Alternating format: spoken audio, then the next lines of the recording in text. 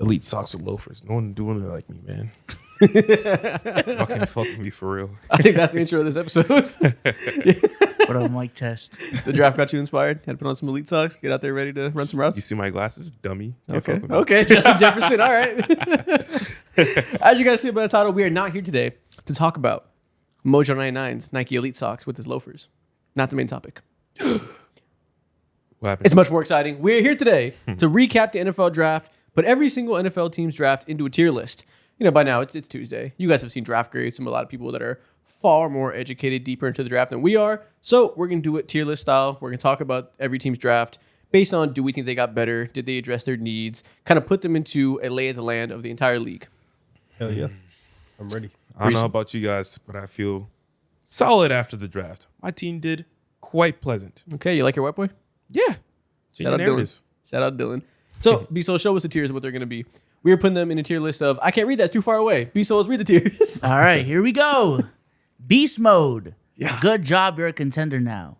Good job, you got out the trenches. Perfectly average draft. Kind of weird, you better be right. Disappointing, not gonna lie. What the fuck are you doing? Yep, these are our tiers. We're putting everybody into a bucket based on how we feel their approach to the draft was. We're not going to pretend we have the strongest opinions about fifth round picks. We'll trust their vision. But overall, how they maneuvered the draft, how we like their top 100 picks that we're very educated about, all of that put into this tier list. He's taking a picture of it because he can't see. That's actually quite smart. That picture is very small away for us on the TV. Type shit. I might do the same thing. Listen, I'm strategizing. Cue the intro music. I'm going to be strategic as well.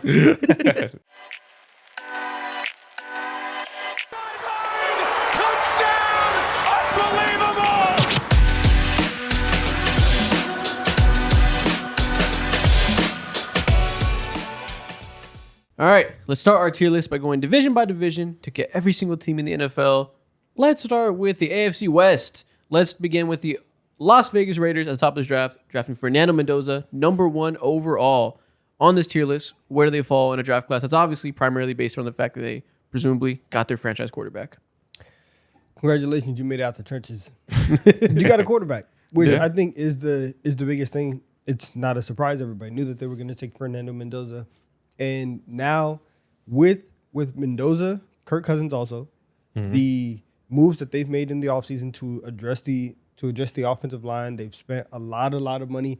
I do think that where I was a year ago in terms of being very high on the Raiders, this is the year where I think you can start looking at them and start saying competency is on the way. Yeah. 7 wins is potentially on the board. And depending on what week Fernando Mendoza ends up starting, they do have the late season. Oh wow, this is going to be really fun. We're going to see all the flashes. We're going to see that you're going to get a healthy Brock Bowers this year. I think they are out the trenches right now. Yeah. And if you look at their whole draft class, obviously Fernando Mendoza first round, Traden Stukes top of the second round. That second round pick was like the defining pick for this class for me because obviously we all knew Fernando Mendoza was going to go number 1. We all understand it. We're all okay with it. Who they could snag at the top of the second round to come back and get like another close to first round caliber player was going to be interesting. Was hoping it was Kenny McDonald because their interior defensive line is cataclysmic right now. They got sniped by the Texans. Traden Stukes, slot cornerback that has a lot of versatility. People like him a lot, his ability to play the run, be, like I said, versatile in a lot of cornerback positions, maybe play a little bit of safety.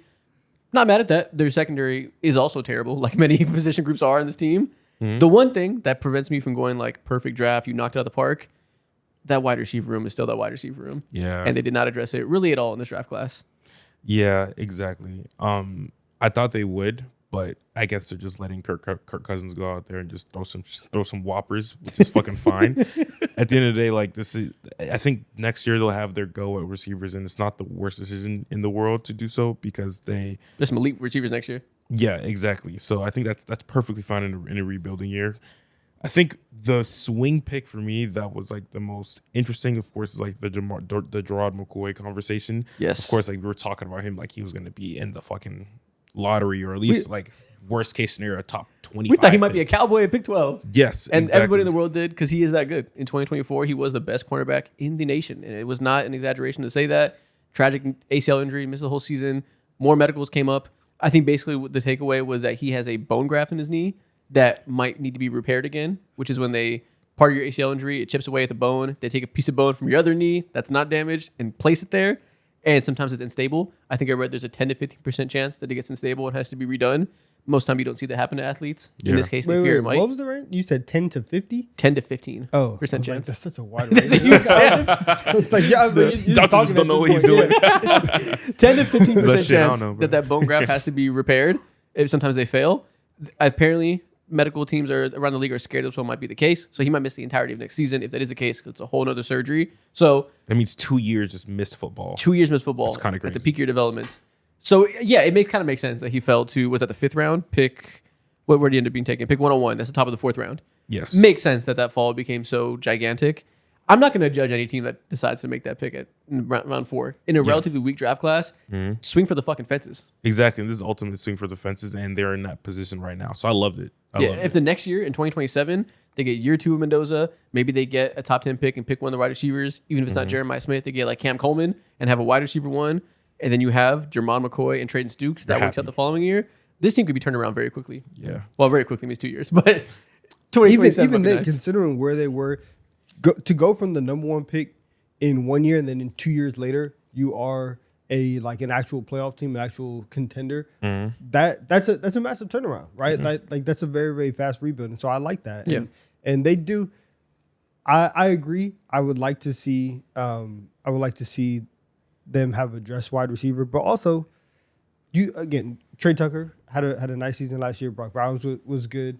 Ashton Gentry's here. You have pieces to where your offense is not going to be completely desolate, and so I do think that addressing other things is fine. Yeah. And then even alongside Ashton Gentry, like you got Mike Washington Jr. You have a couple running backs that you can really start to disperse the offense around. It's not bad. Maybe You know? Mike Washington Jr. is the most vintage Raiders pick ever. From back in the day, they used to, for the entirety of the 2000s, the entirety of my childhood, they picked the Combine Demon every single year. The big, fast-ass players that go out there and impress and run a 4-2, you could pencil them in to be a Raider. They kind of went away with that from that for a few years. They're getting back to the roots. Mike Washington is the Combine Demon. They are getting back to their roots. I don't know if you guys saw Fernando Mendoza. He was out here at the draft party cussing. Whoa. What was he saying? Whoa, now listen. He's You say the out- B word? He said a lot, but he's wow. already. It's day one. He's already ingrained into Raiders culture, and so I saw a lot of people. I got a Raiders fan in our lives that was like, "Listen, Fernando Mendoza, he's too clean to be a Raider. Not anymore. Gotta be a bad boy. Yeah, not Yeah. anymore. He's like that." Yeah, then they also round this draft, 3rd round, Kenyon Crawford to be an edge rusher in that room, which is obviously something they needed outside of Max Crosby. They needed some more depth there. Can't be mad at that. Interior O-line at pick 91 with Trey Zoon III. They checked all the boxes outside of the fact we wanted to see them check wide receiver and DT, but you can't check them all. So overall, you got to be pleased with this as a Raiders fan. Yeah, they took Malik Benson, who's just a speed receiver at round 6, and that's just like the ultimate. Going back to what you said, Combine Demon, and they went back into their ways. So that's the ultimate flyer. Yeah. So this team has a franchise quarterback. They have a stable nickel corner after they already signed Teron Johnson from the Bills. So that should bring stability and ability to defend the run from their slot cornerbacks. So overall, you checked a few boxes and you're on the right track. You're probably 2 drafts away from being relevant, but you're out of the trenches potentially. Yeah. Good process. Actually, I don't love know. it. They might still be in the trenches, low key. Because of what? Just because like The Raiders? division, Yeah, they're still in hell. we'll see. Maybe one coaching changed a lot, but pull up the tier list. You can keep that up. It's better than perfectly average draft, right? Out the trenches is. Out the trenches doesn't mean that you're in the penthouse now. It just means that you're not in the trenches. Okay, you're not in the Yeah, you bottom got of the your- basement. Yeah, Yeah, when you- if they went out and they were super aggressive and they got a wide receiver that we really start looking at this offense, it's like, wow, Brock Bowers, Genty, and you got a top flight receiver on top of Mendoza, then you could probably like sell yourself if you were overly high. Good job, you're a contender now. They're not there yet, Yeah. right? They're still a ways away, but I think this is the right tier for them. I think they'll be in the top 10 in next draft. So last year they were in number 1 pick. You're in the basement of the trenches. So like you're in a rundown abandoned house, but you're in the basement to be number 1. I think now we're to the ground floor. We have a bedroom on the floor level, but like we still live on 63rd. We haven't exactly got out the trenches. There's no windows in your room, Yeah. but you have a room to yourself. Yeah, exactly. You have Okay. a building that's not like underground. Okay. Next year, maybe we'll get out the trenches for real. So well, they'll be in this tier because no other tier that makes sense to be midway out the trenches, but they're on their way out. Yeah, Dude, our analogy game has been so on point lately. it really I love this. I love this. The Raiders still on 63rd. With that being said, let's go across the division. Kansas City Chiefs. Obviously, a team that maybe the team in the league with the most riding on this draft.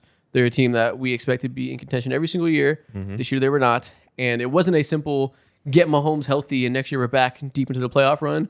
No, they had many needs to fill. They get rid of their entire cornerback room, trade Trent McDuffie to the Rams, let another cornerback walk. Pretty much bare bones there as far as the cornerback room goes. They needed an edge outside of Karlaftis. They don't have really any edge guys that you feel good about giving consistent pressure. The wide receiver room leaves a little to be desired. There's a lot up and down the roster that they could have done. They ended up going. Mansour Delane, number 6 overall, traded up to secure him because they were scared the Saints would take him one spot above them at 8, where they're originally number 9. Then they double back and go Peter Woods at pick 29 and R. Mason Thomas at pick 40. Yeah. Guys, they said, I don't know which side of the ball is going to have these holes or not. It's an incomplete roster. We are going to make sure that off of an ACL, Patrick Mahomes does not have to carry. The defense will be elite again. We're going to put every single top tier asset we have into that. How do you guys feel about that type of strategy to go all defense at the top picks? I love it. I love it. Yeah, it's so interesting because of course the Mansour Delane pick could be explained for itself. Top end guy, he should walk into the league and be at least bare minimum like maybe top 12 at his position. Like that's how elite I'm expecting him to be. Yep. But after that, Peter Woods, I think that's mad interesting because I remember going into this season just like being really loose and looking into other people's mock drafts for this upcoming college season. And I remember him being like a top tier pick. Yep. Like no bare minimum, like top 12 on most people mock draft. And of course, like he fell for his reasons, health and all that. But to see them like kind of snipe him right there at 29, madly impressive. Yeah, there's a lot of Clemson players that were expected to be the top 10 in this draft class. And that team had a disastrous season. And basically across the board, all their stocks fell, including Peter Woods. 2024, he was a demon. Like you said, if you came out the previous year, was able to, would have been a top 10 pick, undoubtedly. Now you get him at 29, has his flaws, isn't like some renowned run defender, not known for that. Not to say he'll be a liability there, but he's known as the true one gap penetrator. Put him next to a DT that's going to be the run stopper, and he can give you some pass rush pressure up the middle, which sounds like a pretty dope fit next to Chris Jones, who's going to draw the double teams. And then you get R. Mason Thomas on the other side, a more finesse speed rusher who's going to give you pocket pressure, kind of the opposite type of player of George Karlaftis. I see the vision. You get Mansour Delane, who should be your true cornerback one, like you said. You double back and get Jaden Kennedy at pick 109, which with the Chiefs' track record, you just assume he's good. If you draft the corner in the 4th or 5th round and they play for the Chiefs, assume he'll be good, and you're probably going to be right. Kind of transform their defense. I think for them, can you pull up the tier list? Let's see where we should put them, because they are. I do think like they never fully. Well, you missed the playoffs, so I guess you can say that they weren't a contender last year. Yeah. So for this, I think you can say you're a contender now. You're a contender again. Maybe we can put them there because I do like the idea of them going all defense. It does suck because now coming off of an ACL, we still have this wide receiver group that we have not been fans of over the last year and a half.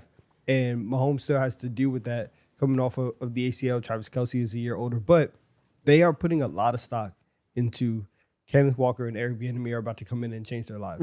And I think... And Emmett Johnson, running back 2, drafted at pick 161. Fair. That combination of all that and the fact that they went defense is a reason that I still am kind of... I am optimistic for the Chiefs this upcoming year because one of the reasons why they could go all defense is because their offensive line is good. Yes. They are set there. So which they didn't address. There were some rumors they might. They did not. They say they feel good about it. Which like had they went tackle or offensive line in the first like 3 rounds, I would have been more upset than if they had went wide receiver in the first round. Because I think that the wide receiver was such a glaring need, and you have one more year to really just say Xavier Worthy, it's now or never. Rashee Rice, it's now or never. All these other guys, figure it out. But this defense has been bleeding for many, many years. Yeah. You finally get some youth on there. You overpaid some guys. A lot of people walked away. Having this strategy, I do think, goes time and time again where we've seen different iterations of different dynasties or runs. Fixing up the defense does give you a floor when your quarterback is Mahomes. Yeah. I think it's interesting with the Chiefs specifically because we've seen them have both models and win Super Bowls with both models. The offensive slanted early stage of the dynasty, then you get to 2023, 2024, 2022 when they were defensive focused. I feel like it's like a reasonable debate which model is the best to win with Mahomes. Like, because clearly they can both work. Now, like you said, they clearly believe in the defensive side. As he's getting older, they want to put less and less on his plate. I do wonder what this draft would look like if they went the other side and said, we're getting back to being a high-flying offense. Which you can still do, but even that version of the Chiefs is prime Kelsey, prime Tyreek Hill. You're not going to recapture that magic. Yeah, unless we're getting some of the greatest players at their position of all time, then it's even though that it's I do think that it's harder to find very consistent defensive players who year in and year out can perform at a high level and be clutch and do all these different things. It is I think it's a better way to have consistency year in and year out, as opposed to we're gonna chase all of these guys. And they've also had their opportunity to chase and they haven't been great at it. So let's try and go the opposite way, which we've seen results come from it. Yeah. They also drafted Cyrus Allen at pick 176, wide receiver from Cincinnati. Deep threat speed demon. That's his whole thing, is that maybe he'll play in the slot. Hopefully he can play outside for them and give them a deep threat. Another Xavier Worthy type of player that is going to be a guy to take the top off the defense. If he can give them some value in year one, which is obviously a lot to ask, and Jalen Royals from last year, who's kind of redshirted, but a lot of people have a lot of faith in him being a good intermediate route runner. Maybe there's a world where one of those guys provides a little more value. They stay a little healthier. The running game makes a big difference to Kenneth Walker there and opens things up. Like you said, Eric Bieniemy, maybe he comes in and rekindles old magic, which I have less faith in that sentence. Maybe there's a world in which the offense gets back to being truly elite again. I'm not betting on that, though. I'm betting on this will be a very good defense, and hopefully the offense is good enough. I maybe would have liked to see a little bit more balance, but I do understand the strategy, and I do think they probably will be a contender again. Yeah. They also they would have, and that's also why like the Delane pick, I like it because you got the corner and you got talent, but also they give up a lot. And the draft class probably could have felt a little bit more built out. They didn't trade up for Delane, and they chose somebody else at 9. What did they give up for Delane again? A 3rd and a 5th. So 3 spots, which is not great value when you traded away a star corner and you gave up a 3rd, a 5th, and a top 10 pick to get another corner. But if you just think Delane's a superstar, doesn't fix that need for you, and he's cheaper and gives you 5 years of rookie deal superstar corner, I can't be fucking mad at it. Like, it's not great asset allocation, but it's obviously understandable if he is that guy. Yeah, if you're trying to like win draft grades, then no. But again, you're trying to rebuild your defense for the next 5 years. So which we're going to talk about a lot. The idea of winning draft grades has been a big topic on Twitter. We'll get to it with some teams later on. The idea of bucking consensus and getting your guys versus playing the game and trading down because you know a guy will be there because of the consensus on the media side will be a huge conversation later in this episode. That's funny, man. But Jaguars, I'm looking at you. You psychotic motherfuckers. Delane, Peter Woods, R. Mason Thomas, get somebody on the line that can complement the people that you have. That's a very great top 3 in terms of 2 first rounders and a second rounder. And again, that's good. Kennedy, I promise you, he's a cornerback on the Chiefs. He will be good. Yeah. Fair. Don't doubt it. Okay. They don't miss mid-round corners in Steve Spagnuolo systems. Good draft. Good draft. Yeah, you can't be mad at it. Again, you can quibble with the decision on strategy, but with the strategy in place of making your defense elite again, I think that's a draft class that the skill sets all complement what they already had in place. That could be the difference in being an elite defense as soon as next year. With it. Los Angeles Chargers, pick 22 in the first round. We all knew they needed guards extremely badly. When we did our mock draft, I said there's a lot of guards that are probably going to go in the second round, either Chase Basantis, Pregnon, or I'm blanking, the one the Texans picked, Rutledge. I kind of just think the Chargers might just be better off just reaching in the first round and picking one of those second round caliber interior guards. That's because Unk went 15 in our mock draft. Yeah. He didn't go 15 in real life. Where did he go? Akeem Messidor is a Chargers pick at pick 22. They round out the draft by going 1 million offensive linemen outside of the first round, picking center from Florida / guard from Florida, Jake Slaughter, Brennan Thompson, speed wide receiver. That there's a video of Mike McDaniel asking for himself in the draft room. He said, in this equation you guys have going on, if you can get Brendan Thompson, I will take my shirt off. That's what he told Joe Ortiz. What's wrong with him, man? Did he take his shirt off? I didn't see the video of him taking the shirt off, but I think he might be a man of his word, so that shirt was probably off at some point that day. We need to see the film. Yes. We need to know. Mike I don't McDaniel know if I need to see it. We need to see but if I he's a respect liar or it. not. So at 117, they picked swing tackle from Memphis, a 6'9" mountain of a man, Travis Burke, safety Genesis Smith, Nick Barrett, defensive tackle from South Carolina, and then 2 6th-round guards, Logan Taylor, Alex Harkey. So they went edge 1 in the first round and then volume shot their way to building an offensive line with depth said by hell or high water, we will not be in the situation we're in last year where we had to trade for fucking Austin Deculus and Trevor Penning midseason because we had absolutely zero offensive lineman depth behind our starters. Now that means they didn't address some more ever-present needs because they decided to go that route of depth at offensive line. Like I said, they didn't get Pregnon or Basantis in the second round. They went Jake Slaughter, who's a center that they hope can play guard. Passed on Pregnon when he could have been there in the second round for them. A little bit of debate there to be had about the methodology of how they went about these picks. How do we feel about this whole package of Messidor plus offensive line depth? I mean, I like it. It clearly makes sense. You guys lost your edge 1 in the offseason. Edge 3. Edge 3 in the offseason? Yeah, Odafe Yeah. Okay. Yeah. Well, okay, cool. Lost him in the offseason to the Commanders, and then seeing how Unk was there available at 22 or whatever. I think it makes perfectly sense. And I think overall, like, if all things come into play, this shit could boost you guys into contenders if everyone is what they should be. Yeah, I think it's like a very safe draft where Messidor replaces Odafe Owe as their third edge rusher with Kalomak and Thule already being there. And then, like I said, I wanted Pregnon in the first round. I wanted him to reach and pick his very safe floor of being a huge guard that can make something happen. They went Jake Slaughter, who, like I said, is a center that apparently Joe Ortiz personally is in love with, and they believe he can play guard. Yeah. That's not as safe of a proposition, and I think they need a starter at guard horribly. If he's not ready, and if he needs to be a backup center and like develop into being their center of the future, that sucks. Now I'm watching Cole Strange guard play. Now I'm watching Trevor Penning guard play. Could have just had Pregnon. That kind of sucks. But I can't be mad at it. This is a floor lifting draft class. They have hella depth on offensive line. One of these guys is going to hit and give them something good next year, hopefully. They won hella games last year with basically no offensive line for the last 12 games of the year. If they had an offensive line, if they just had any type of depth, we would have went into the playoffs talking about the Chargers in a much, much different light than what we did. I think if they could spend 20 spots on their roster on offensive linemen, I would do it. That's what they did pretty much. Because something's wrong in LA. Something is wrong with them and how they handle business, because every single year, everybody on this team that is, if you are important, you will get hurt. Yep. And so addressing depth like this, I do think that when things are such an issue the way that they were last year, it's okay to kind of put other things on the back burner and still walk away with an edge in the first round that for the next 5 years is going to be ready day one, can play, can contribute, and then you just address depth. I really like what they did. Yeah, how do you feel about the age conversation on Von Unk? On Akeem Messidor, 25-year-old rookie. Everyone talks about when he gets to his second contract, he'll be 30.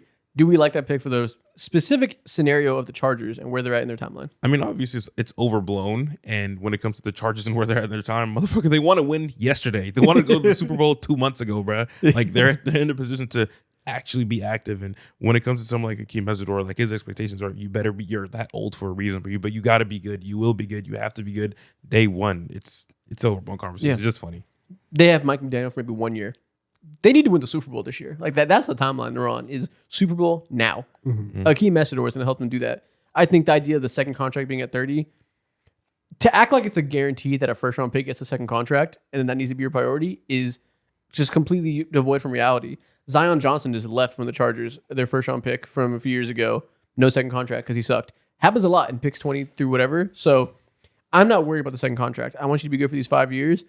And even if he is really good and the second contract comes around, he's 30 years old, do we think guys just die at 30? Yeah. 30-year-old edge rushers get paid all the time. What it probably means is he won't get a third contract.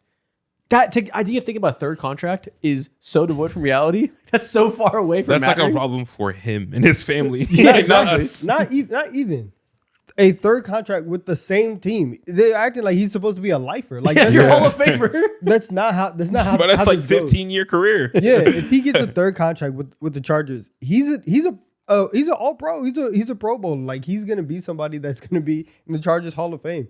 That is an unreasonable expectation. Yeah. I think to put on him just because he's 25, because you're not gonna talk about anybody else like that when really the 20-year-olds are the ones that you should be saying, oh yeah, we should keep this guy for 15 years, and nobody thinks like that because that's not realistic. That's not how the NFL works. What I do think, though, the age thing does matter, just not for the contract situation. Breakout age is definitely an important thing, that if you're a college football player that sucks shit for 4 years and can't play because everybody in front of you is better, you have no production, you're just a guy, and you get to your 5th or 6th year of eligibility, now you're 24 and now you're good. That's a red flag that your breakout didn't happen until you were super physically developed. That kind of shows maybe you weren't talented enough to be succeeding at a younger age. That's not necessarily the case with Mesidor in terms of it being so black and white. He was recruited to be a defensive tackle. Didn't work out. He got hurt a couple times, too much weight in his body. He didn't switch to edge rusher until 2 years ago, in which he was developing with Jason Taylor at Miami. And as soon as he switched to edge rusher, he broke out and immediately in his 5th year was very good. And then in his 6th year was completely dominant. I think it's perfectly reasonable to think that the switch of position kind of mitigates some of the breakout age type of concerns you might have. Of that, yes, it took him a while to get good because it took him a while to figure out his path. And as soon as he figured out that path, he was excellent at it. Now he has the power that he got from those DT ages. He's extremely physically disciplined. Everybody talks about him being an extremely good hard worker. That's how he learned the edge position so fast. I think it's a strange situation that makes it weird that he's 25, but there's enough context there that I understand and don't hold it against him in terms of breakout age. They'll be fine. He's gonna be fine. Yeah. And I think it's. I would have hated the pick if like the Jets did it at 16 because it's like what are you doing? Like we've all said, they are trying to win now. Exactly. And so it's okay to go and make this pick for them. Yeah. Jake Slaughter, center. You better be right.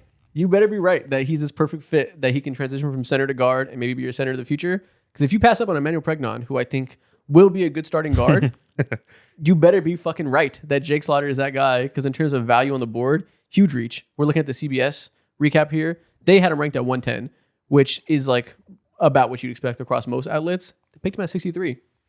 I think they didn't like Pregnon as much as I did because every guard they drafted in this class, there's multiple, all ran like 90th percentile 40 times. All ran 5'1s at 300 pounds. We're all extremely athletic.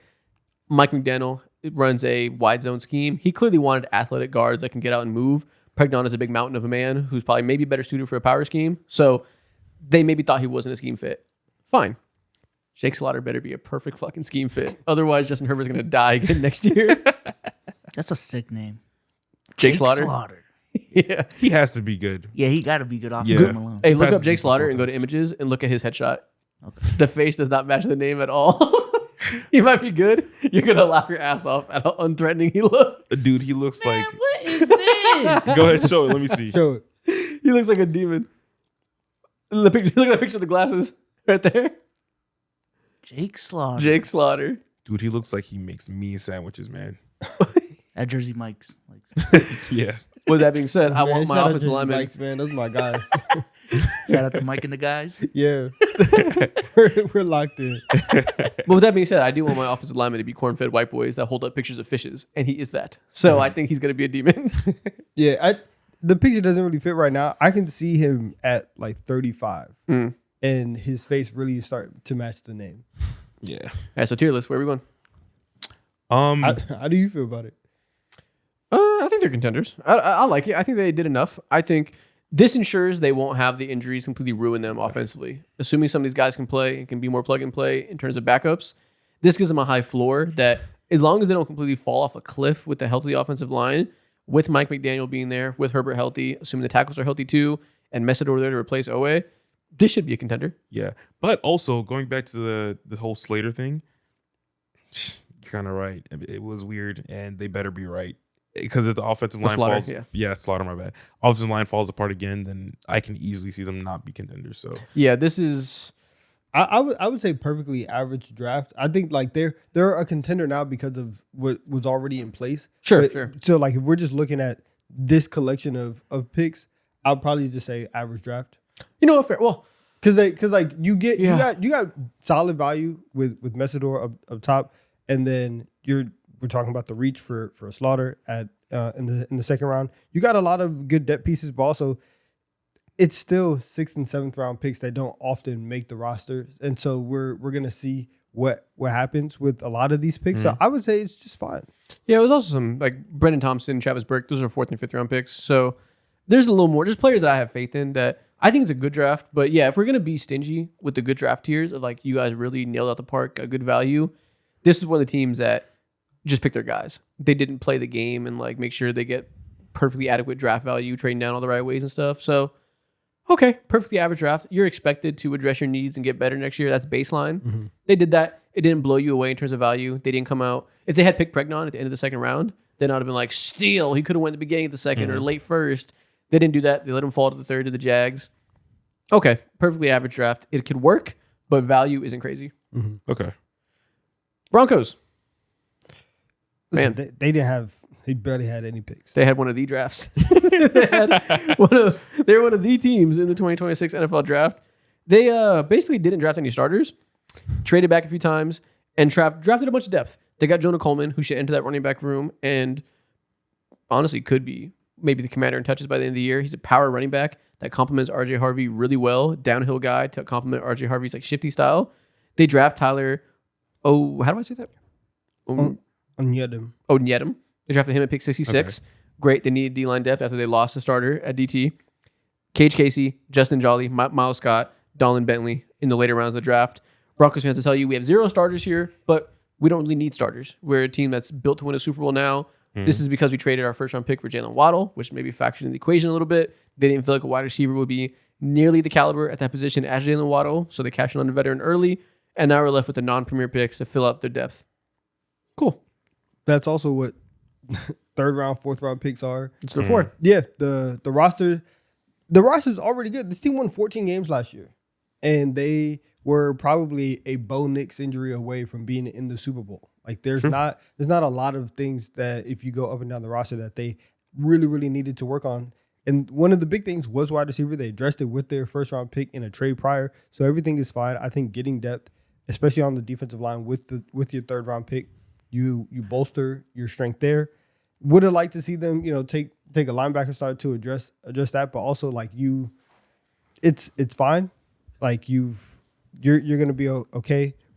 Red Murdoch is the 7th round pick that I've heard about that I have kind of locked in at, and the people who like Red Murdoch, they love him. Yeah, and they're like he is a straight demon, and so we'll see. Obviously 7th round pick, but that could be fun at the to come into camp and see what he's doing. I mean, they had 3 7th round picks, and they need that type of player, an athletic 6'1", sideline to sideline, fast linebacker. That's perfectly what they need. That's their biggest hole in their defense. So listen, man, if we can get a 7th round guy that comes in and gives you some production, beautiful. That's a win. That's a huge win. And yeah, like I said, and their top 2 picks being a running back and a defensive lineman in the rotation, that's pretty much exactly what they needed. That was their 2 biggest needs. So can't be mad at them. They didn't have premier picks, and where they used their best picks, we all say, okay, that's where I would have wanted you to see it. There's no other spot in the offense they needed the help. That was a number 1 on defense, was defensive lineman to replace your starter you lost, and linebacker, which still wasn't great. Cool. Sounds like a perfectly average draft Perfectly average draft. for where they're at. Did your job. Let's go to the AFC East. Donovan, how do you feel about the Eagles? How did their draft go to you? Oh, the NFC East? Yes. Oops, yes. Listen, Howie did it again. Okay, Howie did it again. We're back. Go ahead and put the Eagles on beast mode, man. Beast mode. I don't know about beast mode. on beast mode. You're feeling beast mode? Yeah, I'm feeling beast mode. Tell us why. Because just up and down, I think going out and getting Mekhi Lemon, obviously. AJ, listen, man, thank you for the memories. I really appreciate everything. You're going to like New England. You grew up being a fan. It's going to be great. I'm not turning on you like everybody else is. It was fun. It was lit. We got a chip. Shout out to you. But he's gone as hell. he's gone. So the combination of getting Mekhi Lemon, getting Eli Stowers, and getting another wide tight end, very, very athletic tight end that can do a lot of pass catching stuff. They also got we're talking about combine warriors and just, guys who you see freaks and you see athletic freaks and you say, I have to have them. They got 2 of them. Yeah. You got Markel Bell, 6'9". You went and you got Uar Bernard in the 7th round. Mr. 3% body fat, apparently. Yeah, just 300 pounds, 3% body fat, runs a 4.2, all just the craziest athlete on planet Earth. Bro, how the fuck do you find him? I got to start a factory in my own country, man. That shit's crazy as hell. And it's a factory. Yeah, bro, apparently. You got to be like Lua Deng and start the camps. That's literally what Uar Bernard was founded in. He was like in a NFL Africa tryout type thing. Yeah, I'm literally going to do that. Yeah, he's part of the international pathway program. And the cool thing about it is that every team gets 1 spot from the international pathway program that doesn't count to the 53-man roster. It's a free tryout for the most athletic player in the draft. In the world. Yeah, If he's 3% body fat, the greatest athlete in the world. Yeah, which obviously, and he was never 3%. He was never 6%. That is not true. Oh, is it 6% is what they said? Yeah. Okay. 3% is crazy. Yeah, 6 is still crazy. It's obviously not true, but yes, either way, he's ripped. I think that the first 3 picks in terms of Lemon, Stowers, Bell, I really like that. Cole Payton, cool. Let's just get some more depth at quarterback because they got Andy Dalton, they got Cole Payton. We'll see what happens later in the offseason. Tanner McKee, you might be out of here. It's not beast mode though. But beast mode it's is a little good. reserved for a team that really ran away with it. It was a good draft. man. I think they go to the same tier as the Chiefs. It was a good draft. What I'm curious about is how this offense is going to look. Mekhi Lemon and Eli Stowers. Stowers is a pass catching tight end, not necessarily like an elite run blocker like we saw a big run of. True athletic freak, incredibly fast pass catching, big slot type of guy, right? Mekhi Lemon, slot wide receiver specialist. Jalen Hurts, outside wide receiver specialist, to say the least. I'm very curious if the goal here is to change that.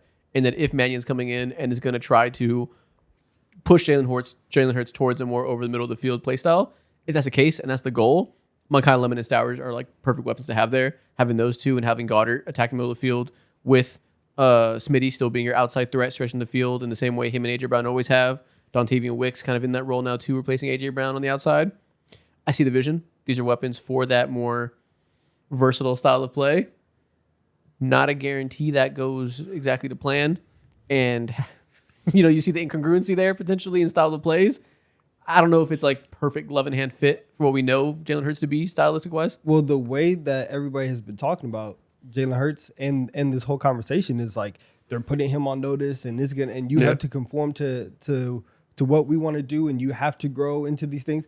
If you're telling him you have to be more of this type of quarterback, it is kind of on you to go out and give him tools to do this. Yeah. Drafting a wide receiver in the first round when you know that you're going to trade A.J. Brown as well, maintaining that depth there. Dallas Goedert is basically been on 1-year deals for the last couple seasons. You once again re-up on that. And I think for right now and even in the future, you're building this offense to work now. And if everything goes completely sideways this year, at the end of this year, it's like, listen, Jalen, It's on him. it's on you. Yeah. You're out of here. And if that is truly, obviously, worst case scenario, but if that's what happens, now you have all of these really, really talented pass catchers that a quarterback can come in and lead a successful offense. I think that they did very good. Again, getting Markel Bell in the 3rd round and having another athletic freak on the offensive line. You have Jordan Mailata, who's 6'8". You have Lane Johnson, who's been in and out with injuries. I think that's fine. You get a safety in the 7th round, which is like, all right, fine, whatever. And then Michael Morris, guard. People have been talking about Michael Morris very, very highly. I think that they did a very, very good job. They did. They definitely did a good job. I just think beast mode is like generational class type of things. And there might not be any beast modes in this class. We'll see. Yeah. I can think like 1 or 2. It's a strange draft year. But put them right next to the Chiefs. I think it's a good job. You're still a contender. Did your job. Keep them at beast They're mode. absolutely not beast mode. keep them at Mo, beast you're mode. the tiebreaker. We Because can the see. fact- They're the clearly fact- not beast mode. Because the fact, Yeah. clearly, I think it's a stretch. Also, the fact that you can Yeah. you really can't stress enough the people that always are like, if you need if you need to solve something in the draft, or if you just have an issue, you have to throw so many resources at it. Mm-hmm. There is a man out here that is a resource that does not count against your roster. Every single roster spot is super, super valuable. And the fact that you can basically get a free pick is lit. It's lit. He doesn't count. You get the most athletic man in the world for free on your team. You get Superman. You get Superman in training camp. And everybody had an opportunity to do it in the 7th round. Everybody knows the rules that he will not count towards the 53. He could just be there chilling. He could just be a nice guy with good vibes. And it's good. I think the Eagles fully took advantage. Not only did they improve the team, but they took advantage of the rules placed in front of them. I have them in beast mode. Beast mode because they get to have the Winter Soldier on their roster. Hell yeah. If Captain America was on the Chargers right now, Maybe they do beast if mode. you put the Winter Soldier at guard next to Slater and Joe Alt, y'all are going to the Super Bowl. Come on, man. We have Captain America. All right, what do you want to do? All right, yeah, we can put him in beast mode for now. Sure, why not? Fuck it, man. Whatever. He swayed me. Whatever. That was his Let's only go. angle. I got influenced. Who cares? Dallas Cowboys. If he's not Captain America, oh brother, you're going back to If the he gets village. cut, we're shooting you. Yeah, nah, man. Why? He's, It's free. fuck that. It doesn't It matter. literally does not matter. They're taking up a space It on my is screen. That's free. what it is. It's house money. I get it. It does not matter. It does not matter at all. It doesn't count towards the cap or anything. It It's a cap. It doesn't count towards a cap. Are you doesn't paying count him? towards The fuck? anything. We don't even gotta pay him. He's a fictional person at this point. I don't even think I've seen him run. I've just seen a picture. I don't know if it's AI generated or not. They say he's 300 pounds and 6% body fat. That's not real. I'll That's not- draft a tung that's not tung real. sahur, dog. It's crazy. Draft the Triple T. Yes. Talking about him like your imaginary friend. Dallas Cowboys. Caleb Downs at number 11. They trade up one spot to get him. One of the best players in the draft goes to the Cowboys. A team desperately needed defense. They double back at pick 23 and get Malachi Lawrence. I think a very pretty high ceiling, toolsy pass rusher at 23. Something they obviously need on the edge ever since losing Micah Parsons. That's the basis of their draft, is that those first two first-round picks that we really, really thought were going to be the things they need to fix their defense with, they go edge and they go safety. Don't have a second-round pick. Double back and get more defensive players as the draft goes on. But those two are the crux of this. How do we feel about that?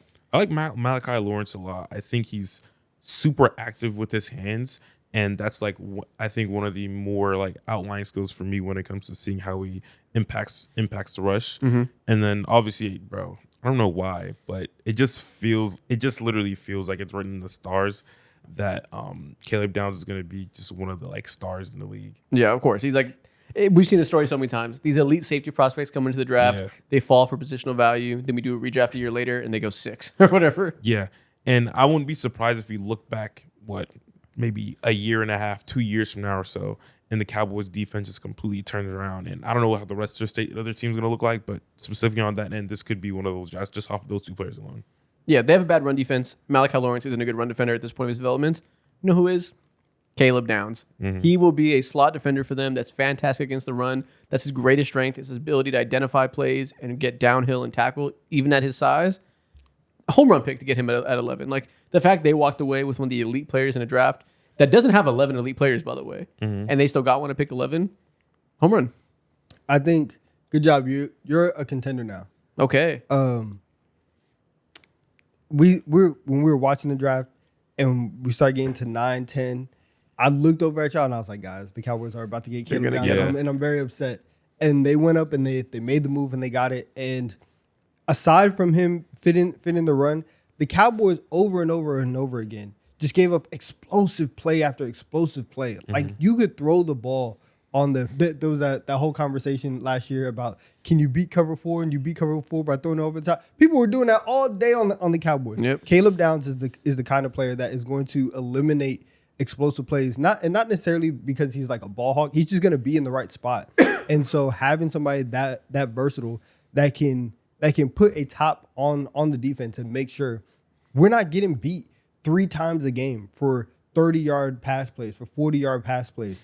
That's super, super important. It's transformational. Yeah. The name of the game in the NFL right now is to limit explosive plays, is to make sure that you have safeties that can be versatile, that can hold disguises, and that you keep everything in front of you.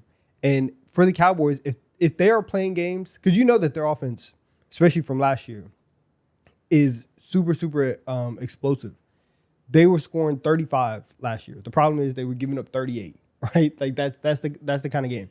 Mm-hmm.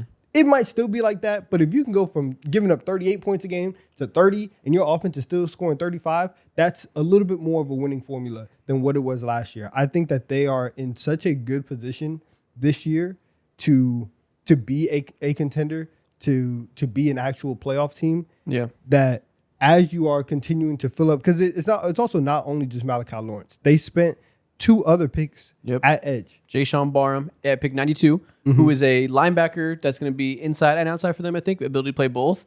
Pure see-ball, get-ball type of guy. Aggressive downhill thumper. Only 240 pounds, so we'll see how that goes in terms of him being a super stat run defender at that size, at 6'4", 240.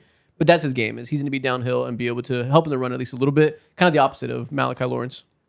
They are in such a great position right now. I think that they did a very, very good job in the draft. That's a well-rounded edge group I now. agree. If we have Malachi Lawrence and we have Jayshon Barham to add to Ezeraku and to Rashawn Gary, who we just signed, that's a nice mix of skill sets there.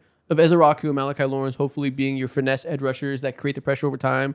Rashawn Gary being a consistent outside guy that we know is going to be, consistent and good and productive. Maybe doesn't have the high end anymore, but we'll give you some what's the word I'm looking for? Some Just juice. just baseline competency at that position. And then if Barham can be this run stopper that creates plays and wreaks havoc at the linebacker positions, kind of makes sense. With your stacked interior defensive line that you feel good about, with Caleb Downs in the back end making plays, that shouldn't be anything close to a bottom 5 defense. No. Yeah, I agree. Even They should be a contender. Yeah, it should be. And with their offense being so goddamn great now, all you need to be is the 18th best defense. I think that's well within their grasp. Yeah. I do wish they got a more bona fide interior linebacker to be there alongside Demarion Overshown. You can't win everything. You can't address you can't every win need. everything. Caleb Downs is like an inside linebacker if you think about it, elite nickel defender. We can just view it that way. Yeah. Commanders. They Sonny also Styles. Amen. Sonny Styles falls to them at pick 7. Mm-hmm. Only premier pick. They didn't have a second round pick from the Laramie Tunsil trade. they had so little picks. So little picks. This is basically a draft class of Sonny Styles coming in to finish the draft. To finish the offseason reinvention of the defense they started. Antonio Williams, a wide receiver, who I think can give them something, and a bunch of depth pieces. Cool. You got Sonny Styles, and that means that your linebacking room is gonna be Sonny Styles. It's gonna be Frankie Louvu. It's gonna be Leo Chenal, and you Nadafe Owe. yes, and you have much more juice, much more youth at that position than old Bobby Wagner running around, just getting turned around. Where am I going? Where's the bag? Oh my God! That I think this does bring up your defense. And like I was looking at the depth chart before we started, and there's so many names that are highlighted because they just brought them brand in new, this year. A complete reinvention of their defense. And Chason and Owe are flawed players, aren't going to be good against the run. They are fast. They have juice off the edge. Sonny Styles and Louvu are athletic. They're going to move. Like, even just, I just said that like it's an aside, like those guys are on the same level. They're not. Shout out Louvu, Sonny Styles, 6'5", athletic demon. Those 4 names alone, to have that as level of varied athleticism in the front 4 or front 7, crazy. And you added Amik Robertson, who they added to be their nickel. This is a completely different defense from last year. I don't know why, but I look at their offense though, and I'm just like, man, it just feels so like mad stale. And there's like, of course they select some guys here, but a lot of them are just flyers at the end of the day. Yeah. And there's just so much more that I want. Yeah, you see the running back room and you're like, damn, Ja'Cory Krosky-Merritt, running back 1, Rashad White, running back 2. He had moments last year. Jerome but Ford. They did draft Katron Allen deeper in the draft, running back from Penn State. Flyer, like you said. Antonio Williams, hopefully he can give them some production there. He can play alongside Terry McLaurin. Hopefully Luke McCaffrey has a bump on the outside, and that's kind of like their trio. Yeah. Again, you can't address it all. You only have one elite pick in this draft. You can only do so much. Is it perfectly average, or is it you got out the trenches? Because combined with their offseason free agency moves, you got out the trenches. But the draft, you just barely had anything. Draft Mad alone, average. I would say average. Okay. Yeah, and it's not their fault. They didn't do anything wrong. They just didn't have picks in this draft. Yeah. And so are we viewing that? Do we got to judge them just off what they did, what they had? Or is what they had so little that it can't be amazing? Like, Sonny Styles does a good job to get you out the trenches. I think he does, but if it was just Sonny Styles on last year's defense, then I think that would be that's not 100% getting you out the trenches.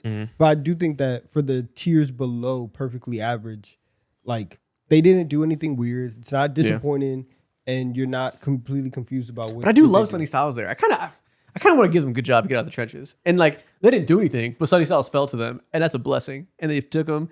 That's going to be so good for them. Like you can't stress enough how much a team that needed athleticism and youth got the most young athlete in the draft.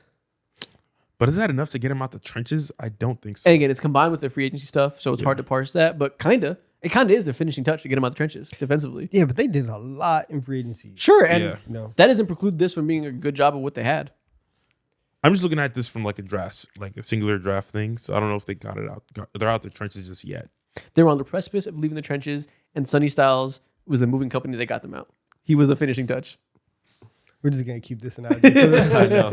They have left 63rd. They have. It's moving companies now. Okay. I think good job. Again, limited assets, but you got the player. Like, he is going to be one of the most impactful rookies in the league for them. Okay. You can have. They got You know what? trenches. You can have it. I took beast mode. You can have it. You just take Fuck beast outta mode. Yeah, that's even. And I think Antonio Williams is a very good pick for them as a slot receiver. They needed a crisp route runner from the slot, Terry McLaurin being the boundary threat. They needed somebody that can attack from the middle of the field and give you that like variety there with no Debo anymore. Address that need too. Like I said, flyer at running back, which they have a whole team full of flyers at running back. I don't know much about Kaytron Allen. Hopefully he can be the best of those flyers. I like it. I like what they did with the small amount of bites of the apple they had. Yeah. It's okay. New York Giants, 2 top 10 picks. After trading Dexter Lawrence, they select Arvell Reese at number 5, a pick we never saw coming at all. Everybody for months said Arvell Reese is going to play edge rusher. That's where he wants to go. The team with the most edge rushers in the league drafted him at number 5, presumably to be an off-ball linebacker, his role in college, that can do some blitzing, can do some edge touches, can do a variety of roles, but it's probably going to start at off-ball linebacker and give them a weapon there. Then double back at pick number 10, pick Francis Maui-Noah. Pick 37, they pick a cornerback that very easily could have gone in the first round, and Colton Hood, one of the most aggressive press man corners in this draft. That's 3 first-round talents already. Hey, man, they went beast mode. You're saying a lot. They went beast mode. They went beast mode. This is the first beast mode team. They went beast mode for sure. They went beast mode. And you know, it helps when you trade a superstar and get a second top 10 pick. It's hard not to go beast mode. They did it. They got a guy that's an extremely safe offensive lineman that maybe he'll play guard for you right away. Hopefully he can develop into a long-term right tackle. But offensive line-wise, they got some maulers now. The first thing that came out of Francis Maui-Noah's mouth as soon as he got interviewed was that I would die for Cam Scatabo. Bro, we're not helping this team at all, and I fucking love it. And it was different than like Will Campbell because he just has some ferocity to it. He has some aura to it. I think he said like, I'll die for this shit. Like, Yeah. It was very serious. And Will Campbell was saying it like through tears, like he was clearly like emotional. Yeah. I know it was just Stoic. Yeah. He's legit crazy. We added another psycho to this team. I love it. Yep. And Arvell Reese, unexpected, fucking awesome. Yeah. That you have Brian Burns, Abdul Carter, and Kayvon Thibodeau around the edges. Don't go talk about the interior defensive line. And then behind them, you have Arvell Reese, who can line up an inside linebacker, blitz the A-gap, be able to move around all parts of the formation, still give you edge touches if you want to do some crazy NASCAR packages where you move one of those edges inside, put him out there. The versatility of those athletes in those front 7 rushers is berserk. That got to be like one of the more puzzling defenses to Puzzling try as to read. shit. Yeah. Like, how do you deal with that? How do you don't- game plan for that? There's so many moving pieces and parts of that. And he's still a good off-ball linebacker. We talk about him at edge because he has this tantalizing upside, and we all just like fetishize edges at the top of the draft.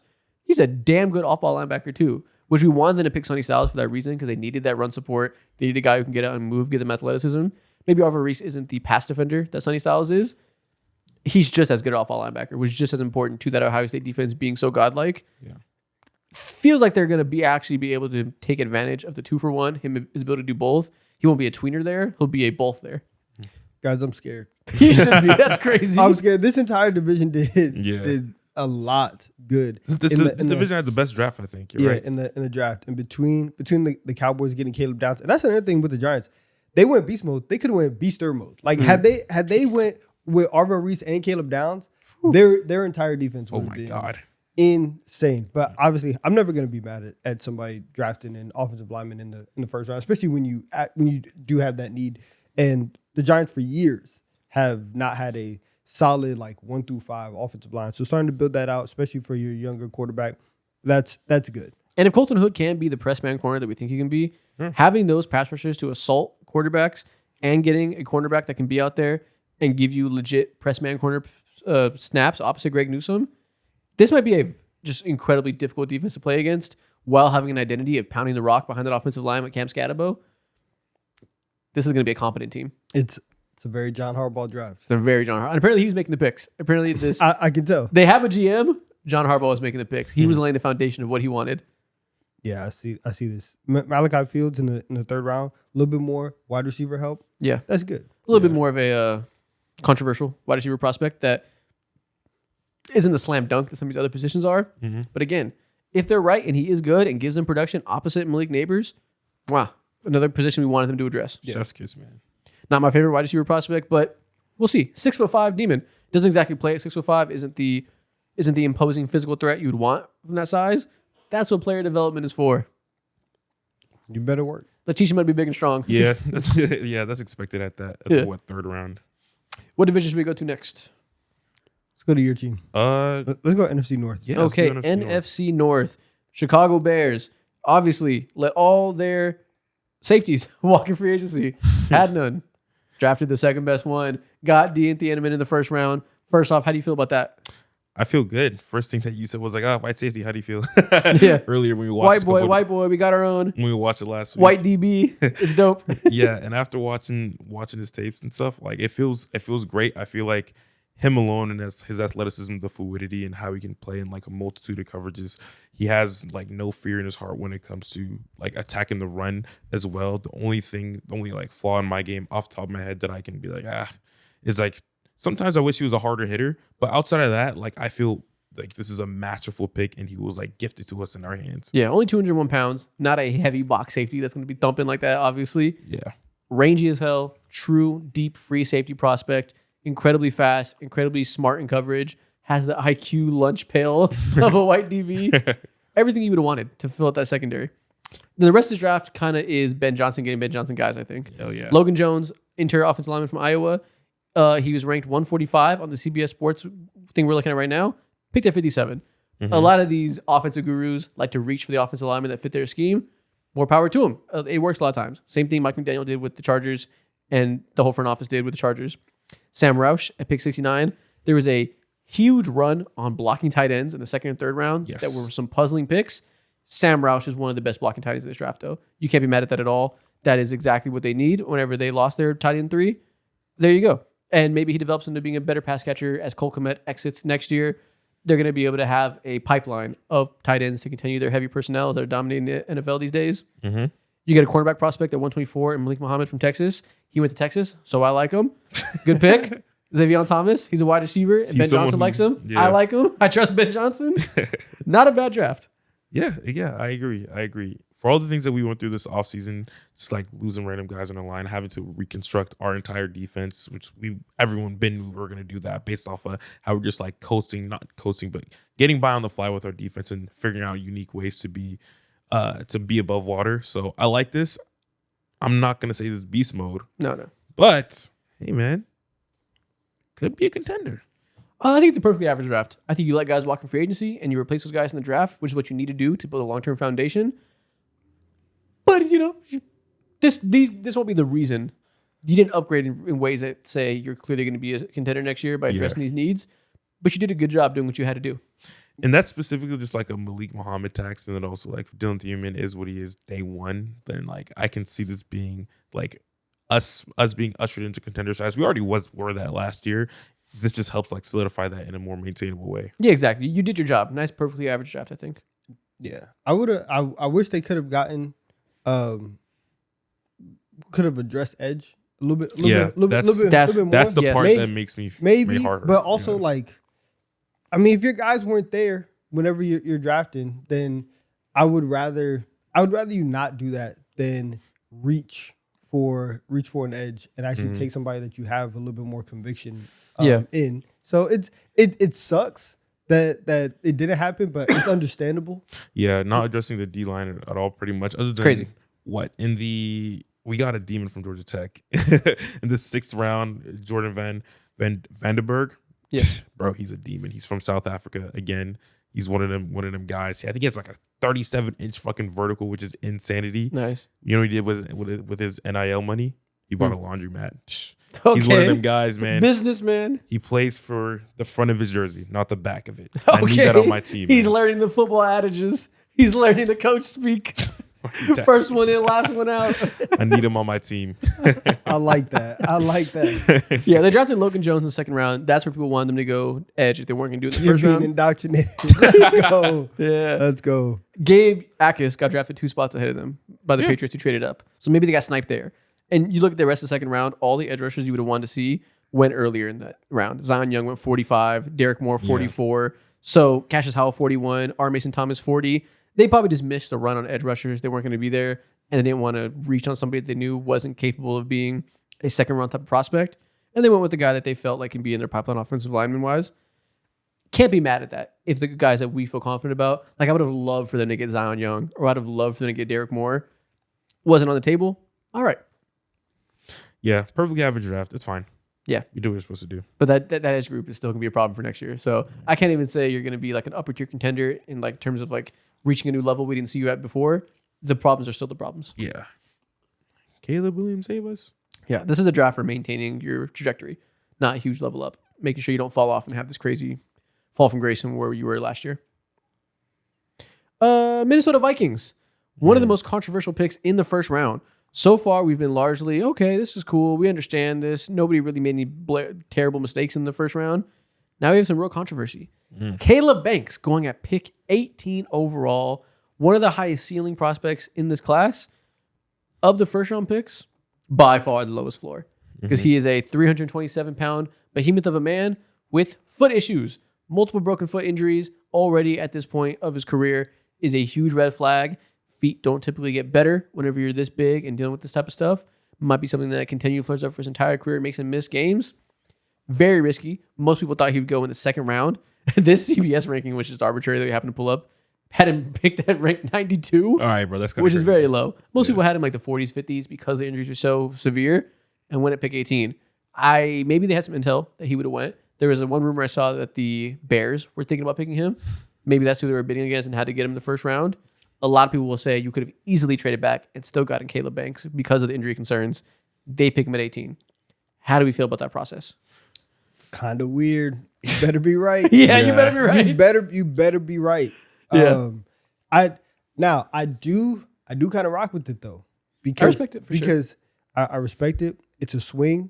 This entire season is a swing. Yeah. We have Kyler Murray walking through the doors as our quarterback. We were 9-8 last year. The entire team, really like the lifespan of it was already shaky because of what was happening with JJ McCarthy. And then you have this defense that is bringing people in and out. You traded Grenard on draft night to the Eagles. I wouldn't even talk about that. Fucking steal to get him for 2/3. Beast mode. We talked about that. Beast mode of hell. Yeah, they should beast mode for that. I thought he would at least need a second round pick. If they didn't have to pay him, he's a little bit younger, easily first round pick caliber player. That's a top 15 edge rusher in the league at worst to me. 2/3? Maybe that is like adequate value for a second round pick. Maybe it's kind of the same type of thing to people. Amazing trade for the Eagles. Fantastic. But so you already have a lot of pieces coming in and out on the defense. This year feels very, very volatile. If everything goes right and Kyler Murray steps in and he's really good, and you obviously have Brian Flores there, and now you have Caleb Banks and he plays up to your potential, this defense that has been one of the best ones in the league under Brian Flores can now be still very dominant, can now be creative, and you are creating an environment where once again we look up and say, wow, the Vikings have one of the best rosters in the NFL. I don't mind it, because if we're gonna go out, let's go out swinging. Let's not go out super safe. I like it in combination with their second and third rounds. Jake Golday, linebacker at 51, edge rusher turned linebacker, very aggressive, can play the run, can blitz for you in a Brian Flores defense. He likes to have the linebackers crowd the line, be confused, and give you multiple looks. He can attack those A-gaps, succeed against guards and centers, rushing the passer, is a good run defender. Dominic Orange at pick 82. Big Citrus, shout out to NFL Stock Exchange, they call him that. 322 pounds. Caleb Banks, 327 pounds. That is 649 pounds of beef added to your interior defensive line. Hell for a fucking team yeah. that struggled against the run a little bit last year. And Jake Golday, a linebacker that should help you against the run and the pass. That's just saying we're not going to get toted on this year. Maybe Caleb Banks doesn't play all the time. We're going to limit his snaps and rotate him. You will not tote on us. And I respect that. I like that. The Panthers did something similar a couple years ago where they were super, super light, and then they spent all this money, and it's like, if you weigh over 300 pounds, you can play for us. So I think all of that is good. You got Caleb Tiernan also in the third round, super experienced guard out of Northwestern. 6'8", 323. They got beef. They got beef. We're going to be big on both see sides. And it's really interesting because you see also the people. A fullback at 159. They got beef. Max Bredesen, from Michigan. He will damn. play fullback. Welcome to the meat show. Oh my god. Okay. Welcome to the meat show. right, That's okay. precisely what they are. I was going along with the bit. My bad. Yeah. My bad. this entire division, like the Bears, you know the style of football that the Bears want to play, especially you go outside, it's negative 10 degrees outside. You have to go to Green Bay when they get Micah Parsons back. Their defense looks a certain way. You know how you have to play. The Detroit Lions, they want to play a certain style of football as well. It feels like the Vikings are also getting on that wave of, if we are here in the NFC North, it's gonna be a meet off. Like it's gonna be a meet off. It's gonna be a beef off. Let's see who Beef the for biggest, beef? strongest team in this division is. Yep. And that's what they're addressing. The one thing I I'll like say is they didn't draft a starting center until the 7th round. They drafted a center, and if they can get a starting center in the 7th round, if he's good and ready to contribute, fucking amazing draft. That's how you dominate drafts. Not going to assume that. That's their biggest hole offensively that wasn't even touched until the 7th round. So I can't give them a great draft. I do like the idea of everything we're talking about with the beef off. If we want to give it a good grade, we can. But the Caleb Banks thing is enough of a concern that I think kind of weird. You better be right. We'll coast off the first pick in the draft and say that's fine. Yeah. Because we got to put somebody in that tier. True. It also just is like a massive Massive risk. a massive risk. Yeah. It'll either be incredible or disastrous. One of the two. Yeah. You're flipping a coin. You better feel good about your medical team because they obviously know more about his body than we do. So can't be mad at it. Like I said, I'll trust their evaluation. I'm typically a draft optimist in most ways. I'll give people credit. Lions. Coming to this draft, we said they have 2 issues that they need to address. There is no conversation about BPA because you desperately need to have these 2 roles filled. Starting tackle, opposite Penei Sewell, who presumably will be moving to left tackle. You need to get a starting right tackle. An edge, opposite Hutchinson. Who would have thought the first 2 picks were tackle Blake Miller and edge Derek Moore. I never saw this coming. They did exactly what you want to see. Jimmy Rolder, linebacker at pick 118. Keith Abney, the second cornerback from Arizona State at pick 157, which is every draft Twitter's complete baby of a late round steal in Keith Abney. Everybody that you will see that does this will be like, they could have picked Keith Abney in round 4. He's the corner that people wanted everybody to take as a late round steal. They got him. Love to see that after they lost some corners in free agency. This is a draft of addressing needs, and I think they did a pretty good job at that. They did. I think Blake Miller also, because there were a lot of the conversation, especially like at pick 17. It's what offensive lineman do you want? And there was a lot of options for the Lions at 17. You take Blake Miller because he is supposed to be ready day one because he had a lot of experience at Clemson, and you are in this win now window, and so you want to go ahead and say we have Sue over here. We have Blake Miller. Tackles are fine. We can get back to running the ball. Everything is good. I think the real interesting thing with them is the 2nd round pick because we knew and everybody knew whichever order that they went in. If they went edge first round, they're going to go off with the tackle in the 2nd round or flip, which is what they did. The interesting thing with them is taking Derek Moore in the 2nd round because the Lions also, and they've done this for really the entirety of the Brad Holmes, Dan Campbell era, which is we really don't care about consensus boards. Like we're going to take our guy. And for Derek Moore to go at 44, where again on this thing, on CBS's thing, you see the overall rank 72. You could look at that and say it's a reach. But if they feel like he can come in and be productive for them, then this is just going to have to be another situation where the Lions, prove us wrong about draft boards and consensus. Yep. They picked him 1 spot above Zion Young, who Zion Young is thought to be a much higher ceiling pass rusher. Specifically, Derek Moore is a powerful edge setter that, we'll see how he can develop as a pass rusher, but he's not thought to be a prospect that is going to be some double-digit sack guy for you. Yeah. He's a complementary edge that is very good against the run. Not what people want to see when they see these flashy edge rushers go in the top 50. You'd rather get a Zion Young. You'd rather get an Akis, a guy who can profile as maybe as a ceiling of being an elite pass rusher. But like you said, if you like it, I'll trust you. You do this a lot. You say fuck what everybody else thinks. I don't give a damn about Dane Brugler. I'm doing what I want to do in my Lions front office. Perfectly average draft. Just address needs. Yeah. And I like that 5 out of the 7 picks were on defense, and we've seen their defense just get hit year in and year out with injuries. They're another team that really does need to be addressing depth at basically all areas at all times can just think, can we have players here? And they did that. So it is perfectly average. Yeah. I feel like average makes people have such a connotation with average, like we're calling it mid. And all these teams did a good job. But all these teams did a good job. But like you're supposed to do a good job addressing needs, you know? So I feel like perfectly solid draft is more what we're talking about. Yeah. Well, rename that perfectly solid draft. Because I want to make clear these teams did a good job. Yeah, I mean, like you're right that all their needs were like very much obvious, and obviously coming into this draft, everyone's talking about this draft class like it's not generational or there's not like a deep amount of blue chip talent. So with that being said, yeah, like they're doing exactly what they should be doing, selecting guys. Yeah, you did what you should have done. Maybe that's an adequate name for it too. Yeah. You did what you need to do. That's basically the way we describe this tier. Is you clearly had holes you need to fill so you can be a good team. You filled them. They met expectations. I agree. Yeah.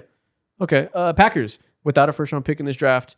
They went straight defense in this draft, bro. Yeah. Didn't have a first round pick from the Micah Parsons trade. So it's not a team that we can look at and say, what'd you do with your top end priorities? You didn't have any. Pick 52, Brandon Cisse, cornerback. Obviously something that we said they need. Yeah. Next pick 67, Chris McKellen. Nose tackle. Another thing we said they need. They need a run stopper up the middle and need cornerback help. Went straight knees. They agreed with everybody. Those were their biggest needs. Then went Dennis Sutton at pick 120, Burton at pick 153, Jackson at 201, and kicker Trey Smack at 216. Trey Smack. Oh yeah, that he passes with flying colors. That name is crazy. He's smacking field goals. Yeah, that's crazy. He better Trey be Smack. Good.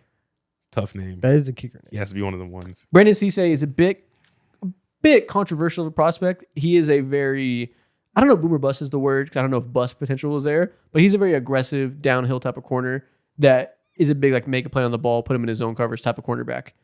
Pretty good fit with what they do over there, or at least what they did over there with their previous DC. Assuming they do the same thing, sounds like a Keyshawn Nixon type of corner who's probably a little bit better. I'm sure Packers fans hope and pray, but that type of aggressive corner fits with their ethos of what they want to do. And like I said, they needed a run stopper. They got him at pick 77 and Chris McKellen. Can't be mad at that combination of top two picks. Yeah, I agree. I think the most positive thing or the most like outstanding trait for me when I watch a few clips of Brandon Cisse is seeing how he's more than a willing like run defender as well when he has to be. So that's positive. Their entire ethos is they're so interesting this year just because of the Micah injury, and we've seen what they look like with and without him. That yes, they did address the things that we need, but I do feel like even now they did it, but also in a way where it's still kind of, I don't know, controversial feels a little bit too strong of a word, but not everybody is like 100% in love with what they did. And so it has a little bit of the feel of we did it our way. Yeah. And so I am interested to see how these guys play out. Yeah, you didn't do consensus board darlings with your picks, right? You went towards guys that you think fit the style you play, an aggressive corner, run stopper, and run stopping edge too with Dennis Sutton. Burton, interior offensive lineman from Kentucky, feels like a Packers type of player. They draft these guys late in draft offensive linemen. They developed them very well, and all of a sudden 3 years from now, they let a lineman walk, and we say, oh, okay, they have Burton to start right guard now. It makes total sense. So like you said, this is a Packers draft, doing things the Packers way, getting things that fit their needs. So we're still solid? Solid. Yeah, cool. No. There are the people messing up. But also like we're gonna get to them. Yeah, we need to, because this tier list is looking like it's glazing. It's a glaze. It's hard though because post draft is a very like optimistic time because these guys can be anything. So this is going to be always a relatively optimistic list, aside from people that are like true experts and have strong opinions about the prospects, which different type of thing that we're doing, you know. Yeah. So I'm always going to kind of like I see the vision a little bit. I don't know if Chris McClellan is going to be great or not. Yeah. I don't know who's to say. Okay, who am I missing in this division? I think that's it. Yeah, it's everybody. Bears, Lions, Packers, and Vikings. Oh, we did Vikings. Okay, I forgot they were in that tier alone, so I didn't see them. Yeah, but if you want to talk about fuck ups, we could go to the NFC West. Okay, who are you talking about? Oh, I don't know if I agree they're a fuck up. But really? we'll go there. Arizona Cardinals. Let's go to the NFC West now. Obviously, third pick in the draft. They do the controversial move of picking a running back. They pick Jeremiah Love at the top of this draft, number 3 overall. Led to a lot of people saying, who do you think you are? Running backs are for good teams. You're not one of them. What's wrong with you? Now listen, me personally, I don't think that's a fuck up at all. And I think their overall process with doing that and then getting Carson Beck at he was a 3rd round pick, I believe. Pick 65. Yeah. smooth process. I like it. You get good players in the building. A lot of people, when it comes to talking about this selection, I hear it from like a organizational standpoint and just like strictly like finances, which makes sense. It's very important in football, obviously. Yes. But I'm in the mindset of just like, yo, let's get top tier talent and see what happens. Yes. They picked Jeremiah Love at 3. He is now the running back in the NFL with the most guaranteed money by fucking far. Shout out to him. At $55 million guarantee. Shout out to Jeremiah Love.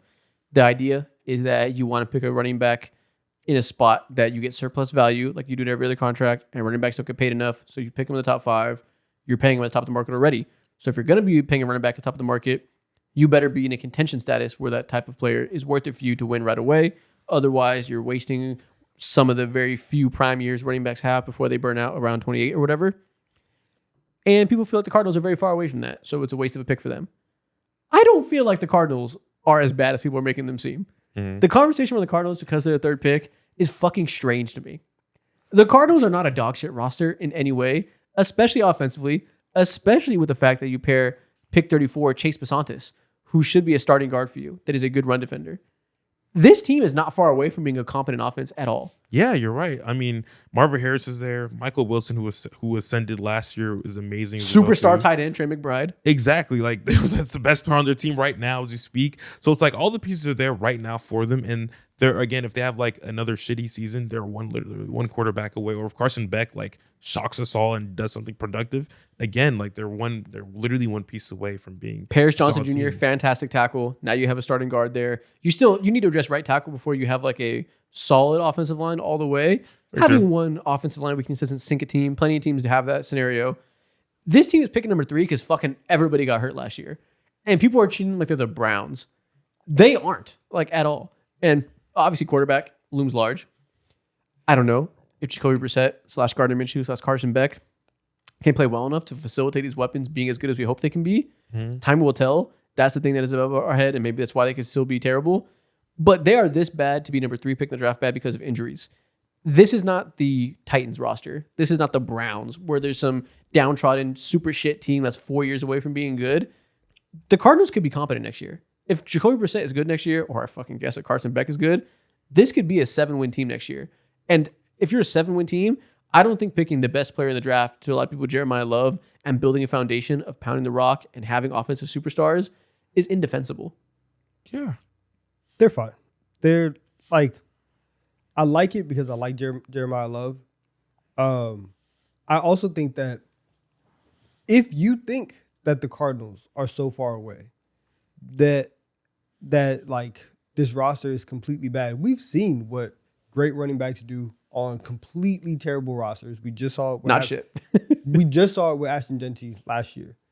If that's your case, then this is fine. Then they're going to go next year, be able to get one of the quarterbacks at the top, and then you're going to be able to pair your quarterback of the future with your running back of the future, and your offense is going to be in a much different position than where it's at right now. I think for everything that you guys said about the roster, I think putting Jeremiah Love in here I think it's okay, and I think it's fine. And in a draft that for months we've said is not amazing, and there are only a couple start players, you go and get the star this year, and then next year when the draft is much, much better, then you can get even higher talent of the position that you actually need. I don't think it's as bad of a deal as people are saying. Yep. I think it's defensible, and I think it's okay for them to do that. Me too. Again, especially when you pair it with Chase Besantis. So that's saying we are going to be a team that runs the ball. We're getting the offensive lineman there to do it too. That makes sense to me. With that being said, we're going to put them in kind of weird. You better be right, because they picked fucking Carson Beck at pick 65 for no reason other than it seems like they probably just feel obligated to take a swing at quarterback. Yeah, I also don't hate this. It is kind of weird too because Arvell Reese was there, and Arvell Reese is another one of those guys. So you better be right. Yeah, that does have, that would give you all the value that you're talking about, is at one of the premier positions on your defense. That's one where if he's still on the board, probably would have went with Arvell Reese, but I don't hate the Jeremiah Love thing. But yeah, 3rd round for Carson Beck. Like, all right. Just a waste of a pick. Unless you think he's going to be a starting caliber quarterback, which I've never heard I listen to a lot of draft analysts. Mm-hmm.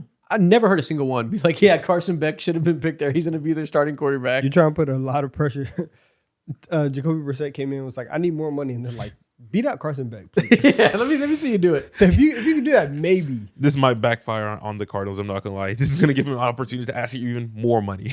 And the pick 65, you know who they could have taken there? They could have taken Emmanuel Pregnon and had 2 great guards in this draft and being able to solidify their interior offensive line, which they more needed a right tackle. So different needs, but they could have gotten a real contributor at pick 65 and made people feel a lot better about this class. They did not. So you never know. Maybe he'll be good and maybe he'll prove us all wrong. I'm perfectly fine saying Carson Beck proved me wrong rather than assuming Carson Beck is going to be good. So you drafted a back quarterback at pick 65. Yuck. Shout out Caleb Proctor. Salute. Small school. Demon. If you can come in and help the run defense opposite Walter Nolan, that could be nice on the interior defensive line. Don't hate that. They did enough that I see the vision with 3 of the top 4 picks. Carson Beck, you just have to pick a quarterback, I guess, if you're rebuilding teams. See what happens. Sure. Kind of weird. You better be right. But a lot of people come on, Cardinals. A lot of people are on like, what the fuck are they doing timing? And I don't think they're that extreme. Nah, there's a couple more teams that are like that. Speaking of, Los Angeles Rams, Yes. pick 13. It's been theorized. We've been talking about it for weeks. We say they're going to do something greedy. They have a ready-made roster with essentially no holes. They're going to pick a young star and be greedy and win the Super Bowl. They said, no, actually, we're taking our quarterback of the future. And we don't know how we feel about it. Sean McVay's going to go up there and he's going to be nervous as hell because he doesn't want to hurt Matthew Stafford's feelings. So he's going to be up there and show no enthusiasm after we pick Ty Simpson, 13 overall, to be our quarterback of the future. We pick our tight end 5 in the second round in Max Clare because we have 1 million tight ends. We're going to continue our tight end factory. Okay. And then we pick a interior offensive lineman that will be developed and not start for us in round 3. CJ Daniels, wide receiver, in round 6. At that point, we're talking about Flyers. They have a potential 0 starter draft when we thought they could draft a player to put them over the top and win the Super Bowl. Instead, they said, we feel like we can do that already by getting Trent McDuffie for our other first-round pick, and we're going to play for the future and say, if we can win now, let's do a move to make sure we can win 3 years from now and Matthew Stafford's gone and Ty Simpson. They clearly are in what the fuck are you doing here? Like, they 100% should win the Super Bowl this year. This would be one of the more complete and utter disappointments that I have seen in my lifetime as an NFL fan, which is 1 year. So with that being said, still, like, I understand the whole Ty Simpson thing and how, like, people feel not highly about him, but they feel like he's one of those guys who just can catch you off guard or whatever. He's but worth drafting at the least. Yeah, exactly. And there has been conversations about him being like a late first round pick and a team like the Cardinals trading back for him, which makes sense, you know.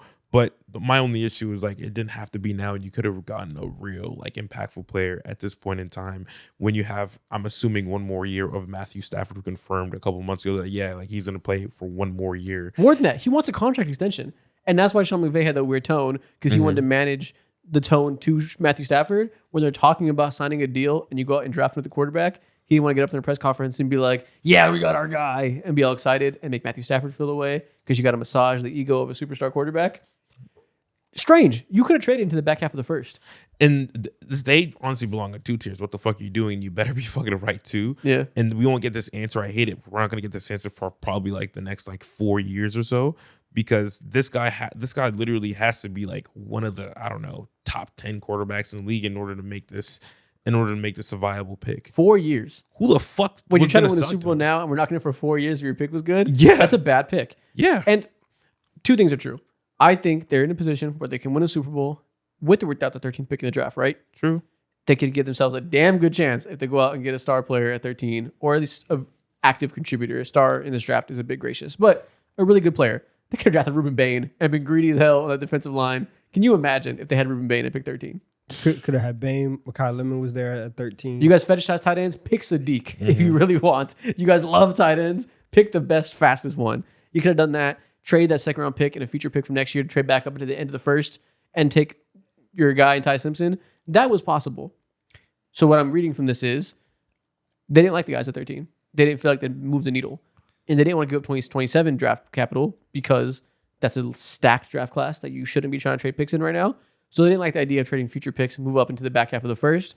And clearly, as you see, they don't have the ammo in this year's class to move from 61 up to 30 or whatever. That's going to take multiple picks.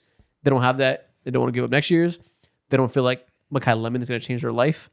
So they say, let's just get our guy at 13 and build for the future because we feel like we're good now. That's not indefensible. But that really, really hinges on Ty Simpson being what you think he is. He needs to be really good, and that's not exactly a guarantee. So, one of my favorite clips from the weekend was the draft call where Ty Simpson was like, "Hey coach," like they called everybody. He's like, "Hey coach, what's up? Like we're gonna make history." And McVay was like, "Yeah, nah, slow down." What do you say? He was like, "Yeah, nah, we're gonna go out there and we're gonna work hard." Yeah, exactly. Yeah. He legitimately told him, "Yeah, no, Pipe down. that was funny." For a lot of these other teams, we've talked a little bit about their their free agency stuff. Like with the Broncos, they spent their first round pick on Jalen Waddle. How does that affect how we look at the draft? For the Rams, they spent they had 2 first round picks because this was not their original one. Their original one was at 29, and they spent that first round pick on Trent McDuffie to go help them win the Super Bowl. And so if they did the thing that we're talking about, let's say you flip the picks and you take a star corner and you take Trent McDuffie at 13 and you take Ty Simpson at 29, do we feel much better about this draft in that sense? Because essentially that's what they did. And if you think that Ty Simpson is the guy, Ty Simpson, he has all the tools. We know that he can process, that he can be a legitimate quarterback for us. He just needs time. He only had 15 starts. Then I think this is fine. I think it's okay. Yeah. And if you're adding everything together, it's okay with what the Rams did. I think it's kind of weird. You do have to be right because you could have been overly greedy and everybody is expecting you to be gluttonous, but it's not crazy considering that you already spent a first round pick to get a corner to make your roster as good as it is. Okay, yeah, I do think kind of weird. You better be right is the answer. Just because, like, again, if Ty Simpson is good and Matthew Stafford plays 2 years and then retires and Ty Simpson comes in and they don't lose a step, then we're going to call it a stroke of genius. You found your Jordan Love and all of a sudden it's great, especially if they somehow win a Super Bowl in these 2 years with Matthew Stafford, right? The path to them being geniuses is there. I wish Ty Simpson was a safer prospect. I wish he was 6'4" instead of 6'1". I wish he had started 35 games instead of 15. I get he's a coach's son and grew up around the game and is like a guy you trust, understands football. Well, if Ty Simpson was 6'4" and had 30 starts, he's a number 2 overall pick. Fair, you're right. Yeah, fair. He's not going to be there. Okay, so fair. So in instance, the only chance they have to get their next quarterback is because he's flawed and they feel like they can get the best of him. Mm-hmm. And that's them taking a bet on themselves on a risky quarterback. So be it. You better be right. Yeah. And I do trust them to know what they're doing. So it's not indefensible. I don't think they're not the biggest loser of the draft or anything. You're just playing a risky ass game. Yeah, and it's a game that like we won't know the answer to until like 2032 or 2033 or some 2033 or some crazy shit. No, it's not that long away. Man, I'm just so I'm like so irritated because it's like, brother, Devontae Adams is like 33 going on like 34, something like that. He had like real hamstring injuries that kept him out multiple times throughout periods of the season last year. And on top of that too, Puka Nacua, of course, like he's, in my opinion, the best receiver in the league. He tends to miss time too because he is overly physical as well. And then once you move off of those two names, your wide receiver depth is like real spooky. There's so many other things that could have been done.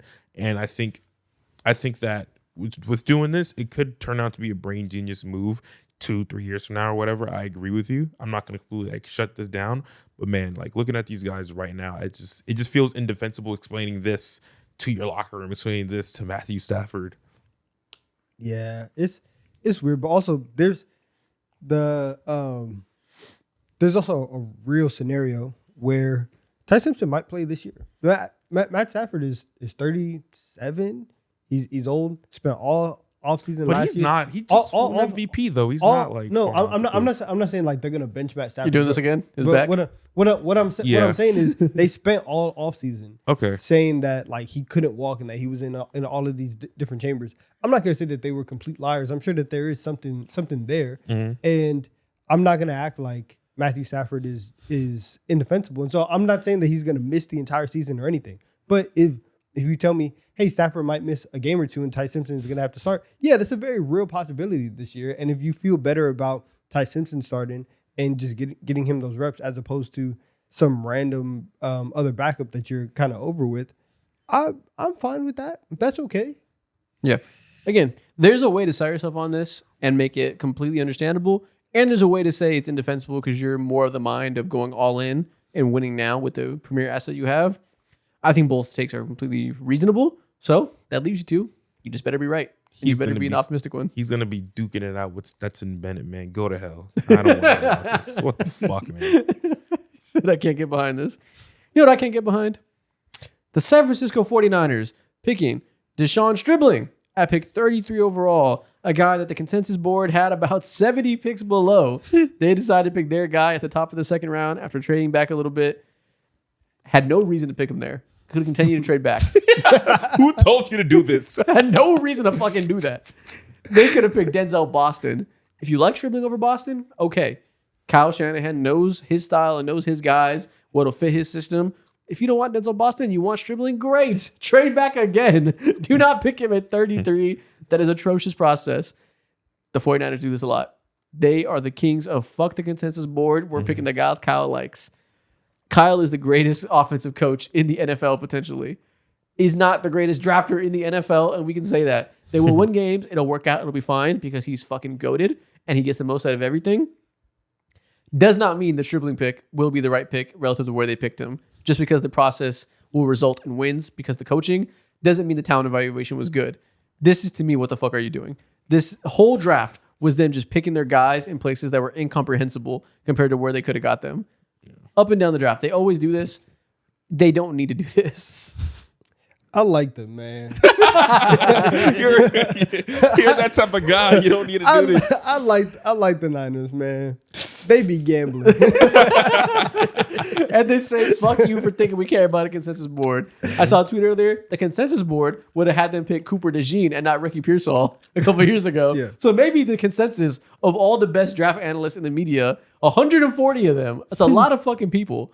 The gap between a premier media draft analyst and a scout in the NFL is not some massive difference. The difference there is your uncle worked for the NFL versus you came up through CBS Sports. Yeah. That's the difference between Todd McShay and whoever is the premier scout of the 49ers or whatever. 140 people was a big, gigantic group of people. A consensus of that many educated minds doesn't mean nothing. Doesn't mean teams have to completely treat it like it's their board because scheme fit matters, our guys matter. You don't need to go to the consensus board and be the Eagles. Meetings, interviews, all the other stuff plays a part. You don't got to be the Eagles, where every single time you're drafting by consensus and trading down and playing the game so the fans all say they fucking nailed it. You don't got to go that far. You don't got to go the opposite way. You don't got to draft Stribling at 33 when you could have drafted him at the top of the third round. Did you guys see that reporter who was really trying their GM? That shit was hilarious. I forgot his name. Bro. Grant something. Yeah, he's famous for that. He tries them all the time and is the one guy that goes in those press conferences and is like, "Yo, you guys are crazy." Yeah, what do you say about that? Just report on his face. They must hate him. He's my favorite reporter of all time. They must hate his ass. He's goated, man. But yeah, they just do bad process. And I don't think Deshaun Stribling is a premier player. Maybe he proves me wrong and puts it together. But if they had drafted Denzel Boston, I'd feel great.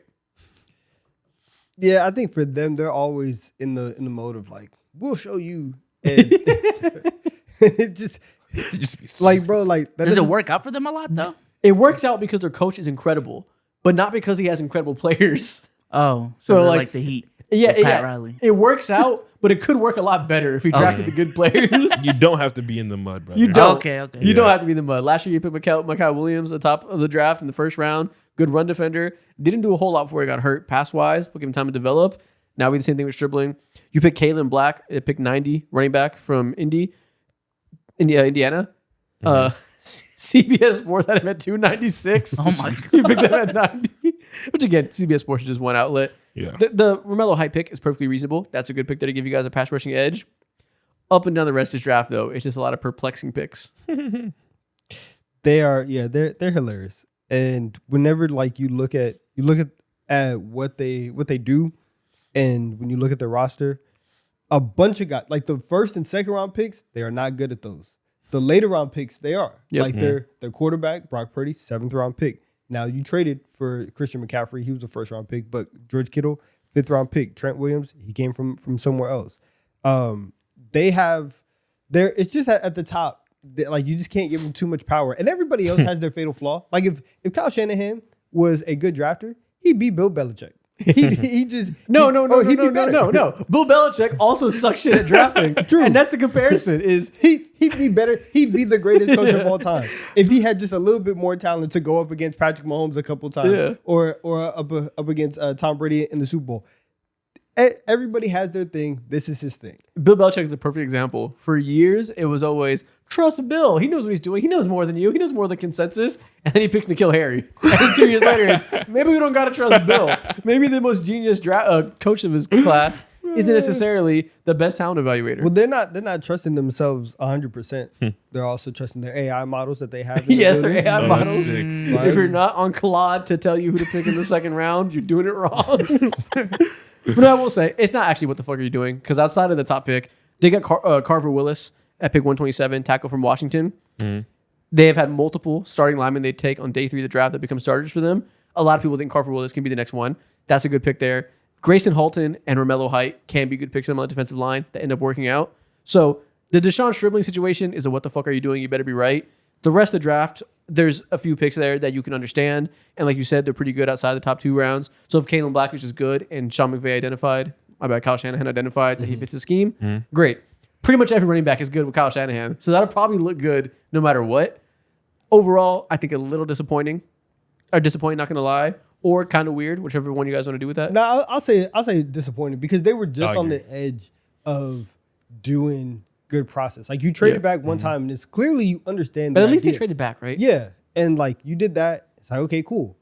Like you understand. Oh, our guy is gonna be here at this certain point. We can get a little bit more value, unless they just know something else. And there was another team that was about to take Stripling right before them, but they could have did it one more time, and we probably would have been a little bit okay with it. So I would say disappointed. And maybe Stribling is a fucking goon, and we look up and he's a superstar, and we're just wrong and look stupid. I'll take it. Let us be wrong then, because that doesn't change the fact that you could have taken him at pick 50 and traded back again and been fine. Kyle Shanahan has to explain this to my face personally. Tell me what exact superstar traits. Tell me one-on-one. You have to answer to me, buddy. What do you see in Stribling's game that makes you think he'll be a star? And is it the same thing you saw in Pearsall? Seattle Seahawks. They obviously need a running back, and they just pick a running back with the first pick. They don't overcomplicate it. They say, here we go. We're picking Jadarian Price at the end of the first round. Told y'all he was going to be there. How do we feel about that? They said, we don't care about the trading back. We'll try, but we're not going to stress it too hard. If we're not getting good value, we'll just take him. I think he's probably a guy in the similar mold to like Tyler Algier. Dude, he has to have the worst life ever, by the way. I forgot to mention that for the Cardinals. He went on the goddamn Cardinals to be like running back guys, one. He did just get paid for that. He got paid to be a running back one back in the same exact situation. That shit is sick. But going back to, Jaden Price, I think that I view him similar in the mold of like Tyler Algier, where he can be like, he's more than capable of being like your running back one. I don't think he's like a top tier talent. But I like the pick. Yeah, can't be mad at it. Second best running back in the draft. You took him. This is the only opportunity you have to get a starting running back in this draft. Nobody else is starting caliber. I'm sure somebody will surprise us and be a late round pick we don't see coming that can give you some good touches in this year. But the surefire starters were him and his teammate Jeremiah Love. Yeah, I agree. After that, you get Bud Clark, you get Julian Neal, you replenish your quarterback and safety depth after losing some guys in free agency. Can't be mad at that. You get Bo Stevens, who could potentially be a starter for you down the line at interior line, which you still have an issue with. They'll tell you he improved. The right guard is still an issue. That's still going to be a thing for them. So if that can develop into somebody that can really contribute, great. Outside of that, a lot of DB depth. Yeah. Which I am 100% Makes sense. Cool with. I think for them, this entire draft, once you win the Super Bowl, Prepare to be poached. Yeah. Trying to stave off the brain drain, trying to stave off all of your players getting poached, that's a very, very real thing. And once you're in your window, the way to do it is by nailing draft year after year after year, so you can continue to have young talent in the building on cost control contracts and do all this other stuff.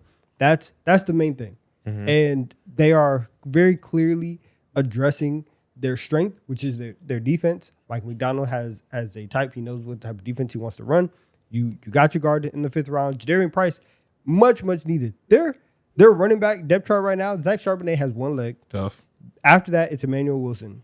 After that, it's George Talani. After that, it's Velus Jones. You know what's funny Jr. about Jadarian Price too? He had one leg a couple years ago. He tore his fucking Achilles, bro, like back in 2022 or something like that. And he's back now. He's back now. He's back now. So he's in line to instantly come in and be a very productive player, be a starting running back. I like what they did. And if we were handing out grades, I would give them an A. Okay. Perfectly solid draft. Perfectly solid draft, yeah. Yeah, I won't say an A maybe, but Yeah, because it's not good enough. Because they're either going to be perfectly solid or beast mode, and they didn't do like it's not a beast mode kind of draft. So Yeah. perfectly solid. Perfectly solid. Did your jobs. That Seahawks logo is fucking gigantic. no, the Chargers logo is even logo's bigger. gigantic. Honestly, They're both so big. Is that everybody in this division? yes, it is. Is it? Am I tripping? Did I forget somebody? No, we 1, got 2, 3. everybody. Oh yeah, they are Yeah. right there. Okay, I couldn't see it for a second.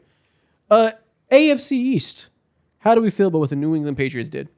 Picking Caleb Lomu at the top of the back of the first round.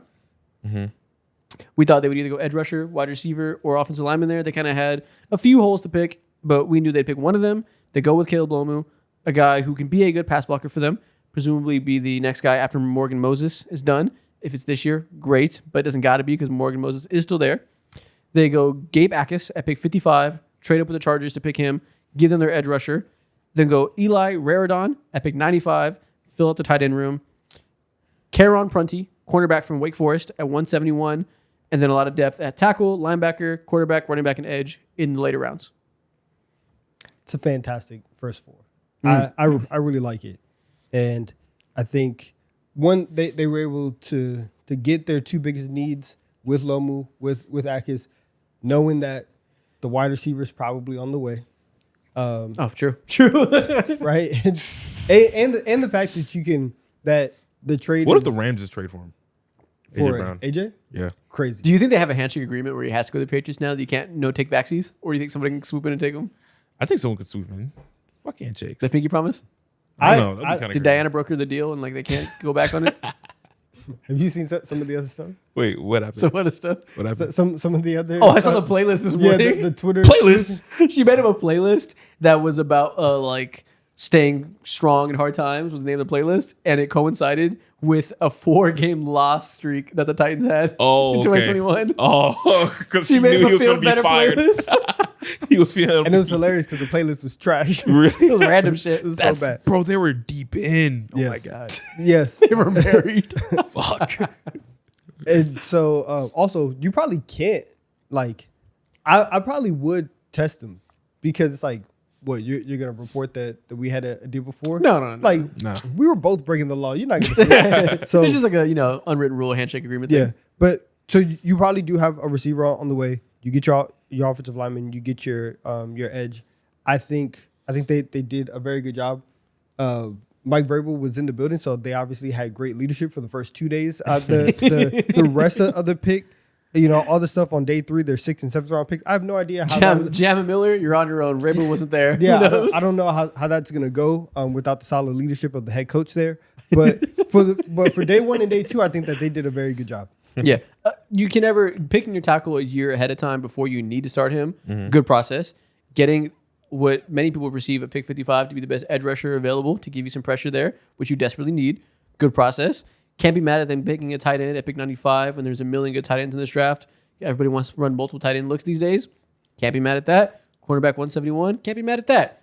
Even though that was a gigantic reach relative to consensus boards. But he's a big cornerback, 6'2", 192. Maybe they just like those type of big guys and see the vision of maximizing him. Yeah. So, So fan. Kind of Solid. exactly what they need. Yeah. perfectly solid. Is it perfectly solid? Yeah, I don't think they did anything weird. No, good job. You're a contender now, addressing the edge and offensive line. And AJ's coming. I don't know how we factor. It's not part of it, Yeah, but it's weird. Yeah, just strictly draft. but I do think- know that this is colored by AJ. So Yeah. I don't know if we need to pretend that it's not. Because if they didn't know You AJ know, was coming, fine. they would have picked a wide receiver. Fine. So I kind of think good job. You're a contender now because they're about to get AJ Brown. They have a tackle of the future, a good edge rusher. They made the Super Bowl last year, bro. We still looking at them like, you know what? You completely overachieved, so now you're just out the trenches, and we can have you as like a baseline contender to where 2 weeks ago it was still kind of plausible that literally they could miss the playoffs. But now I think with these additions and knowing that AJ's on the way, I would be more shocked now if they missed the playoffs than I would be 3 weeks ago. Yeah, Okay. every year you had to Okay. re-earn your contender status. It's not given to you just because you were good last year. So maintaining your contender status still means you're a contender now because maybe without a good draft you would have lost it. So I think they still fit that tier. Okay. Yes. Yeah, Let's the go. idea of them not being in the playoffs to me just so fucking berserk. I agree with you. One thing I did remember is like Hunter Henry, he's on his he's old. He's like 30. On He his last feels like he legs. moves old, bruh. But then the new guy that they selected, he's former basketball star. He hoops. He's like that. So I like it. Okay. Yeah. And it really is colored by the AJ Brown things. That we know part of this equation and them not going receiver high is because they're getting AJ Brown. So I feel like we have to include that, which is cheating like shit. But here we are. Cheating for the Patriots. What's new? Fair. Wow. What You a know what? what You a saved it double with that one. entendre on that one. You've been cheating a lot. But I it was was cooked fair. with that one. You Yeah. really cooked with that one. Oh my God, you're right. I was thinking Deflategate, but no, I forgot the new regime is on the Yeah. same timing. Controversy It's follows. the Patriot way. It's the Patriot way for sure. To the owner, it's the Patriot way. Do your job. We have a mantra. We stand by it. All right, let me chill on these. That is their job. Get out of here. Go Miami ahead. Dolphins, the worst roster in the NFL, bar none, with the most picks. They have 13 picks in this draft, and they made them all. And for that reason, beast mode. Yes. There are 53 spots on a roster. You made 13 selections. 25% of your roster Jesus is Christ. different. You're right. Beast mode. You went beast mode. The problem is that It's completely new. You add undrafted free agents to that. That's like 20. That's like 20 new players. Half of your roster is different now than it was beast mode.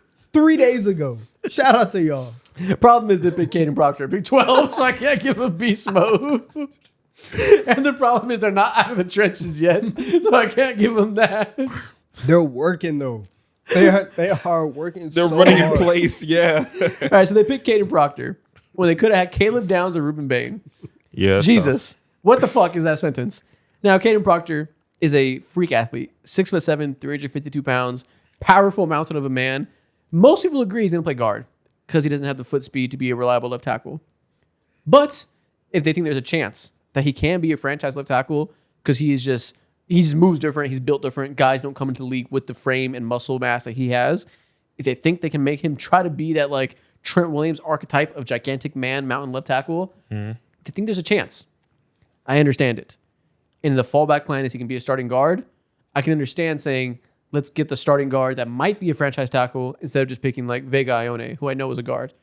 I can kind of sell myself, but that just requires you have a very, very great evaluation of Caden Proctor. And I don't know that I feel that the likelihood of him being that franchise left tackle is strong enough to pass up on Ruben Bain and Caleb Downs, just elite players that would have jump-started this rebuild. Yeah, I think for a lot of teams, once Bain got past 9, Yeah.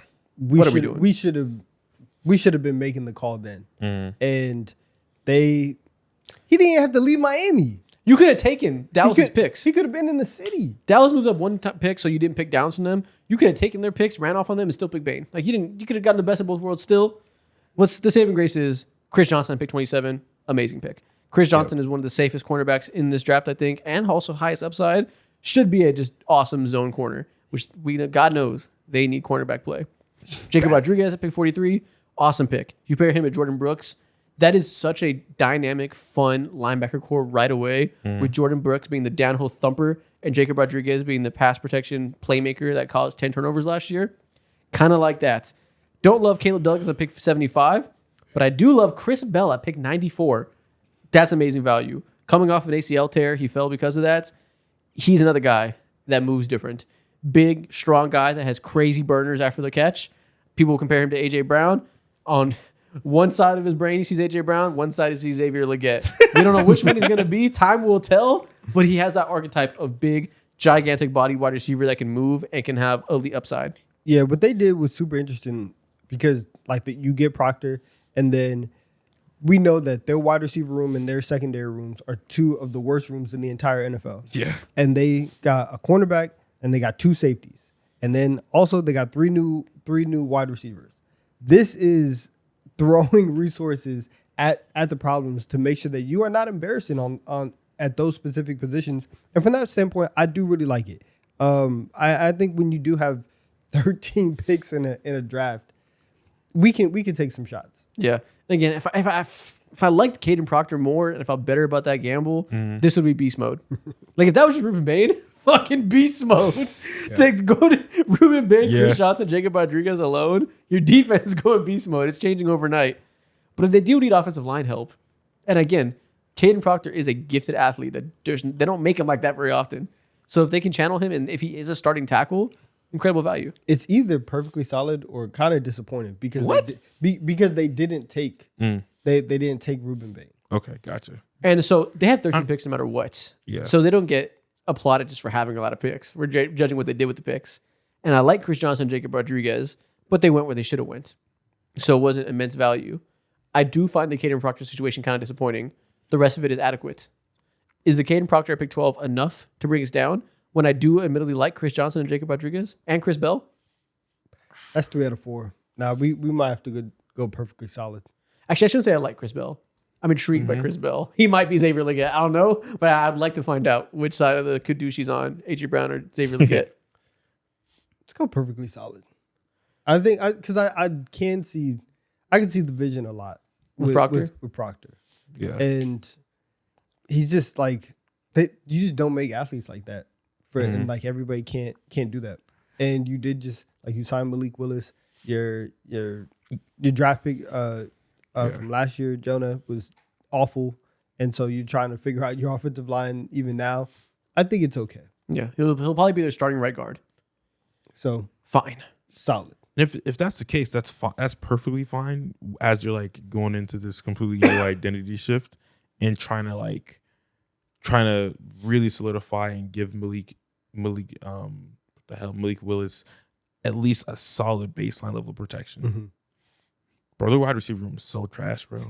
So crazy. terrible. It's not good. Like It's I just crazy. remembered a couple of drafts ago I was stuck with like Jalen Tolbert for like my wide receiver one. Malik And I absolutely Washington. fried. Like that's someone's real life right now. That's Malik Willis' real life right now. It's tough. Yep. Buffalo Bills, they trade back to pick 35, pick TJ Parker with their first pick, edge rusher from Clemson. I like that a lot for a team that has needed defensive help for God knows how long. Getting an edge one, can't be mad at that. If he can fill his potential and be a well-rounded physical edge rusher, cool. Then they get Davidson Ibanison. Okay. Is that how you say that? I actually don't know how to say I have it. no idea too.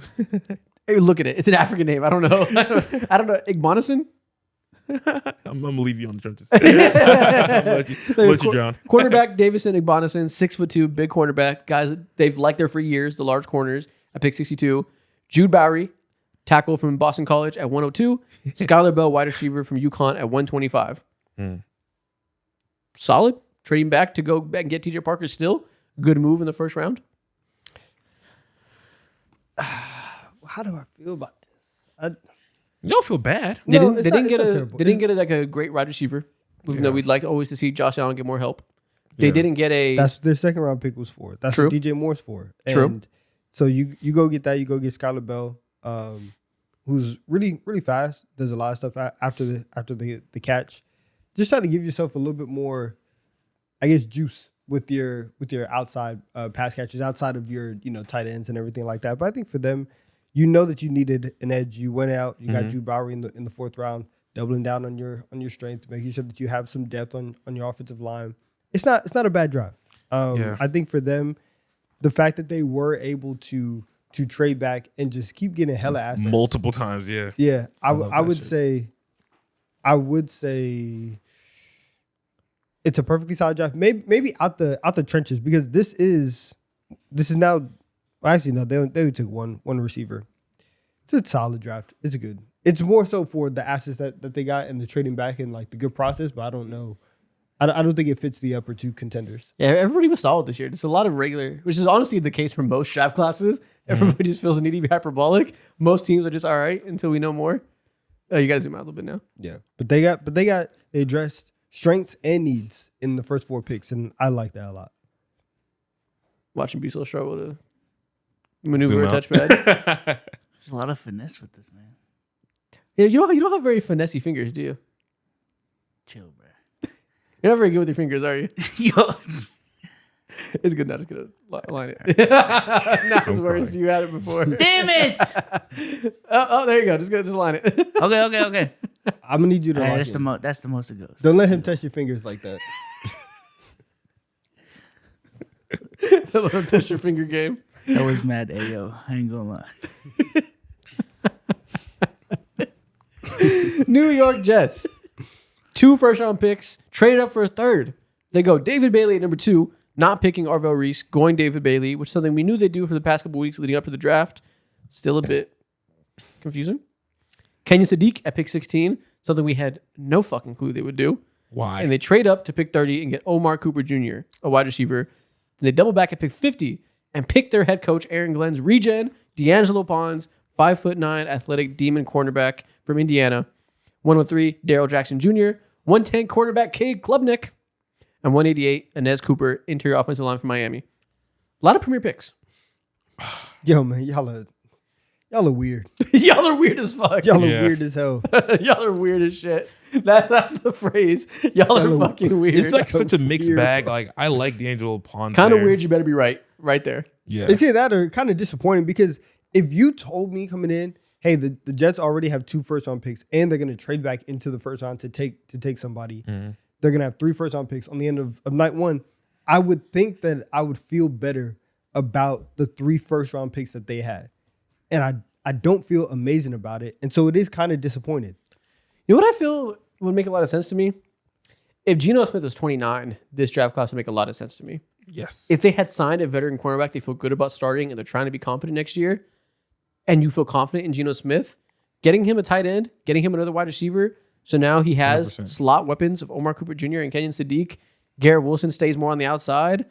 Okay, we still have Breece Hall. We have our tackle duo we feel good about. The foundation is there for a good offensive structure, assuming these guys hit, right? Mm-hmm.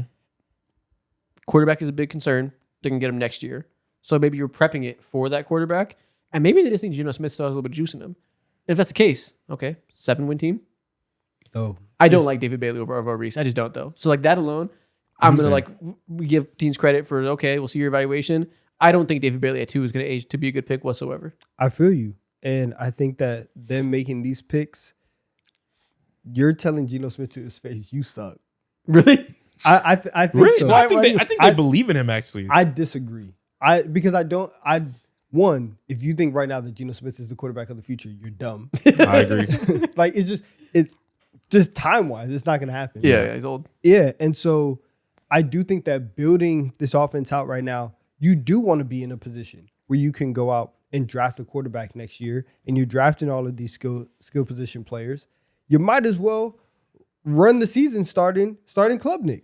But I do think, I think this has the potential to backfire on the Jets a little bit because I do think that Geno has a little bit more juice than what he showed last year in Vegas, and that the offensive situation that they have now is better. That offensive line is better especially with these picks. You're gonna have more consistent, I would say, offensive talent around it. You still have Breece Hall there. There's a world where the Jets can win 6 games, 7 games. That takes you out of contention for the number 1 overall pick. That takes you out of contention to go get an Arch Manning or Dante Moore. I'm very, very confused with the way that the Jets moved in this draft. And it's kind of weird. You got to be right. I don't know 100% what you're cooking. And it's a little bit disappointing.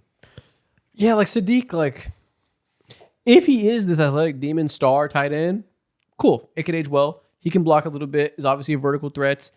I don't know that I feel that he's a guarantee to be a star tight end necessarily. Yeah. So that means I don't know if I feel the Jets definitely needed a tight end at pick 16. That's crazy. That's what I'm saying. I think that's crazy. If you don't think he's going to be a star and he goes at 6 and you take 16, but that's crazy. But he obviously could be a star. So I feel unsure about that personally with my opinion of watching Kenyon Sadiq.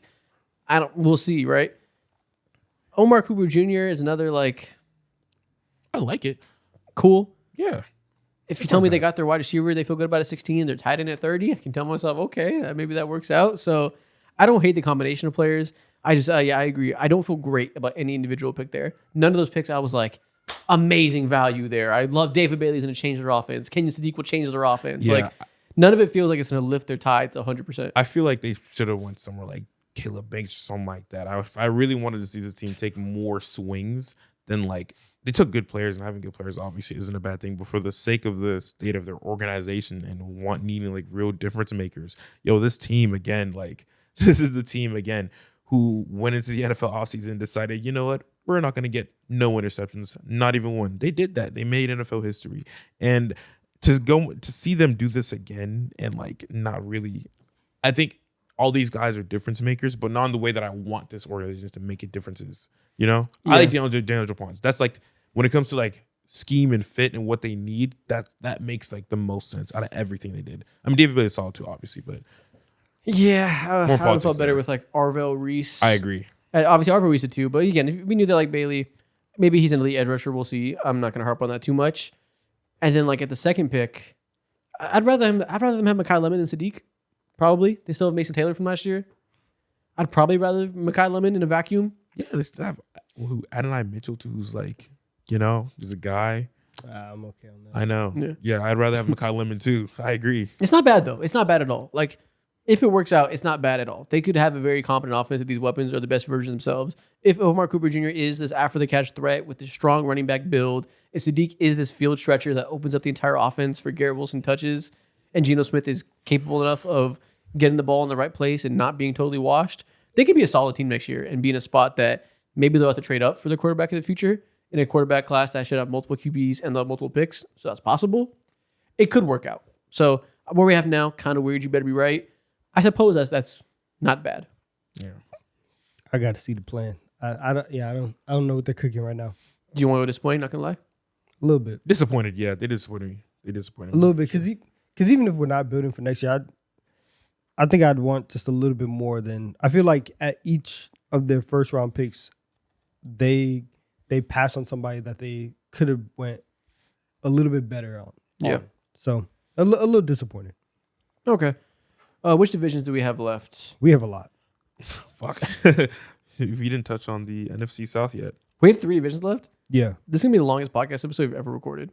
Let's pod. Is this gonna be a 5-hour episode? Yeah, my we goodness. have 12 teams left. All right. NFC South. Shit, let's fly, man. NFC South. Carolina Panthers. Beast mode. This is one of the best drafts of any team, I think. They get Monroe Freeling. They get the starting tackle of the future. After Icky gets hurt, they obviously had that need. We knew they can go a couple ways in the first round. They decided to go Monroe Freeling, who can be your future long-term left tackle. Extremely athletic there. Feel good about that, clearly. A lot of people wanted them to be a Sadiq team. He got snatched. So, Monroe Freeling, I think that's a great value for them. Lee Hunter, 49. To pair him with the 2 Browns, Bobby and Derek, Tough. filthy interior defense now. That is something they've needed for a long time. The ability to defend the run. Love that combination of players after they already went out and get an edge rusher in free agency. That defensive line, if Lee Hunter's good and is the run stopper we think he can be, kind of fucking stacked. Chris Brazzell, wide receiver Tennessee. I love Chris Brazzell. Chris Brazzell is a deep threat, stretch the field. At worst case scenario, he's MVS on his best days if he's never developed at all. That's bad. Worst case scenario, because he's a Tennessee receiver. That downside is there, right? So I'm acknowledging that. Best case scenario, the comeback ability he has to break off and balance that threat of the deep threat to do comeback routes and break inside and do that shows he's more than a typical Tennessee wide receiver and he actually has a real route tree. If that's the case and he is this type of player, then all of a sudden you have the perfect complement to Tedero McMillan. The full stretch on the other side to let Tedero McMillan dominate on his digs, dominates on his post, be a full route tree wide receiver 1. That complementary duo with Jalen Coker in the slot could work perfectly. You get Will Lee, you get a cornerback at 129 that can play for you at 6'2", some size. And then you get a starting caliber center, Sam Hecht at 144. When they need a starting caliber center for their long term, Zakee Wheatley is a safety at 151 that many people will tell you is one of the biggest steals of the draft at 6'3", has a real size there that can play up top and in the box. This draft class is just fucking full of draft steals at every single pick. They went beast mode. They went absolutely beast mode. One of the few beast mode teams. I agree. A left tackle, a deep threat wide receiver, a starting safety, and several defensive players that complement what you already have. I'm not gonna lie. I feel like remember, I don't know if beast mode is right for them. you don't think so? The Brazzell pick is the Brazzell pick has like obviously the Tennessee wide receiver stink on it. Sure. Monroe Freeling. I think at this point in the first round, it's cool, but also there was a lot of. I feel like Monroe Freeling rose up very, very quickly, and I'm still to this day. I'm like, I'm just a little bit unsure. I don't know if beast mode is the. I was unsure of Monroe Freeling when people were talking about him to the Browns at 6. That was like, what the fuck? 19 is like he was always going to go around there. Yeah, that's Consensus great board value. had him like 22. 19 is a perfectly fair value for him. And when you combine it with what they need and the ceiling of these players, these are all like the ceiling is crazy on all these players. Monroe Freeling is a crazy athlete that still has some ways to go technically, but if he can be coached up well, like that could be a truly elite tackle with the athleticism he has. Yeah. Same thing with Brazel, that obviously the speed and the size combination is outrageous. Needs coaching. That's why he's a 3rd round pick. Ceiling is outrageous, specifically with how he pairs with the rest of their corners. And then everything they did within the DB room. Sam, a starting caliber center at 144 is nuts. You know, that is kind of crazy. Like, how many teams have we looked at that we can look at all their late picks and say, wow, there's a real world in which this player makes you better as soon as next year? Probably about 3. And they're all in beast mode. Some beast mode teams. Yeah. Falcons, what do you want to do with them? A team without a first round pick. Yo, I had them. They made good picks. I said beast mode, but just for storylines. I think it's very fun that you got Avion to go with AJ Terrell. Very fun. I think that's very cool. Zachariah Branch, he went to Georgia, still playing in the state of Georgia. I think that's very fun.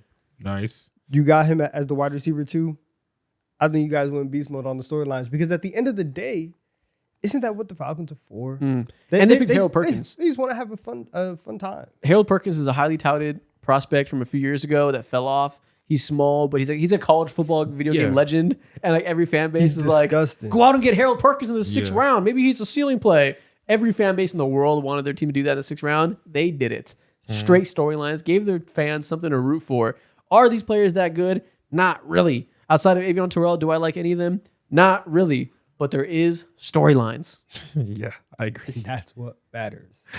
Kind of disappointing, not gonna lie. I like Avion Terrell. The rest of it is kind of disappointing. I would say it's kind of disappointing. Zachariah Branch is not particularly intriguing to me personally. Well, they needed a guy. He is a guy. Yeah, you got a guy. Bro, have you seen their fucking wide receiver depth? It's disgusting. It doesn't look as bad anymore. If y'all want to go perfectly solid draft, go for it. I'm not intrigued with any of these players outside of Avion Terrell. Yeah, let's go perfectly solid. Sure. Yeah. Sure. Buccaneers get Reuben Bain at pick 15. I think that's beast mode alone with him. You might as well get him in beast mode. Reuben Bain, like, again, we know how this goes. We're going to look back at redrafts a year from now. Caleb Downs and Reuben Bain are going to be high. Everybody knew it beforehand, and it still happened either way. Josiah Trotter, we know, God knows, they need a linebacker help. The Buccaneers have been screaming for linebacker help. He's not a pass coverage type of linebacker that's going to defend running backs out the backfield. So that's still a need for them. That isn't great. But he is a thumper, is going to help them in the run game. And in Topple's defense that likes getting the linebackers going downhill. That's great. They get Ted Hurst, who is another downfield speed wide receiver that people like a lot. And they needed that. The wide receiver room post Mike Evans, kind of full of slot receivers and like flanker type of guys. They don't have this true like boundary X receiver that can go up and down. Ted Hurst can give them some snaps of that. He's big as hell too, 6'4", 200-something pounds. He's huge. He's huge. Gotta love those picks up top. Don't know a lot about Keontae Scott, but safety help is obviously something you can never lose. They lost some DBs in free agency, so replenishing that is nice. Very good draft. You're saying beast mode just because they capitalized on the ability to get Reuben Bain at 15? Yeah, beast mode for Reuben Bain. That alone is crazy. Yep, yeah. we'll give Reuben Bain beast mode. All right. That'll do it. And then who's left in this division? The Saints. Saints. They got Jordan Tyson. That was a little shocker right there, but not really surprising because I think a lot of people had them mocked as that. Not me personally, but good interesting pick. I like it. And kind of fucking awesome. You get Jordan Tyson. You get Oscar Delp, a tight end who a lot of people believe was very capable of doing more at Georgia. You can give him more touches. You get Bryce Lance, another wide receiver there. Multiple wide receiver bodies now that give you deep threats. Well, Bryce Lance, deep threat. Mm-hmm. Jordan Tyson, more of the intermediate guy. Yes. Having the intermediate guy who can move around the field, slot, both outside positions, and Jordan Tyson could be a star if he stays healthy.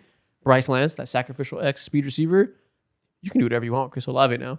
It's all of a sudden a very versatile room. Yeah, they could do, bro. It's gonna be very, very fun. I think with Olave and with Tyson, you got Christian Miller there as well, run stuff in defensive tackle. Yeah, they are poised, and we've been talking about it all offseason, that they can win the NFC South next year. One, because of how bad the division is, but also because they can legitimately be good. And I think with this combination, with Tyler Shuck coming into his own, there's a world out here where the Saints are nasty next year. And I like what they did. And because of weapons too, like Shuck and his big arm with these extra weapons, and we already know they have pretty good protection. Not bad at all. Are you at the trenches now? Yeah, at the trenches. Yes, they're on the trenches. Yeah, good job. You got out the trenches. And Jeremiah Wright, interior offensive lineman from Auburn. Listen, man, it's not that hard to take Susie Ruiz's job. If he can do that, we're in there. We're in there. I think you make him starting right guard. The world is in front of you. Yeah. Do you want it? And the only thing stopping you from reaching Nirvana is Cesar Ruiz. Go get your future. It's in your hands. And they do that, get a starting right guard, multiple impact pass catchers with Tyler Shuck year 2, and Kellen Moore calling plays. This nice. could be an electric This offense. is tough. This is tough. They could win 12 games next year. Achan at running back. Still feels weird to say. Yeah. Wow. No more trench play. Which division should we do next? AFC South. Yeah, I was about to say the same thing. AFC South. Oh yes, I've been waiting to talk about these people. Okay. AFC South. Tennessee Titans pick Carnell Tate, a wide receiver 4, something that I think we did in our mock, and it was kind of strange on our part because nobody had really done that because they were thought to get Jeremiah Love for some people. Some people did Carnell Tate, but it wasn't. They're not like us, man. It wasn't the prevailing thought that they would end up with Carnell Tate. It was always possible to get them a weapon, but We told y'all. Carnell Tate was like thought to go a little bit later, right? They say, nope, we're going to pick this guy who we think can be, at worst, a wide receiver 2 for us long term. Best case scenario, we give him all the attention he couldn't get because of Jeremiah Smith, and he has a more broad route tree than people give him credit for. Can maybe do a little bit more yards after catch than people give him credit for. He can be our wide receiver 1 to help Cam Ward. Pick 31, they come back at Keldrick Falk, a Tough. toolsy edge rusher who currently cannot rush the passer in any meaningful way, but he's 6'6" and can defend the run. So the idea of bringing him in the door as a high ceiling play, hoping you can kind of develop the pass rushing skills and he can be dominant. Okay. Anthony Hill Jr., one of the linebackers in the world at pick 60. Okay. He's like that. He was Anthony Hill was like very, very. He's always around the ball. Yeah. Like he was making plays a lot at Texas. I saw one tweet one time that really stuck with me with Anthony Hill, where someone said, "Is that linebacker great at going downhill, or is there 2 demons in front of him?" And I was like, "Damn, that's Anthony Hill." He's nice. He's nice. He might be good. I don't know, but He's nice. yeah, he just looks as a very regular linebacker prospect to me, which could be good. How do you? The main conversation here is: do we like Carnell Tate and Keldrick Falk with their first 2 picks? I think I like Tate. I don't think I love Falk. But Like Falk as a process or yeah, I mean, because even taking Tate, like I understand it and like we mocked it, but like if Because I was like, on bullshit. like no, like but also when we did that, Arvin Reese wasn't on the board. Or Ruben Bain. We had Ruben Bain going to 3rd because that's very true. So I think for them, I would have liked them to take a Ruben Bain at 3, and then you could take a receiver in the 2nd round. Dude, and I'd be so much happier with Ruben Bain and Denzel Boston than Carnell Tate and Falk. it would have been. So it you would've better felt be better. right. Yeah, it's either you better be right or disappointed. I would say kind of disappointing because Kind of disappointing is fine. yeah, I think I had very high hopes for the Titans that we can come out of this draft and feel very good about where they are. And as we start getting into the offseason and into the summer, worst to first, Cam Ward putting all together new staff. I feel a little bit more reserved on that idea right now than I did a month ago. 100%. Yeah, So it is disappointing. yeah, in this offseason, they threw all that money on Wandale Robinson, like, which I thought they were like, that sent a message that they were going to 100% go defense or elsewhere, or defense or Jeremiah Love. And obviously those went up for grabs. And I thought if they didn't walk away with Ruben Bain or over Reese, then like, what are we doing at this point? And didn't do neither of those things. That's not like a straight to Carnell Tate. Like, you very well like he could go ahead and be like a top 10, top 12 receiver in this league a couple years from now. But Yeah. Well, to be fair, Rondo Robinson is never going to be like your wide receiver 1. They gave him wide receiver 2 money, so that was never going to stop them from getting a wide receiver up top that they feel can be their true boundary wide receiver. So I don't care as much about that. In fact, I like that complementary skill set of Rondo Robinson in the slot and Carnell Tate on the outside. it just sucks that you had those 2 demons and you passed up on them. That's all Yeah, it is. and Carnell Tate is going to be a good player for sure. We'll probably forever be like, yeah, but should he be the number 4 overall pick? Probably not.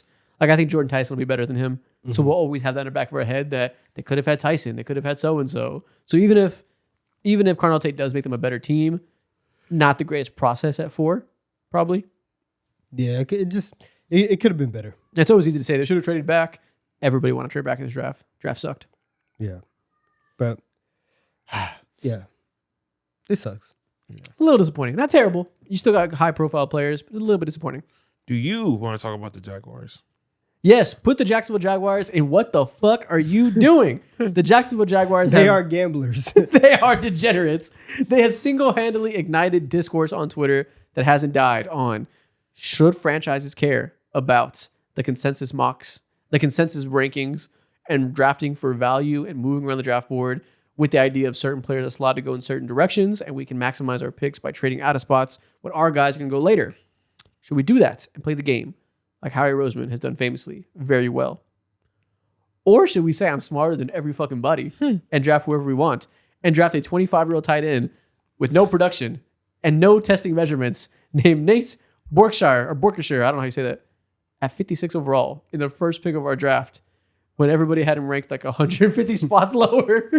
What the fuck were they? And then should we do that about 6 more times and pick a bunch of guys that had no business going where they should have gone? We could have traded back a million times, and we said, fuck that, I'm getting my guys.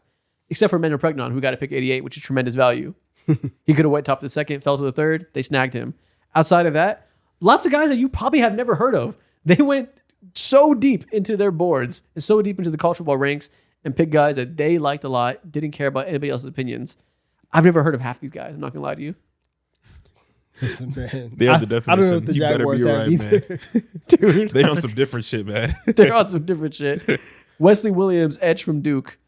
Overall rank on CBS, 356. Picked him at 119. I've never heard of him.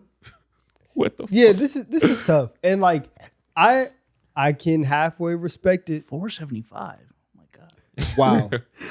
All the last 3 picks were all ranked in the 400s in consensus boards. 475, 394, 480. Wow.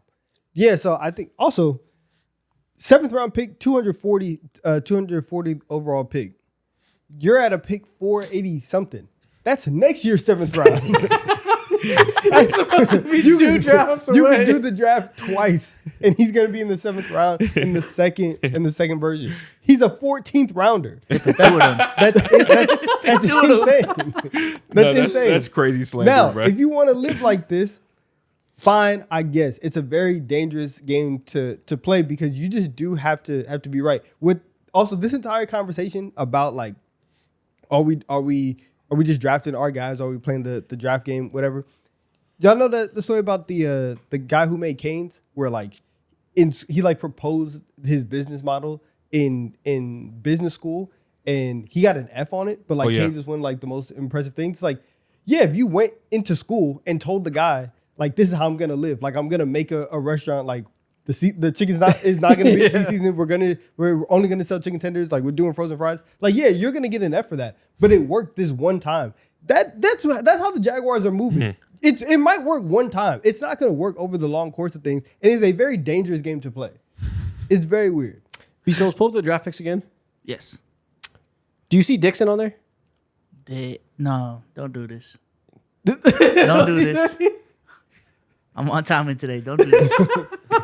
Yeah. Yeah. Yeah. Hall of Fame defense. Yes, sir. He pulled the defense card. Yeah. Yes, sir. He been on one. I'm locked. He said that shit to hell. Locked. That's impressive, B. Already took my Good pee job. break. I'm locked. That's impressive. job. You let Good everybody job. know you took your pee break? Yes. Impressive. I My didn't tell him. tinky winky break. We didn't say anything, but the way you skirted off was quite funny. Yeah, real fast. But yeah, outside of, I like Commander Pregnon. That should be a starting guard for them. He should have won the second round, but there wasn't a lot of guard needs at that point, so he fell to the third. Tremendous value. I cannot get behind a single other pick. And some of it is just ignorance on my part because they picked a whole lot of deep cuts I just don't know about. But I haven't heard anybody that does know a lot about these You're not guys. scouting in the 500 Can't ranked say player. I am. But I haven't heard a single person that knows these players Get in and the does this for a fucking living lab, man. say that these were good picks. 480 it's bastardly. They're still on SoundCloud. Yeah, it's a lot. It's a lot. So yeah, what the fuck are they doing? Opposite end of the spectrum, Houston Texans. I kind of hope they fail because I think it would just be funny. Yeah, James Gladstone thinks he's a genius. Trades for Travis Hunter, does that whole thing, giving up next year's first round pick, and then gets to these picks and just immediately does fuck shit. He better be a genius or he's fired in a year and a half. It would be funny as hell. Listen, man, he's ore farming, taking big risks. He's either going to be the smartest GM in the world or you're Oh, you're fired. You're fired as fuck. Who's to say? Houston Texans at pick 26. Keelan Rutledge, starting guard for them from Georgia Tech. Fantastic run blocker. Mauler. Pick 36. Caden McDonald. The best defensive tackle in this class in terms of run stopping, nose tackle, monster that maybe has some pass rushing juice at pick 36. Those 2 picks alone, beast mode. Beast mode. Beast mode. Brother, the This trenches defense- are looking No, disgusting. don't right ask now. about what they did after that. Don't ask. I don't care, honestly. Don't give a fuck. McDonald, give me McDonald in the second round right there. What they did. Oh my goodness, this defense, man. This defense is. They just tripled down on their strength, bro. Yo, It's ridiculous. If the Texans don't win the Super Bowl, Relax. All right, relax. we're firing CJ Stroud. This defense could have won the Super Bowl last year. Yeah. Last year. But CJ Stroud had 10 turnovers in 2 games and completely ruined everything. And we drop in the run-stopping monster in Cade McDaniel of the draft class into that. What can you do against the defense? Yeah, this might be like we're about to witness one of the greatest defenses of our lifetimes. If everybody stays healthy and things go to plan, nobody falls off, they have all the makings of a truly, truly legendary defense. I'm so excited to watch their defense. They should win the AFC South off of them alone. I was already going into last year saying every game, whatever the score is, the defense is scoring 7 of that, and the offense is scoring. And is scoring less. quietly, their offense, it's been like a 2.5 year process. Ariante Ursary, rookie from last year. Keelan Rutledge now.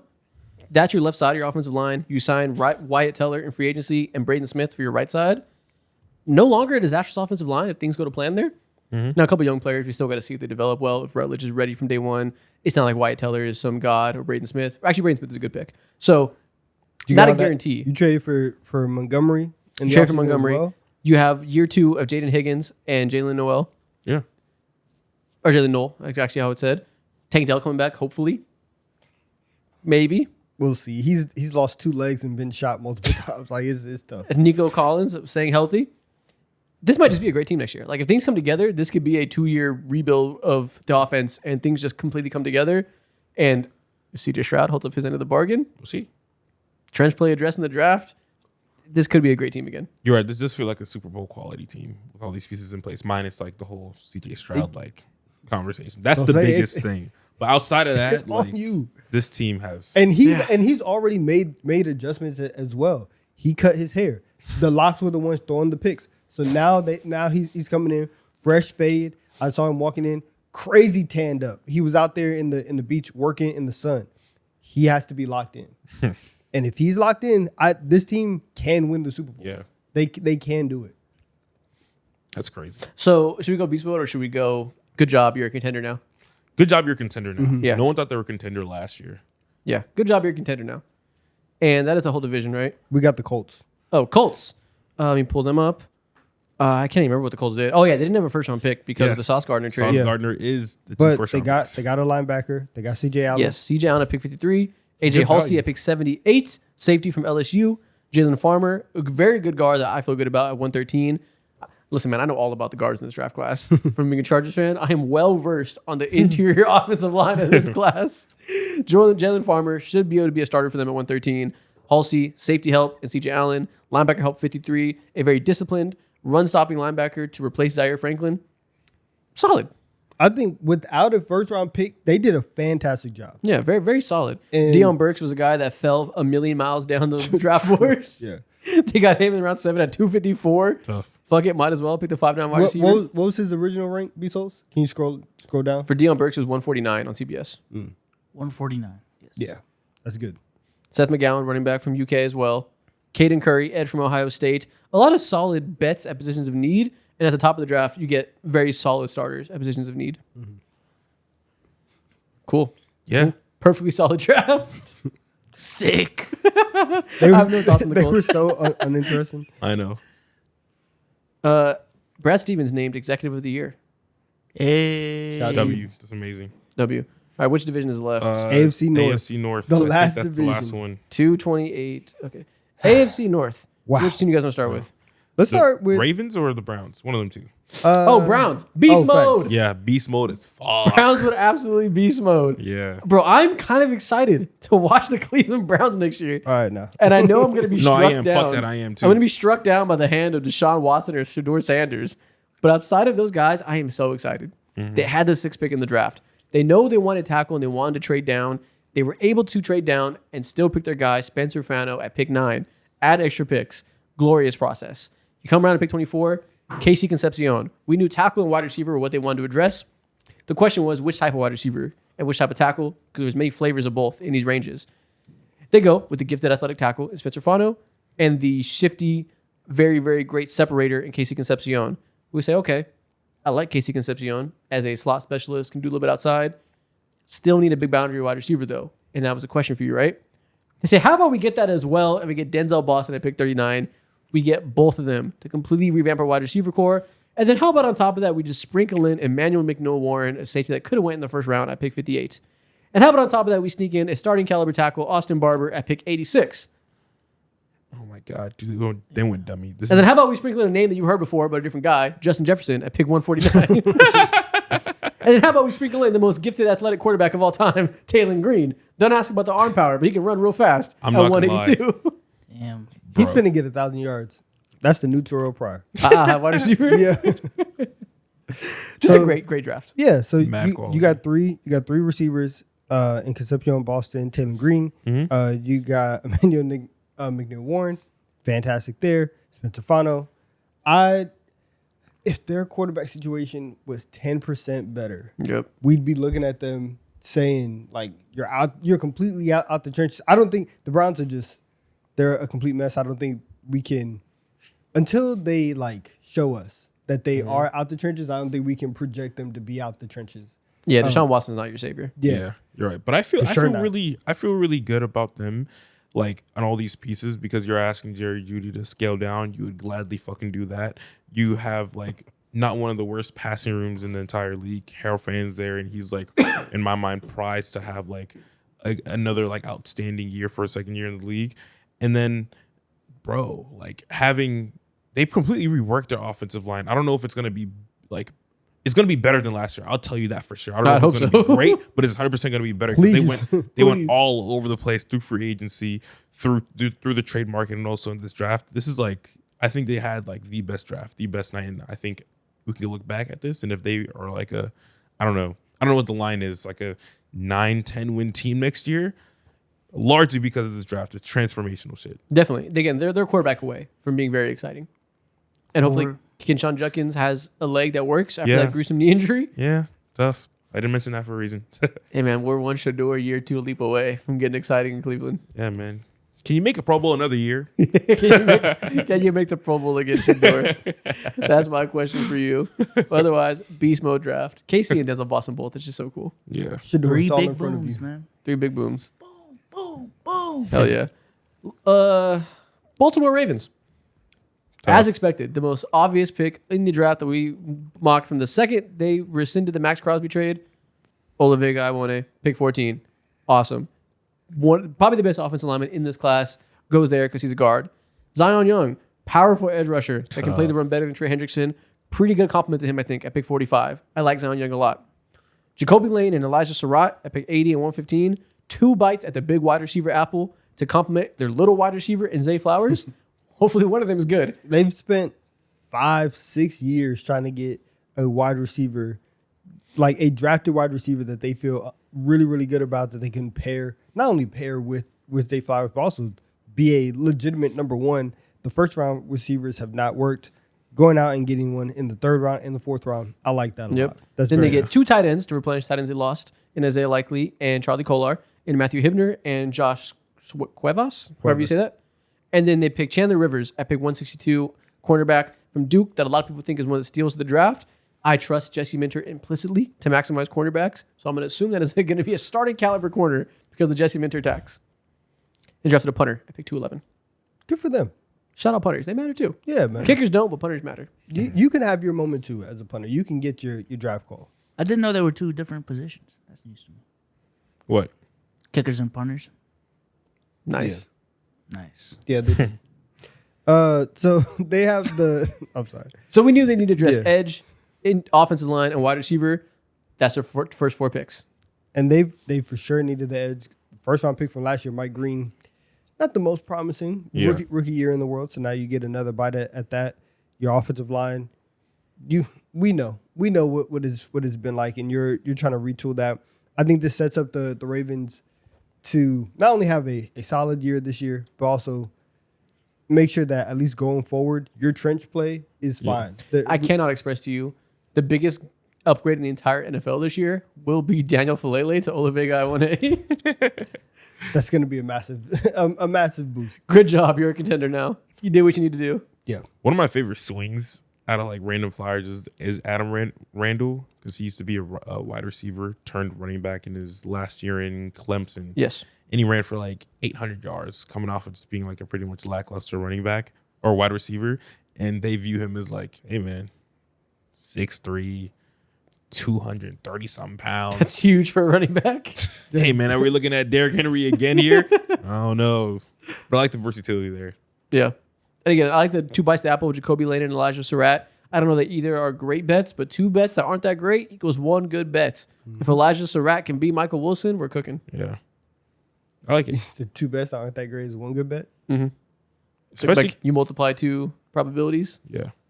Especially considering DeAndre Hopkins was, at least by receptions and targets and shit, it was like their wide receiver too, which is kind of crazy work. Yeah, so I think they hit all the spots you needed them to hit. We love Vega and Zion Young. I like a lot personally, and it's a good compliment, like I said, to Hendrickson. So I'm pretty happy with what they did. It's not quite beast mode, but I'm very happy if I'm a Ravens fan. I damn near want to put him in beast mode because of the Falele tax. It was that bad, but I'm okay with this. Nah, they'll be okay. Are we okay? Yeah. All right, last 2 teams. We got the Bengals and the Steelers. Oh, fuck. Yes. We got the Bengals, who traded their pick for Dexter Lawrence. So no first round pick. Cassius Howell at pick 41. Okay. Very interesting. Because now they have Boy Mafe, they have Cassius Howell, they have Shamar Stewart, and one more edge who I'm blanking on. Pretty interesting group of edge players when you know you have Dexter Lawrence in the middle. Boy Mafe and Cassius Howell are like speed edge rushers, pass rushing specialists. That's kind of cool to have both of them. And then you have Miles Murphy and who's the other name I said? I'm blanking. And Shamar Stewart. That hopefully Shamar Stewart develops and that can kind of give you a like 2 strong, powerful edge setters and 2 interesting pass rush specialists in Mafe and Howell. Like the balance of that room is interesting now. I am so curious what their defense is going to look like. Same. And for them, I'm surprised they went Cassius Howell because you went and got a Texas A&M edge last year. And you're like, you know what? Let's do it again. Yeah. I would have been shocked. I would have been stunned, and I didn't want to do it. But I think for them, you go out, you get a center and kind of Lou in the 4th round. I would have liked them to they put a lot of resources last year into trying to fix the linebacker room. I wish we probably could have got a little bit more this year as well. But edge, Takario Davis in the second or in the 3rd round, really building on that secondary, because I do think that now that you have Dexter Lawrence and you went out and got Boy Mafe, now you have competency on the defensive line. The secondary was starting to become a strength of your defense in the second half of last year. Adding depth, adding younger pieces there is very, very nice. Kobe Young. Anytime I see wide receiver, like for them specifically, stop being greedy. Like it's just a lot. Yeah, I know it makes sense. I know everybody needs depth at certain positions. You're doing a lot, but I would say probably just good job. You got out the trenches. Got out the trenches. I think so, because now I do think that their defensive line is at a place where Are you factoring the Dexter Lawrence trade to this? If we're doing that, because technically he was their 10th overall pick, then okay. Yeah, he's on the team now. And so with Dexter Lawrence in the middle, you now have a defensive line that has a bit of a rotation that you feel can be okay. I would say that's out the trenches. Yeah. They still have the worst linebacker core in the NFL, so that's tragic. But if we get a year 2 leap from a couple of those guys and they're competent, they're obviously, you can put them out of the trenches. Maybe they can have a competent defense despite the linebacker core, but shout out to D-line. We'll say that. Shout out to D-line. They did that. They did address the D-line. Shout out to the D-line. Salute to the D-line. Last team, Pittsburgh Steelers. We're on the phone with Mekhi Lemon at pick 21 before the Eagles swooped in and traded to pick 20 to go take him. Hilarious process that you're on the phone with him, and then you got on the phone with him before you were actually on the clock. That's so sick, yeah. So they get snatched from you. Yeah, that's tampering, by the way. Ooh. I need my pick, Come on Pittsburgh. now. Send it over. Send it over. But they ended up drafting Max Ianachor, who can be a developmental future starting tackle for them, which is nice. They get Jeremy Bernard at pick 47, the most clear, obvious career wide receiver 2 I've ever seen from a prospect. Will never be a wide receiver 1, but will be a good wide receiver 2 for a long time. Drew Aller at pick 76. They go the toolsy quarterback, swing for the fences. Dude, Can he we said make this him on the Josh show Allen? the other day. You remember? Who said that? Donovan. I He thought- was like, did you? he I said told the you. Steelers are going to do some dumb shit and go ahead and just select Drew Allen. But he said it in the first round, I think. But still, funny as fuck. Yeah, they pick him in the third round, pick 76. They end up getting Jennings Dunker, who is a interior offensive lineman, was a tackle in college, kicking into interior offensive line. Makes sense. They have a need there. How do you feel about that group of names? The Ahanacho pick, I like it. Well, I like it because I like Ahanacho. I'm also confused just because he does need a little bit of development. And with the Steelers in their current state, I just need to know, what are you guys on this year? Yeah. And he very well can play this year. Well, I think he'll develop behind Broderick Jones is the goal. Yeah, but if that's fine. I mean, if that's the case, cool. Are we trying to win now or not? Because I'm okay with them taking a tackle. I think that there were just a couple other tackles that they probably could have got that were a little bit more pro ready. But taking him in the first round, if you really like the upside, all right, that's cool. That's fine. I think even though I said Drew Aller to them, I was saying Drew Aller in the fourth. Not at 76. Yeah. Not that 76 is high. The third round picks of Carson Beck and Drew Aller. When I first saw Drew Aller's name to the Steelers, I had to go back. At first, I thought it was like the fourth round, and I was like, third. That's a bit much for me. But it does make sense that you would have this very, very toolsy guy, and you say, you know what, he just fell off for a year. He's going to be behind Aaron Rodgers. Maybe he can learn a thing or two, and he'll be ready in a year. If you like that, all right, cool. He went to Penn State, stayed in state. I know people like that type of stuff. I know people like that type of stuff. It's cool. I mean, listen, I said it 30 minutes ago with Ruben Bain in Miami, so it's whatever. It's Hey, cool. it's just it's a cool, solid draft. It's not terrible. It's cool. It's another draft. They did their thing. They were the Steelers. Salutes. I don't know who's gonna be your quarterback this year. Maybe Drew Aller. Maybe Aaron Rodgers is gonna go home. I don't know. Mike McCarthy would be so sick if he took this job and Drew Aller was his first quarterback. That'd be hilarious. I'm resigning. They set him up. Yeah, this isn't what I signed up for. Yeah. So this is our table. Obviously, it's in a slant positive because these guys could be anything. Is there anybody that you feel like should be moved to one of the lower tiers? Only 7 teams in the negative tiers. You know what? I was glazing. Put the Falcons in. What are you doing? Okay. Actually, not just disappointing. Okay, just disappointing. I like Avion Terrell. Yeah, he's good. I do too. But also, we're taxing you. You should have had a pick this year. We're taxing you. Okay, other than that, I think I feel good about this. I feel all right. Yo, put the Dolphins in beast mode. This would happen 13 picks. I'm joking. No. If Gator Proctor is good though, beast mode. 13 picks. 100%. 25% of your roster Beast is different from the draft alone. That's crazy. Beast mode. That's crazy. That being said, welcome to TikTok time. Longest episode of the show's history. Good grief. Let's go to beast mode again. Let's go. We have to. We have to. Spur your energy. Woo! Welcome to TikTok time. First thing we're going to do today, we are going to put every single NFL team into a bracket post-draft and decide who we think has the brightest future in the NBA. In the NFL. Said the wrong word. So we're going to see all 32 NFL teams. We decide post-draft who you think has the brightest future between the two until we have a victor. Brightest future? What does that mean? Like 5-year quality outlook. depth of young players and all that too. okay. Yeah, 3 to 5 year outlook. Who's going to be the most successful? Who's poised for long-term success? Yeah. Yeah. So this year and beyond, who's on the trajectory? First matchup, Falcons versus Cardinals. Not the Falcons. Is it the Cardinals, though? No quarterback. No But quarterback. the rest of Quarterback matters a lot for this conversation. yes, but the rest of the roster is building up. They can get somebody in there. Jeremiah Love, 2 promising wide receivers, one of the best tight ends in the NFL, several talented offensive linemen. They're kind of poised to be a quarterback away from being competent. Yeah, I agree. I'm taking the Cardinals. yeah. The Falcons do have some talent, though. They have Bijan Robinson, Drake London. And what do they do with it? I don't know. Because they've had Bijan and Drake London for a couple years. Yeah. And what do they do with it? But I mean, they just drafted 2 edge rushers that, assuming one doesn't go to jail, you feel good about them. Xavier Watts is good. Like, That's the case. we have to assume no Why jail are time. we in a situation where our edge rusher might go to jail? Because it's the Falcons. We have to go All with the right, Cardinals. we'll go here. Cardinals. But I think it might be the Falcons. We'll go Cardinals. Ravens versus Bills. Which one of the MVP quarterbacks? Ooh. Ravens, I think. In terms of long-term success, I think the Ravens have better talent around them. Actually, do I feel that way? Never mind, actually. Derrick Henry's I getting don't old. think so. Never mind, I don't know. They're kind of the exact same team. They both have Yeah. older players they're relying on. How old is Zay Flowers? He didn't even change the conversation. Never mind. Okay. Don't answer that.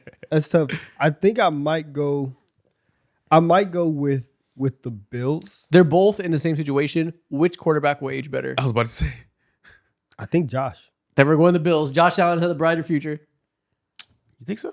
I think he ages just a little better than Lamar. He's more durable. Yeah, it's probably fair. Okay. Yeah, it's probably fair. Though I do think Jesse Minter might be the most stable coach of the duo. If he's going to be that next guy to be a genius, give second life. Let's see what Joe Brady does. We'll see. We already picked the Bills, but I don't know about that one. Panthers versus Bears. 2 pretty bright futures. One is Caleb, one is Bryce. Both have a good supporting cast now. They This do. is good. But This is good. we feel very confident about Caleb Williams being the quarterback here in 5 years. Cannot say that for Bryce Young at this point in time. I will go with the Bears. We're another offseason away. Obviously, they still have flaws on the roster. You can fix that in next offseason. We'll be good. Yeah. And Ben Johnson.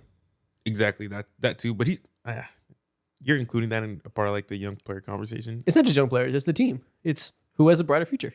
Oh, okay. Brighter future. Yeah. Ben Johnson is like the ultimate, like, there's no conversation behind this as well. Yeah, they have Ben Johnson, they have Caleb Williams, they win the head coach battle and the quarterback battle. And the tight end battle too. And the Tight end battle. Yeah. They They're have wide smoking them on the receiver. tight end Like, They're battle. depth. smoking them, yeah. Yeah. Tedero McMillan, Luther Bergen might give him run for his money. I have a lot of stock in Luther plus Rome.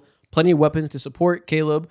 Interior offensive line took a hit this summer, but they still feel good about the long-term health of that offensive line. Hopefully, time will tell what they can do on the defensive side long-term. Yeah. We'll go Caleb and the Bears. All right. Bengals versus Browns. Interesting. This is so crazy because Joe Burrow was talking about, he was talking like he wanted to quit football last year. Yeah. Yeah, it was the Browns, so we're not going to pick them.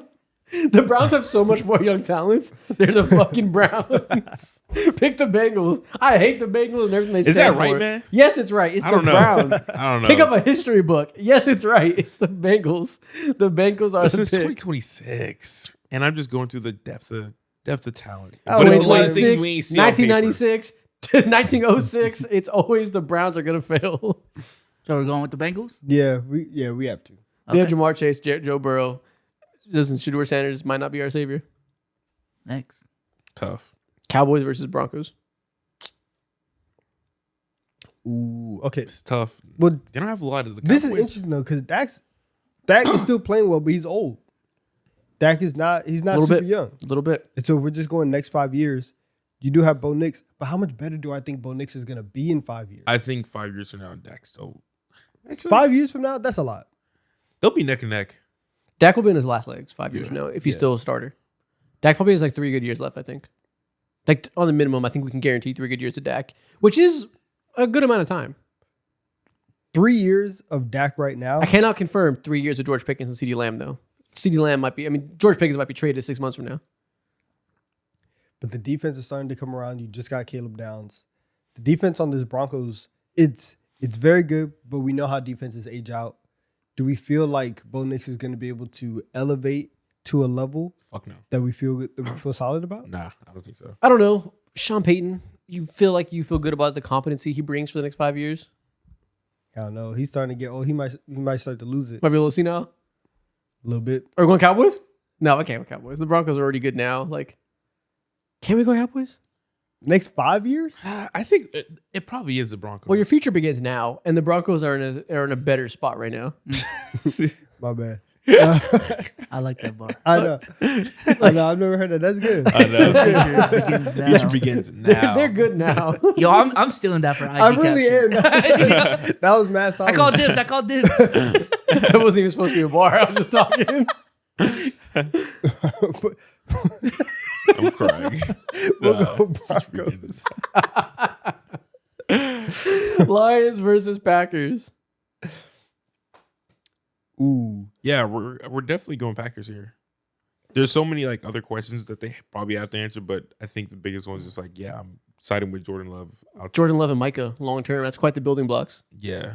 Yeah, we're talking about Dak being on his last legs in 5 years. What is Jared Goff going to be on Yeah. in 5 years? Yeah, he's beyond cooked. That's a tough question. I have to go with the Packers here. But they have Gibbs and Amon-Ra, Hutchinson. That's cool. Dan Campbell said it. It might have been the only chance. Okay, Packers it is. Micah's very young, should be good for a long time. I feel better about Jordan Love. Texans versus Colts. Texans. Well, You gotta second guess yourself every time. I do. No, it's the Texans. Will Anderson Jr. is very young. They're gonna have one of the best edge rushers for a long time. Derek Stingley, very young, definitely has 5 good years left, barring injury. It all falls on CJ It Stroud's shouldn't be a shoulders. question. It shouldn't be, but It shouldn't be a question. But it is. But that man. Yeah, it's Texans. Texans. All right. Damn. Jaguars versus Kansas City Chiefs. Chiefs. I'm just Mahomes going Chiefs, 100%. I don't give a damn what they got going on over there. Shout out to Liam Cohen. He moves me, but Okay. Well, I can't scroll far enough, but we're picking the Chiefs. Yep. yeah. All right. Just stop zooming in. Chargers versus Raiders. Cannot pick the Raiders right now. I'm sorry, I cannot do it. They're kind of like the Browns, where you guys have just been in hell. You They're guys just don't. internal stink. Yeah, you don't really know what you're doing. You have Justin Herbert in his prime right now. You have Jim Harbaugh, big culture guy. Culture guys normally fail on the scheme. They got the scheme guy, Mike McDaniel, this offseason. I like the way that the Chargers are And if building we can things. convince Mike McDaniel to stay for 2 years, win a Super Bowl, Jim retires. Mike McDaniel, you're in charge. Now we have a long-term future of Justin Herbert in a Shanahan scheme. We can't fail. McDaniel, 2 years? Nah. It's not impossible. 2 years doing isn't that. crazy. He ain't doing that shit. For the best guys, maybe.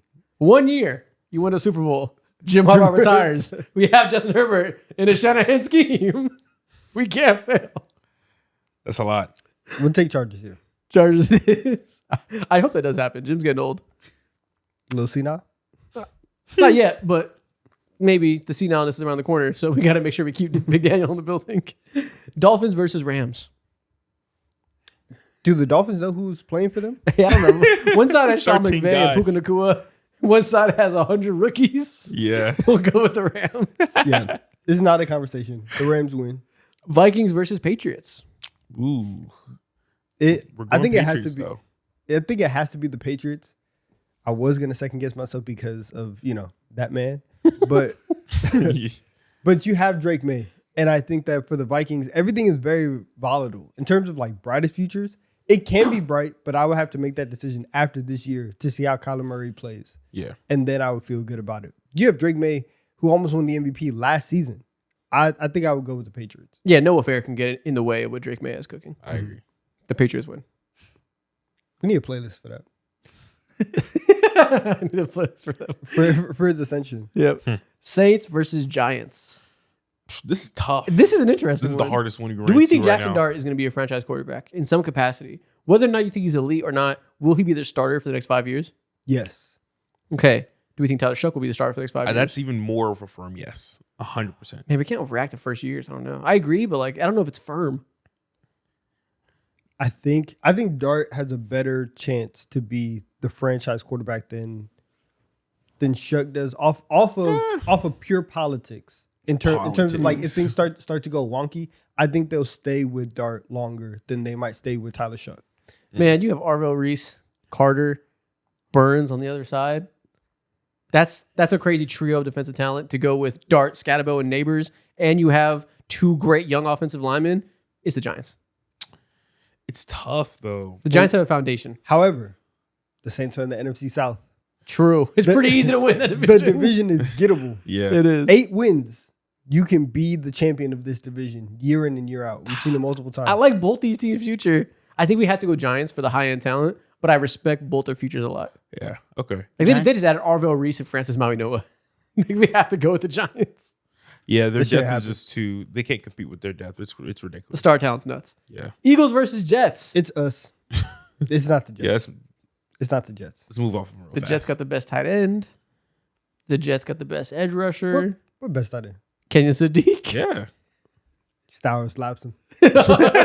So he's already a part of the family. He loves him. I forgot the Gus Towers. That's kind of nice. Yeah, it's the Very Eagles. nice. It's good. Steelers versus Seahawks. Steelers. You want the defending champs with a young core is in place? Or do you want the reunion of Mike McCarthy and Aaron Rodgers 7 years later, both shittier than they were before? Aaron Rodgers led team, I'm assuming, too. For the next 5 years. Yeah, he could do it. He would do it. He would say it. He On could do 1 year contracts each time. Oh my God. He doesn't sign any of them until training camp. Yeah, it's the Seahawks. it. Yeah, it's not even close. 49ers versus Buccaneers. As long as Kyle Shanahan is there, I'm gonna take the 49ers. Yeah. The Bucks have been, they were in free fall in the second half of last year. We're kind of getting to what feels like the end of the Baker Mayfield era in terms of like he had his run where he was gonna win MVP, but I'm not sure where they go from here. I'm gonna take the Niners. Yeah, might as well go 49ers. As long as they have Kyle Shanahan, they will draft ridiculous draft picks every single year, and no matter what, they will find success despite the ridiculous draft picks. He will coach him up. He will coach them up. They cannot fail. What if he does that so that he looks better as a coach? Permanently gets out the That's mud, ridiculous. but he finds his own mud. 49ers, right? Yeah. Yeah. He brings his dirt. He brings his water. He mushes it together. Coach of the year. Every time. Well, what if that's the scheme? It's the play. Come on, man. That's how you win the PR battle. Titans versus Commanders. Interesting. Both flawed rosters. Both have young quarterbacks. I feel much better about Jaden Daniels than I do Cam Ward. Very true. I would agree with that. And I think even for right now, I think the Titans are still a long They're a ways couple away. players away. They're a couple like foundational pieces away. Meanwhile, I think the Commanders finally added another one. So Sonny Styles on the other side. yeah, And I think moves I'll go me- with the Commanders. That entire defense is remade, and if the Titans had did that, then I would feel a little bit different Same. about them because I like the combination of Robert Saleh and Cam Ward. the Dable. Thank you, and Dable as their coaches, but like you said, the roster just still isn't in the right place. Yeah. Commanders it is. Moving on. It's the end of the first round. On to the round of 16. Cardinals versus Bills. Bills blow them out the water. I'm picking Josh Allen over all the poverty franchises. Yeah, sorry, man. Bengals versus Bears. Caleb Williams and Ben Johnson. Obviously, Joe Burrow is fantastic. It's Caleb and Ben versus Joe Burrow and Zach. Zach. Also, Zachary. there's no guarantee Joe Burrow's a Bengal in 3 years. There's no guarantee Joe Burrow's a Bengal in 2 years. There's no guarantee Joe Burrow's a Bengal in 1 year. 6 months. Oh, shit. How about Damn. that? Oh, we're going the Bears pretty easily. Broncos versus Packers. Interesting matchup. This is going to make a lot of people mad. Again, I think These fan bases are going to be so upset. Every They are. podcaster, y'all are going to yell at me. Yeah, it's going to be tough. They're going to cancel us. Why you move your hips like that? yeah. We're going to get canceled for this one, guys. I think I'd go Packers, I think, for me. Jordan Love just moves so much. And Bo Nix is Bo Nix. I'd feel very comfortable with just like ending the conversation with, yeah, I got a top 10 quarterback comfortably. I'm straight. Low-key, I kind of might go Denver. Why? I think the stability of Sean Payton there moves me a little bit more than the stability of what the Packers have going on with LaFleur.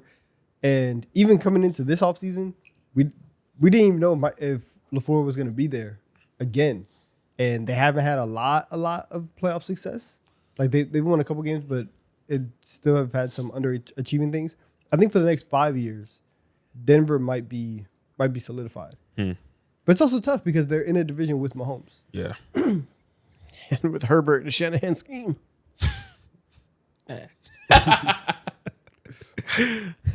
Everyone's fair notice. It's fine. You're the tiebreaker. Damn, I don't want to be. It's tough. It's tough, I know. Fuck, I guess Broncos. Broncos. Don't feel good about it. Just Broncos. Okay. Texans versus Chiefs.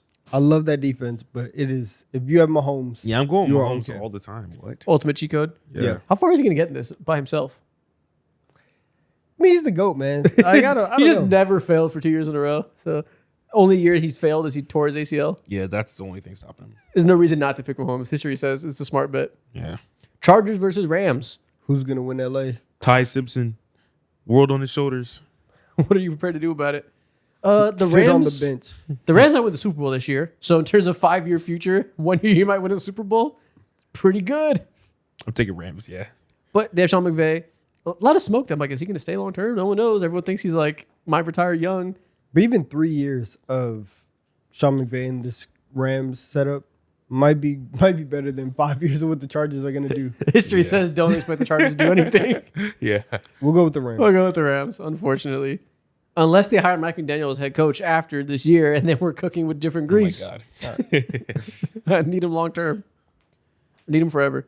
New England Patriots versus New York Giants. Y'all want to hate on Bezos and just go Giants? Hell yeah, I do. All right, Giants it is. Hell, I wasn't even gonna hate. Hell yeah. I mean, I guess we can. I don't care. All right. Giants it is. You want to hit on Donovan and go the Seahawks over the Eagles? All right. I'm just talking. The Seahawks versus Eagles. It's definitely Seahawks, right? Yeah, I'm like, what do you mean hating? Yeah, I know. My bad. I do think Howie Roseman is somebody you want to bet on long term. 100%. So is John Snyder. So is Mike McDonald. John's gonna take a decade to rebuild it. Howie's gonna do it in 5. We're going with the Seahawks though. They have everything in place. Don't got to worry about pretty much any of the important components of the team. You feel good about. You're right. I do. Will know Jalen Hurts be an Eagle in 2 years? You're asking real questions here Yes. that I do not have the answers to. The answer to you is yes. Do you feel confident in that? Yes. No, you don't. I do. Do you feel it to be a guarantee? No. Okay. And for it not to be a guarantee says a lot. I mean, Sam Darnold gonna be there in 4 years? I said 2. Just say the number. 4 is a lot of years. Is Sam gonna be there in 2? Yeah. Yeah. You will. Yeah, I think so. He has breathing room. He could have like a bad year. Hurts can't. Okay. Yeah. 49ers versus Commanders. This is stinky. We just did this in our Would You Rather video. We said, would you rather have Kyle Shanahan or Jaden Daniels? We picked Kyle Shanahan. Kyle Shanahan it is. There we go. We're revisiting this argument. Give me Kyle Shanahan. Give me the 49ers. That's funny. I'll trust him to figure it out. He's maybe the highest floor-raising coach in the NFL. Okay. Bills versus Bears. Who has a brighter future? They're going to have Josh Allen for all 5 years. Yes. So you take However, greatest of all time or I'm going with the Bears. one of the greatest minds of all time. To go with the Bears, you got to think Caleb's about to be like a top 8 quarterback. Exactly. And you know what? That's just not ridiculous at all. You got to think Ben Johnson's going to be a top 5 coach. That's not ridiculous at all. You got to think Luther Burden in Rome is going to be an awesome, and you got to think Luther Burden, Colson Lovin in Rome is going to be an awesome weapons group for the next 5 years. Yeah. That's a lot to do Well, let with. me tell you what I think. I think all of that. All of that. Give me the Bears. I think all of that. I will go with the Bears. Yep. Chiefs versus Broncos. Chiefs. Chiefs. We got to go Mahomes. He's made it this far. 100%. Rams versus Giants. I think this is where we let the Giants rest. I think this is where we put them down. Probably. I think this is where we put them down like dogs. We go with the Rams. They're going to make it to the Final Four. Seahawks versus 49ers. Do you trust Kyle Shanahan enough to bypass everything you know about how dominant the Seahawks are? It is crazy. Yes. You do? I actually do. They traded a haul away for Trey Lance. And for the most part, like obviously it's manifested in certain ways. Hasn't really mattered. They won 13 games last year, like 12 or 13 games last year. They were a game away from being the 1 seed in the NFC. They found their quarterback in the 7th round. They can find steals. I think I'm going to go with the 49ers. You're right. They can find steals. They have that ability. They've proven it year after year. It's the Seahawks. Shout out to but Steals. the Seahawks, like, they do that on a yearly basis since like 2022. So it's like They have a GM who's done 2 of the greatest rebuilds of all time. I trust him implicitly. They have a defensive coach who might be the defensive Kyle Shanahan, for all we know. Maybe we're going to see him do this for years to come. He immediately proved to be one of the best floor raisers in the NFL on his side of the ball. They have immense amounts of young talent on both sides of the ball. They have maybe the best receiver in the NFL, and he's like 23 or 24 now, whatever he is. It's crazy. Yeah, I'm going Seahawks pretty easily. Seahawks. It's going to be crazy when that doesn't matter in 2 years. Kyle Shanahan and wins. the 49ers just, they win the NFC West again. And then what else? They're going to the Super Bowl? Maybe. Yeah, I bet. You know, we'll They see. might. I mean, they With were their luck? they were in the Super Bowl twice in the last True. 5 years, 6 years. True. See, now I gotta listen to you pretend. that you don't call Kyle Shanahan the Super Bowl fraud all the time. I do. I do call him that. That you don't think he's a But joker? he be getting there. I gotta give him credit on a certain level. Okay. Final four. Bears versus Chiefs. Tough. It's like, are we just going to let Mahomes single-handedly win this bracket? Yeah. Does he have? But he's coming off ACL. Does he have to prove himself? No. He's the GOAT. But can he continue to be the GOAT? He's got an Post injection of ACL. talent in the draft on the defensive side. Hopefully the defense can be elite and help carry him again. He's not old yet for NFL standards, right? No. Okay. He's not young, but he's not old. Okay. He's 30. This fuckery can't continue for that much longer. Yeah, it's Mahomes. He's gonna be 45. Yeah, it's Mahomes. Yeah. Whatever. Yeah, I'll go Mahomes. Yeah, we can't glaze the Bears too much, get it too ahead of ourselves. Rams versus Seahawks. We're back. The comparison that's never going to end. And the Seahawks might not stop whooping him too. I just believe in Sean McVay so much.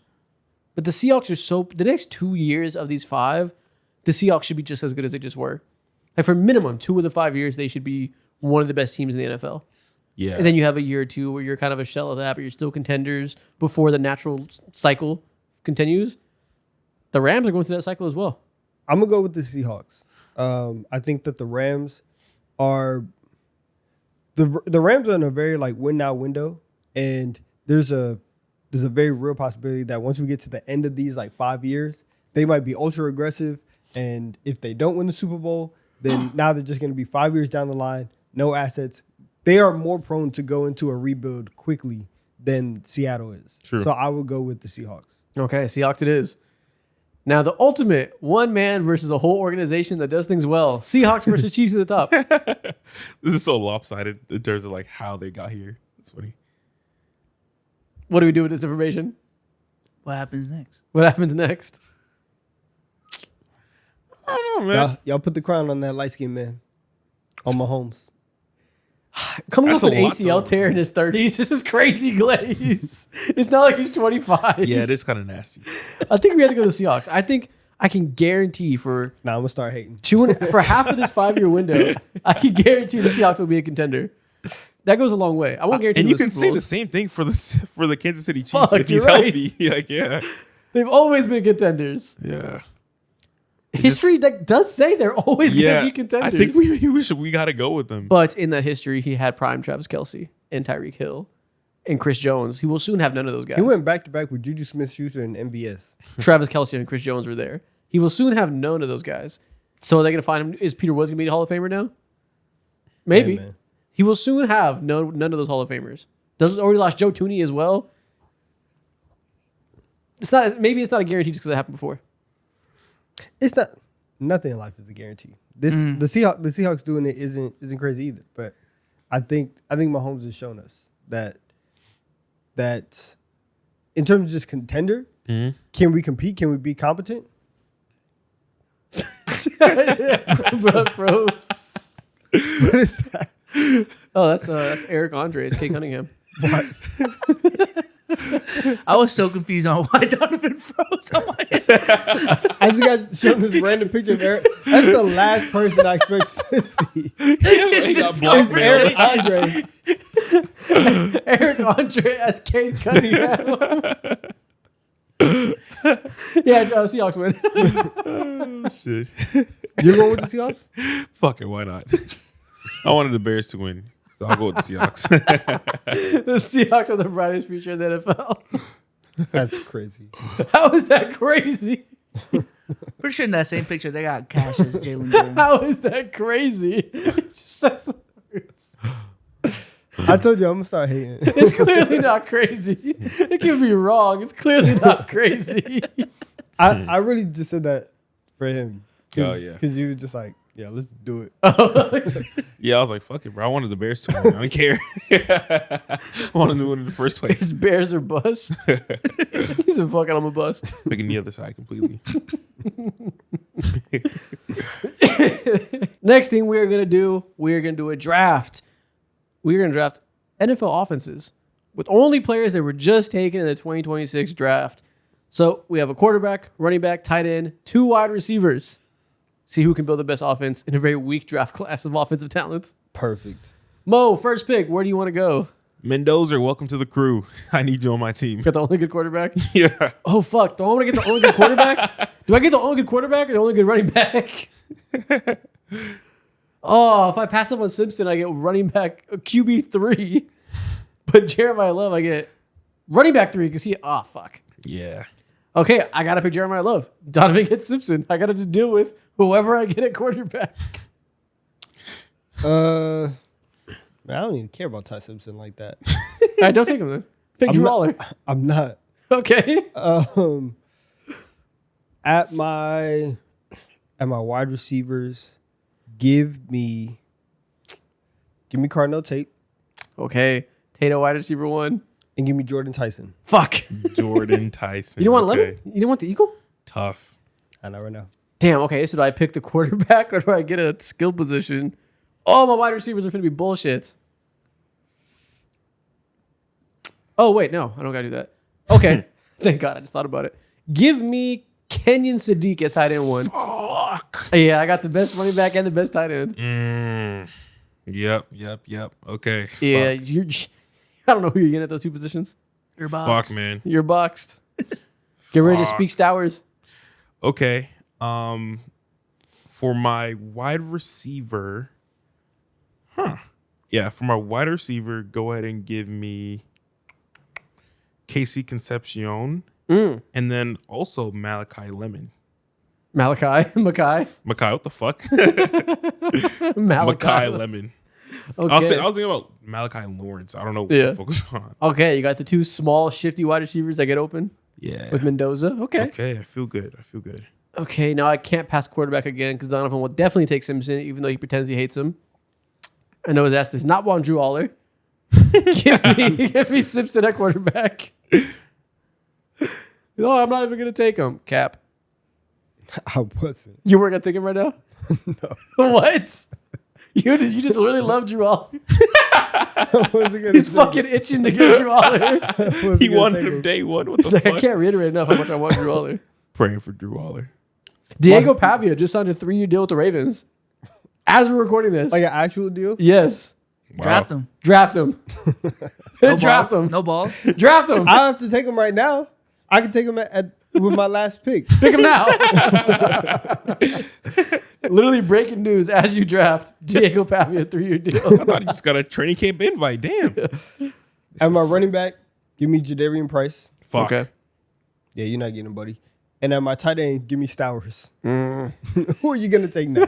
I was shocked that you didn't take Stowers. I didn't want him to get one of my wide receiver guys. Give me Denzel Boston, a wide receiver 1. Under his breath. Fuck. Fuck. Damn it. All right, so tight ends. You get a blocking tight end of your choice. There's a bunch of them. I can. There's a bunch of them in this draft class. Fuck, man. This is not a good position at all. Fuck.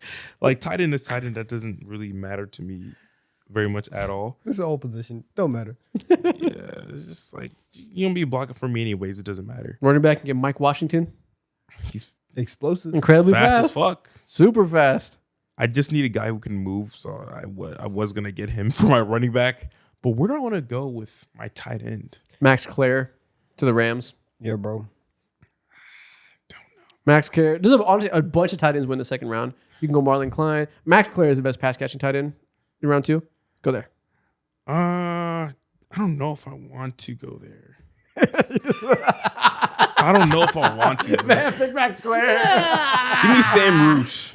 Okay, Roosh. Yes, give me the best blocker in this draft. Okay. Roosh. Roush. Roush. Good job sounding it out. Yes. Hell yeah. You typed it so good. I know. Damn. And now you got to pick running back. I already said running back. Huh? Already said running back. He's taking Mike. Yeah. Oh, I don't- Washington. I didn't even know you said it. I'm just gonna take Mike. Okay, so now wide receiver 2. Take your boy. Who's my boy? Brazel. Oh, yeah, I can pick Brazel. Get some fucking speed out there. Listen, man, I respect everything Kyle Shanahan does. Should I take Stribling? Go ahead. the first receiver taken in the second round. I think Stribling. Give me Jeremy Bernard. Wide receiver 2. Okay. Got some strong wide receivers. No. Now the choice. Taking Taylor. There's Aller. There's Pavia. There's the Gus Bus. Nussmeier. yeah, pick Nussmeier. Hell yeah. We're going to have some fun. Taylor Green, welcome to the team. I knew it. I knew it. I knew it. Stowers with Green. That's a lot of speed out there. They're just running. That's all they can do. Team. I got Jadair Price. We're triple optioning people to death. Carnata's going to run deep balls. Not going to catch them. There won't be a ball thrown your way. You're just going to run. Yo, your son Tyson out to die. Tyson's out there running TikTok routes. Nobody's throwing the ball. We don't run post digs in the league. Tyson will. I love this. Actually, can I switch this to Pavia? Why? Is it going to make a difference? Maybe. Who over under? Actually, no. Between Taylor Green and Diego Pavia, who's more likely to win a game in the NFL? Taylor Green. Why? He's big. He's not 5'6". Diego Pavia is my height. I don't think I could. Taylor Green can't fucking throw. You can figure I've out ways seen to that. win. Justin Fields has been a quarterback for years. He's won a game. Yes. He's so much better than Taylor Green. It is disrespectful. But Justin Fields has had games where he's throwing like 45 yards. He had the game where 45 he had the game where he had negative yards in the first half. No, that's crazy. He's throwing for negative yards. Yes. Yo, what the fuck? Taylor Green, screen pass all day. We're going to put Taylor Green on that Tim Tebow plan. Also, if this candle falls over, You almost fucked up. and this whole studio Just hot wax just all over your drowns legs. in flames, it's Stuff. on you. Nah. In this video, we're not getting any insurance money. Hell no, it's not on me. What do you mean it's not on you? You'd have been the one that knocked it over. No. Who else would it be Why on? is the candle here? Who's it on? Who put it there? Next thing we're going to do. Post-draft, we got to decide who has the worst position groups in the NFL on both sides of the ball. I got to bring up these teams, man. Yeah. So we'll do defense and offense. Offense, we go offensive line, wide receivers, tight ends, running backs, quarterbacks. We'll start there. Who has the worst O-line in the NFL now after the draft? Used to be the Browns. Still could be the Browns for next year. Used to but be I the can't say Texans. that confidently. Texans and the Browns both threw around Yeah. enough money Yeah. to get off the trenches a little bit. Yeah. Probably still the Titans. Yeah, they didn't really do anything to their offensive line. They could have went offensive line at the beginning of the draft. They didn't. Mm-hmm. It's probably still them.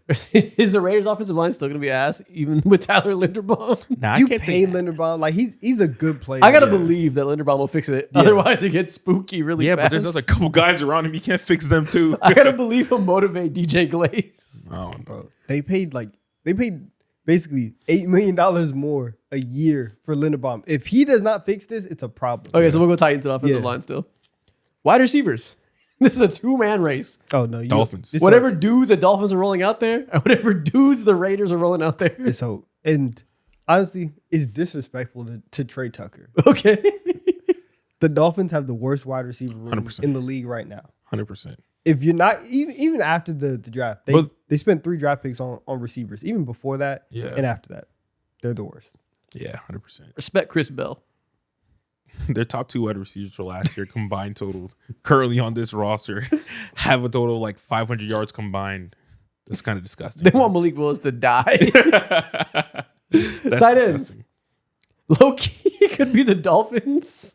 They have Dolchich as their starting tight end, and then just NPCs, unless they bring back Darren Waller, who I imagine is Darren more of a Mike Waller. McDaniel guy. Ooh.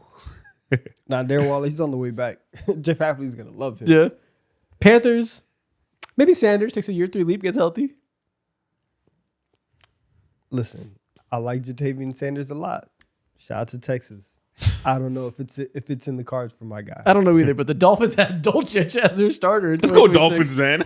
It's the Dolphins. They're just rolling guys around at these positions. That's tough. Let's do Dolphins. Running backs. Ooh, I feel like there's low-key a lot of teams. The Titans. The Titans are up there. Tony Pollard's getting old. Commanders. If you shout out Bill. He had a run. He had a moment. He exists. Considering that they only have that their main back has half a leg right now, Giants. I think his leg will be regenerated by the time we get to the season. He'll grow it back like Wolverine. Now, real leg. Hey, the Browns. Those are real questions when it comes to the running back room. Yeah, Will Jenkins his like leg might be the actually be same? cooked. I don't know. We're not gonna Let's assume everybody's healthy. assume everybody's. Let's assume they recover. And they Well, then don't. that takes the Seahawks out of it. Because the Seahawks, Jadarian Price is it's running back. Jadarian Price and nothing. They're lucky they it's drafted Price. If it was just Zach Charbonnet, I would have picked them. I think it's either the Commanders or the Titans. And even the Titans, Tony Pollard can still give you some good production. It's the Commanders, I think. Okay, yeah, they Okay. got Bill and Rashad White. That's spooky. Okay. Those are names. Fun names. No, they're names. You don't think the names are fun to say? Hardly. Say it again. Bill Krosky Merritt, Rashad White. You had fun saying Rashad White. Sometimes You're different. But yeah, it's no fun. Quarterbacks. Who was the worst quarterback room in the NFL? Browns. If you have Deshaun Watson on your roster and you wasted a third round pick on Dylan Gabriel and you have Taylor Green, Dylan Gabriel really tanks that shit for me, man. That's kind of crazy. they might have more talent in their QB room than like, I don't know, the Colts without Daniel Jones. But the fucking cast of characters in Cleveland is so funny that it has to be the worst QB room. We do those drafts all the time when we're trying to build a player. If you put all of the Browns quarterbacks together, Oh, that's still the worst player in the league. Still the worst. What are you taking from Dylan Gabriel? Processing quick, throwing the ball fast? What are you taking from Deshaun Watson? on Madden for Height, Dylan Gabriel, maybe. we're gonna take short throw accuracy. Okay. From Shador, we're taking confidence. Okay. From Deshaun Watson, we're not taking a damn thing. We're putting him down. Yeah. Can't even take Bill to Achilles or a shot. Yeah, you're right. You can't take nothing by his body. Yeah, man. it's the Browns. They round out this list pretty easily. Still the worst player in the league. That's crazy. They didn't do anything to fix it. Well, okay, so we have the Browns quarterbacks. We have the Titans running backs. No, Commanders running backs. Dolphins tight ends. Dolphins wide receivers. And Titans O-line. Okay. Horrible teams. Defense. We have interior D-line, edge, linebackers, corners, and safeties. Who has the worst interior defensive line in the league? The Giants just traded Dexter Lawrence. They just made a massive hole in the middle of the defense. Didn't fill it yet. The Raiders, dude, they were like NPCs to stop the run. Who's calling else? Christian Wilkins this year?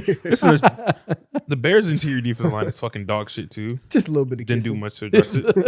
Mike Vrabel's not going to get fired for that. Why should Christian Wilkins lose his job for a little bit of kissing?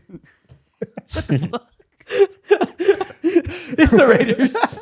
Yeah. It's the Raiders. Worst Vrabel interior got to go to therapy. Just Therapy. Mike Vrabel is more privileged.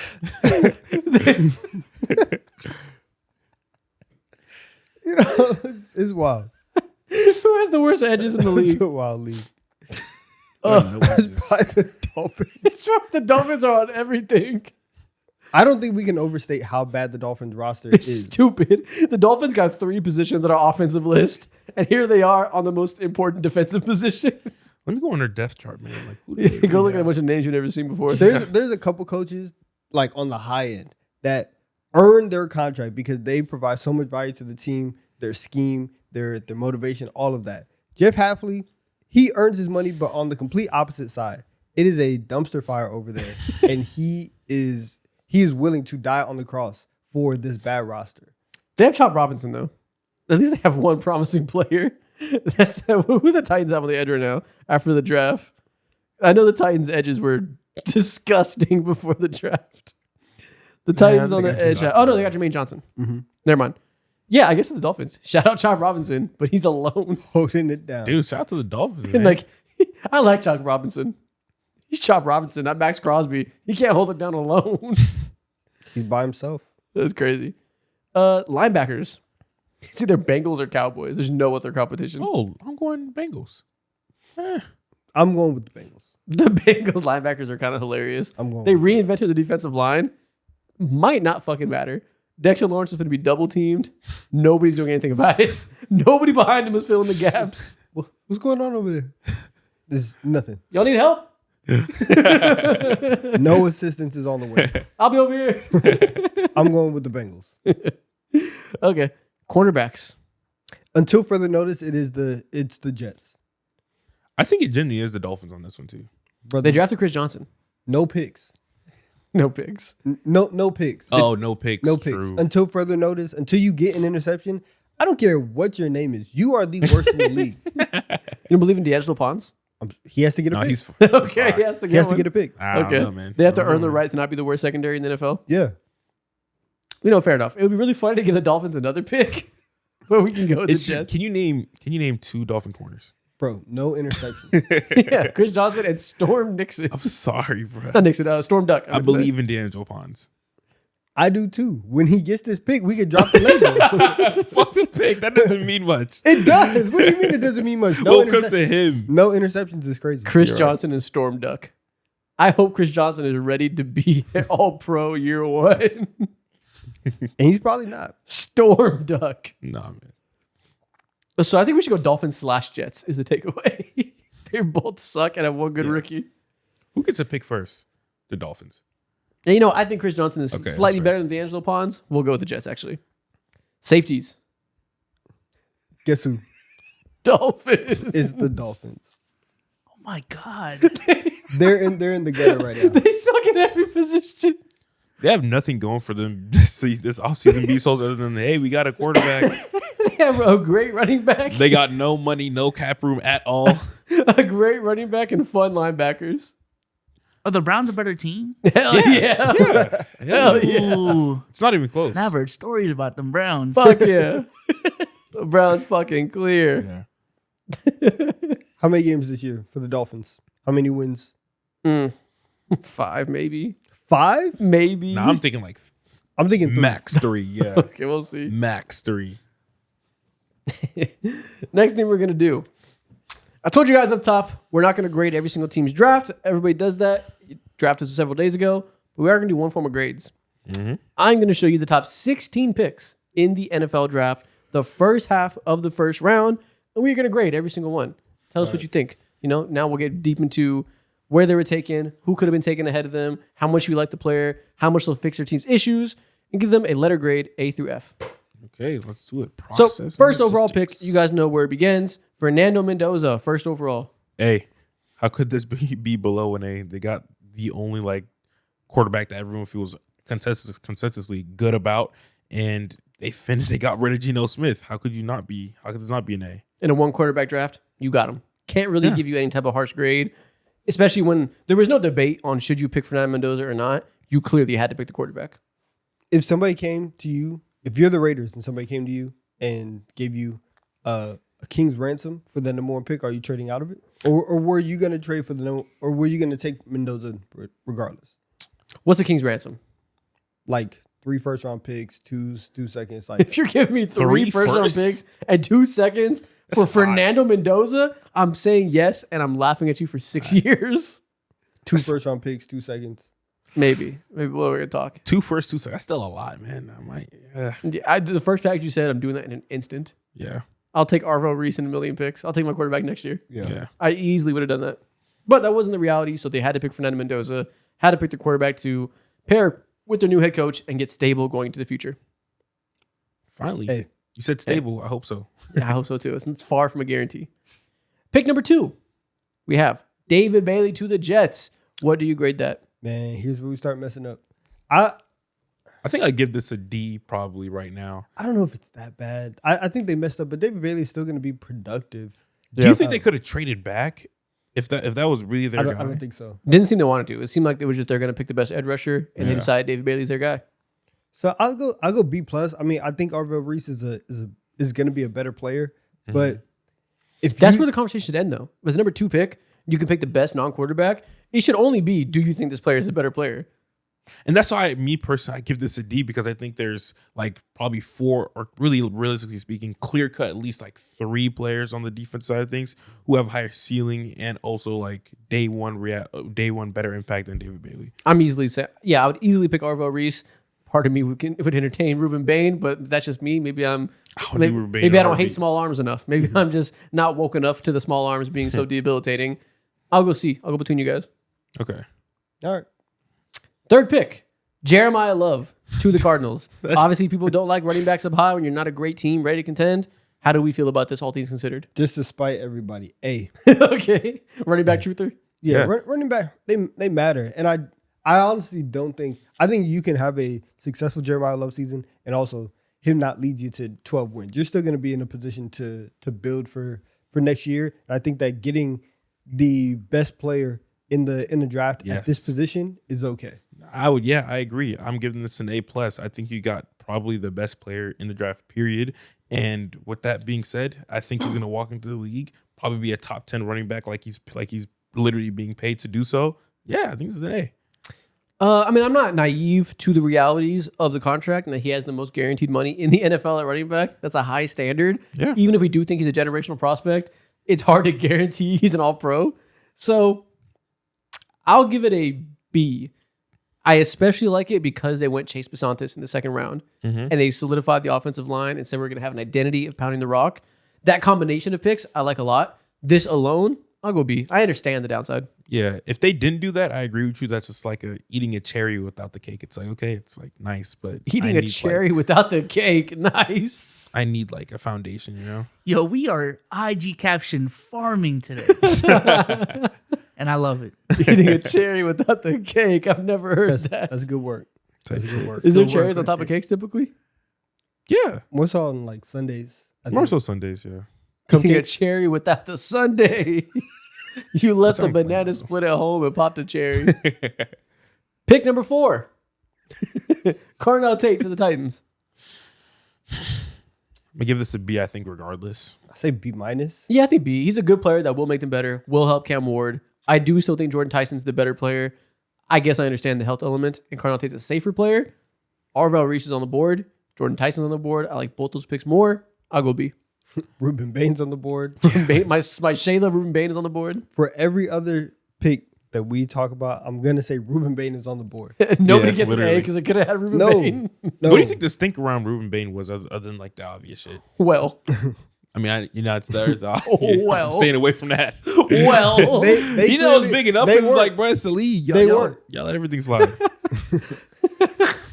He said, "Bro, it's the league. Like we don't care about that over here." They don't. It's a body or two, man. It happens. Accidents happen. No, I mean, clearly that wasn't an issue. It wasn't looming or anything. It was an accident, so nobody cared. I don't think he fell because of that. He fell because of short arms. That's so crazy. Disgusting. Pick number 5. Oh, do we all go B? Yeah, we all of them B. Okay. Arvell Reese falling to 5 to the Giants. I think we're all gonna go A. Probably A+. A here. plus. It's an A. We all thought he was like the second best player in the draft, pretty much. And you know what it is? The Giants woke up my third eye. I spent 2 months believing Arvell Reese would be an edge because he said he's an edge, and I just assumed, okay, he'll get drafted to play edge. They said, nah, bro, you're a linebacker, and we're going to draft you to play that. It's for the first time I thought about it. I'm like, wow, he's a pretty cool linebacker. Next to 2 elite edges and Brian Burns and Carter, that's kind of fucking awesome that we got him in a context we had no idea to expect. And he can still play on the edge. He can do both. He can still do that. Yeah. It's fine. You got a very versatile player, and even though that some people are like, "Oh, you have too many people on the edge," that's fine. Honestly, you really can never have too much. You really Especially this team right here. Yes. So I like what they did. I'm going A. You lose the strength of the inside, the middle of your defense. The spine of your defense suffers because you lose Dexter Lawrence. We make the spine better by adding Arvell Reese. This is an A+. The fit is perfect. Yeah, I agree. Pick number 6. We have the Chiefs trading up and taking Mansour Delane.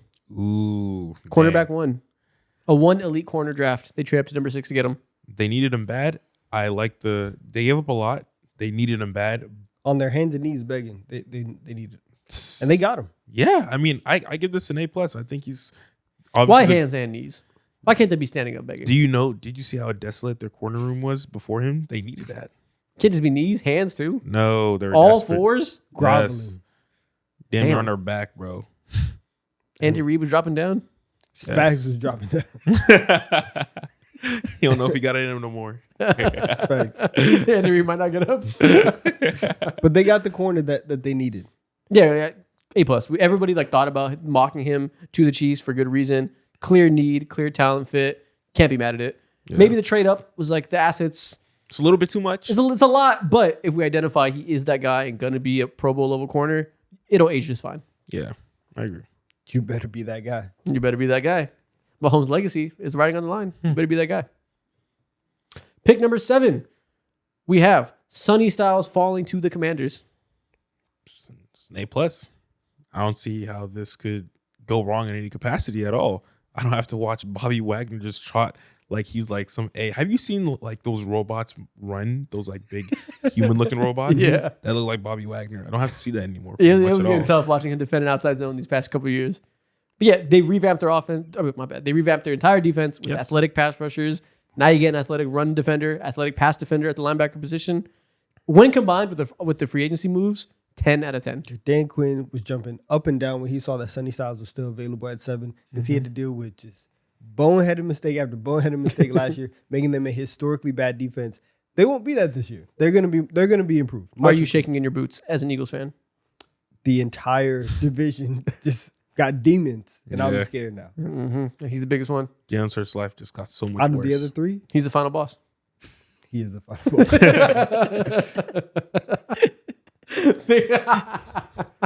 He does look like a final boss. He's 6'5". He's the final boss. Dude, 6'5" is ridiculous. Have you seen him? He's the final boss. He's gigantic. Yeah, fucking linebacker's supposed to be like what 6'1" or some shit like that. He's not 6'2"? normal sized. It's crazy. 6'5" linebacker. He's Yeah, that's Oh huge. my ridiculous. God! It's a crazy advantage. Fucking gigantic. Boom! Mad boom. Pick number 8. We got Jordan Tyson to the Saints, pairing him with Chris Olave. I'm gonna give this a B+. It could be an A. They could create one of the more dynamic offenses, explosive offenses when it comes to what you do with your running game. And then also on top of that, too, you have Olave and Tyson, both guys who have a lot of similarities, but they're similarities that don't hurt you at all. And I think you can fuse a lot of defenses. I'm gonna give this an A. Last time we saw Kellen Moore with a quarterback that wasn't drafted in the first round, 2 downfield receivers. Paint the story. Something interesting happened. What happened? Pretty great offense. It did happen. It's a I'm gonna written give this like a B A Super minus. Bowl. I'm gonna give this a B minus. You got Why the minus? huh? Why the minus? I'm nervous about his Them staying hamstrings? healthy. Yeah. Mm. It is something where if that wasn't a concern, Jordan Tyson goes at 4 to the Titans. Yeah. He is that caliber of a receiver, but the injury stuff is just so massive, and it's such a real concern that top 10 pick, knowing that you have all of these potential injuries, it's a lot. I saw a TikTok where he said his celebrity looked like his Corbin Blue. It's a damn lie. Any light skin with that kind of hair, they say Corbin Blue. Dang, you don't look like Corbin Blue at all. Well, he said people say. He didn't say I look Yeah, like. people. Who you be around, man? I know. He went to Arizona State. I know. You know. Your hair is just like Corbin Mind Blue. you, Corbin. It's so coily. Can I touch it? I know good and well he used it to his To advantage. his advantage. Was he the final boss? Running Arizona State. Oh my god. You know, my brother's in the NBA. Trying to hit his son's game. That's the accent. Who's next? Pick number 9. He had curls and they were like, shake your dress. It's so cool. Pick number 9. We have the Cleveland Browns taking Spencer Fano, trading back, accumulating more picks, and still getting their tackle. I mean, it's an A because of the process as well. Good Yeah. player, great player, but the process behind it, masterful. When you know you want a player and you can trade back and still get that player, that means you did exactly what you need to do in the draft. That is the perfect outcome. A. Yeah, and they addressed another like massive need. Although, like, yes, they got Titus Howard and they made moves and all that and signed guys when it comes to trying to address that line. But this is just another answer to that, and probably like the biggest positive outcome for that too as well. It's the cherry on top.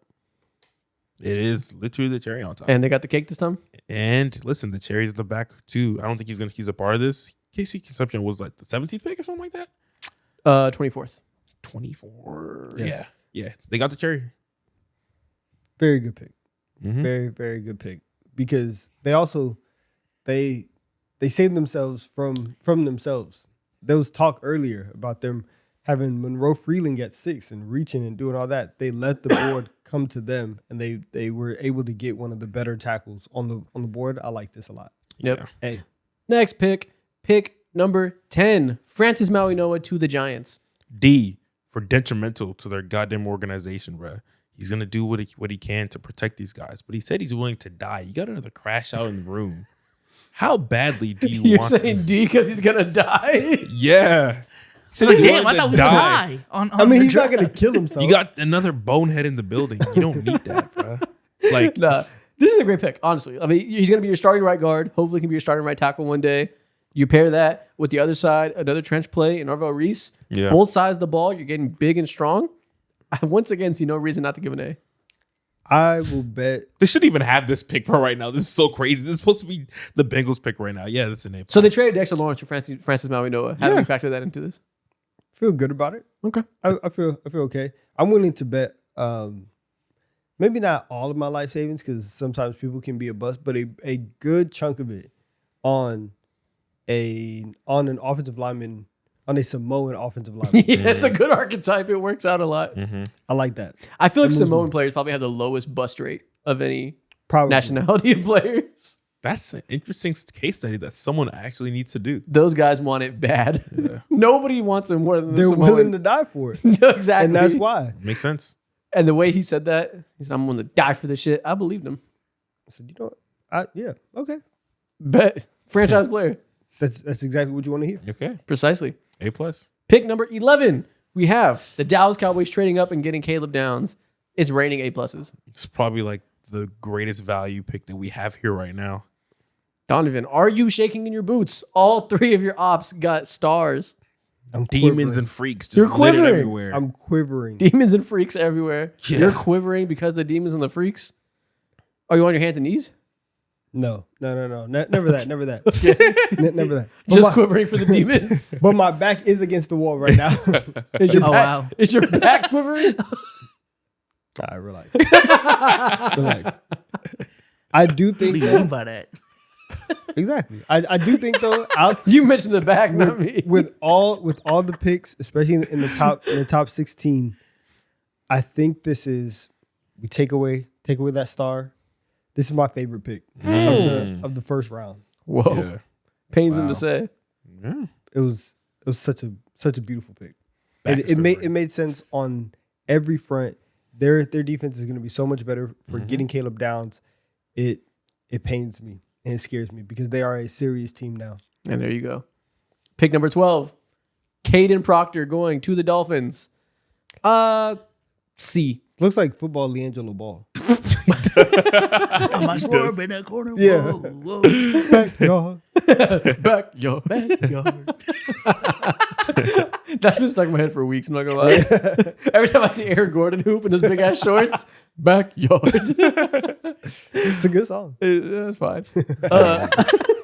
I'll go C. I think it's a little bit of a reach. It's a summer hit. People didn't expect it. If he can be your starting tackle long term and be this athletic mountain freak tackle, cool, works out.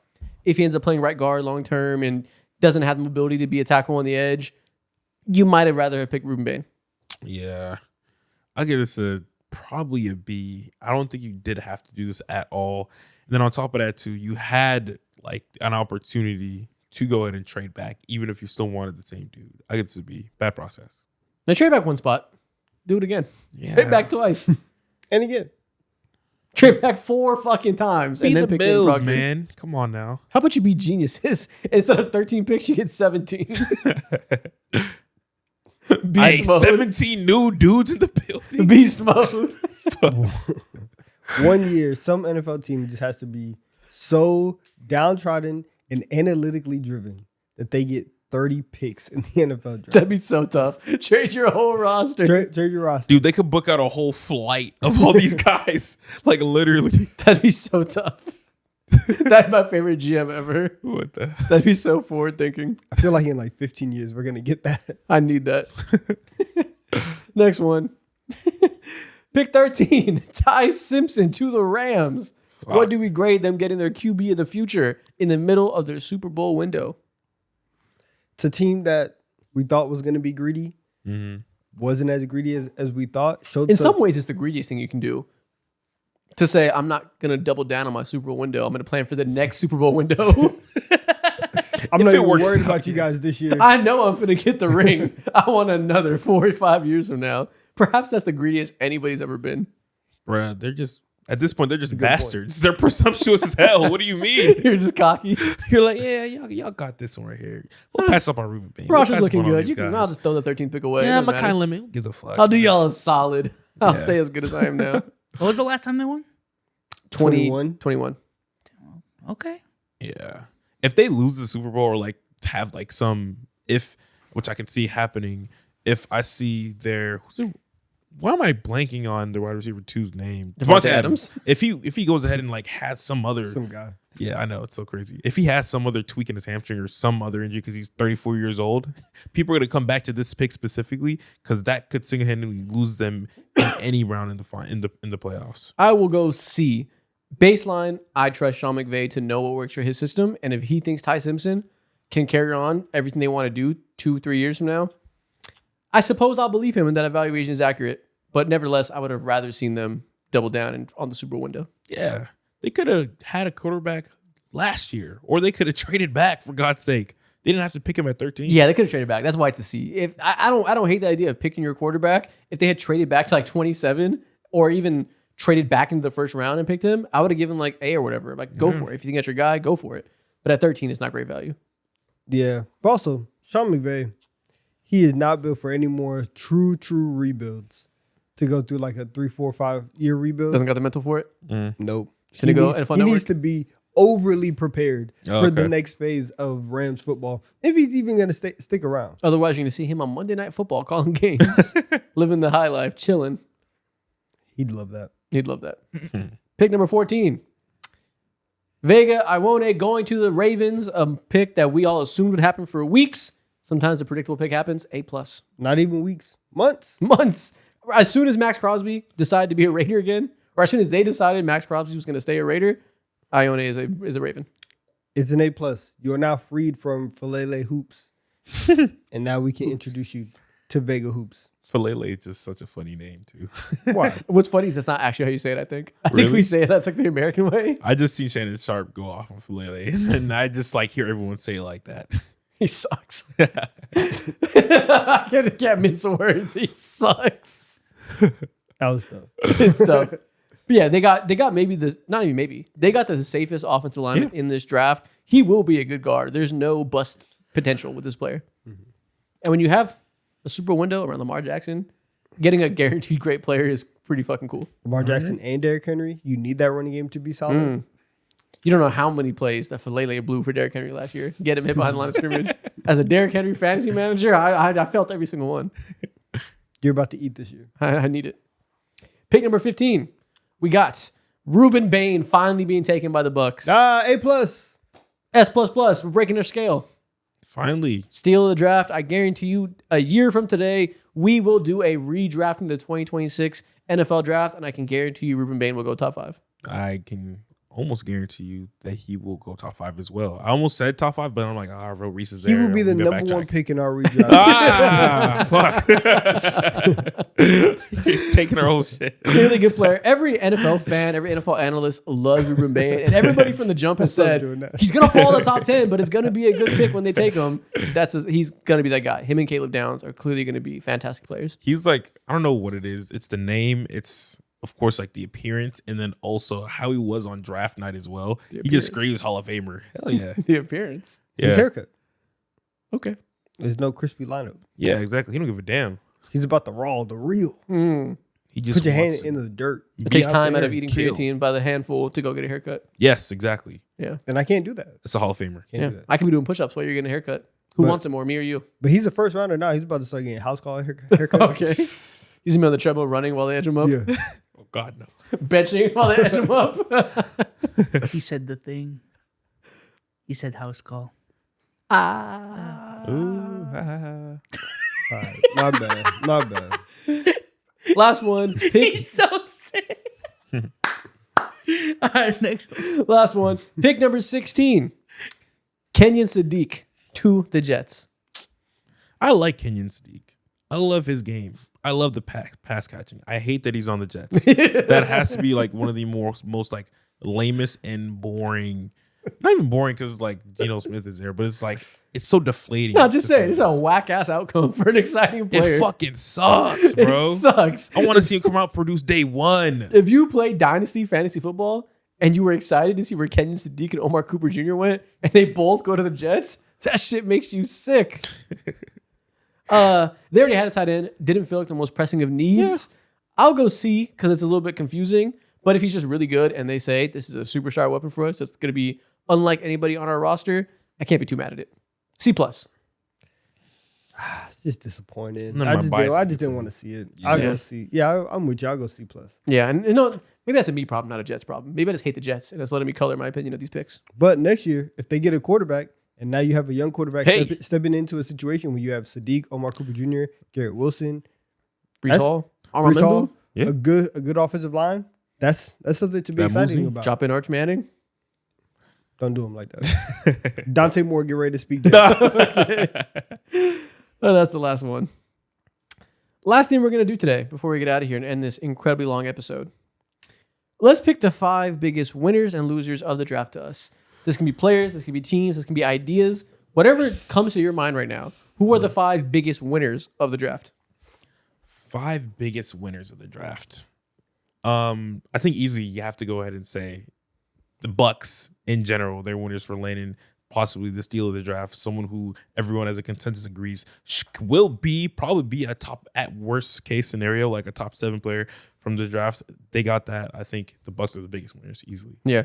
We can go Bucks. That's possible. So the Bucks for winners, I'm going Giants. I think. Yeah. I'm either going Giants or Cowboys.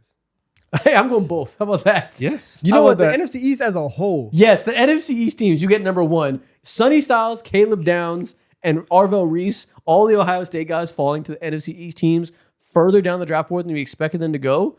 Dubs all around. Everybody but the Eagles is eating. And that's what I like to hear. The Eagles ate too. Mekhi Levin's nice.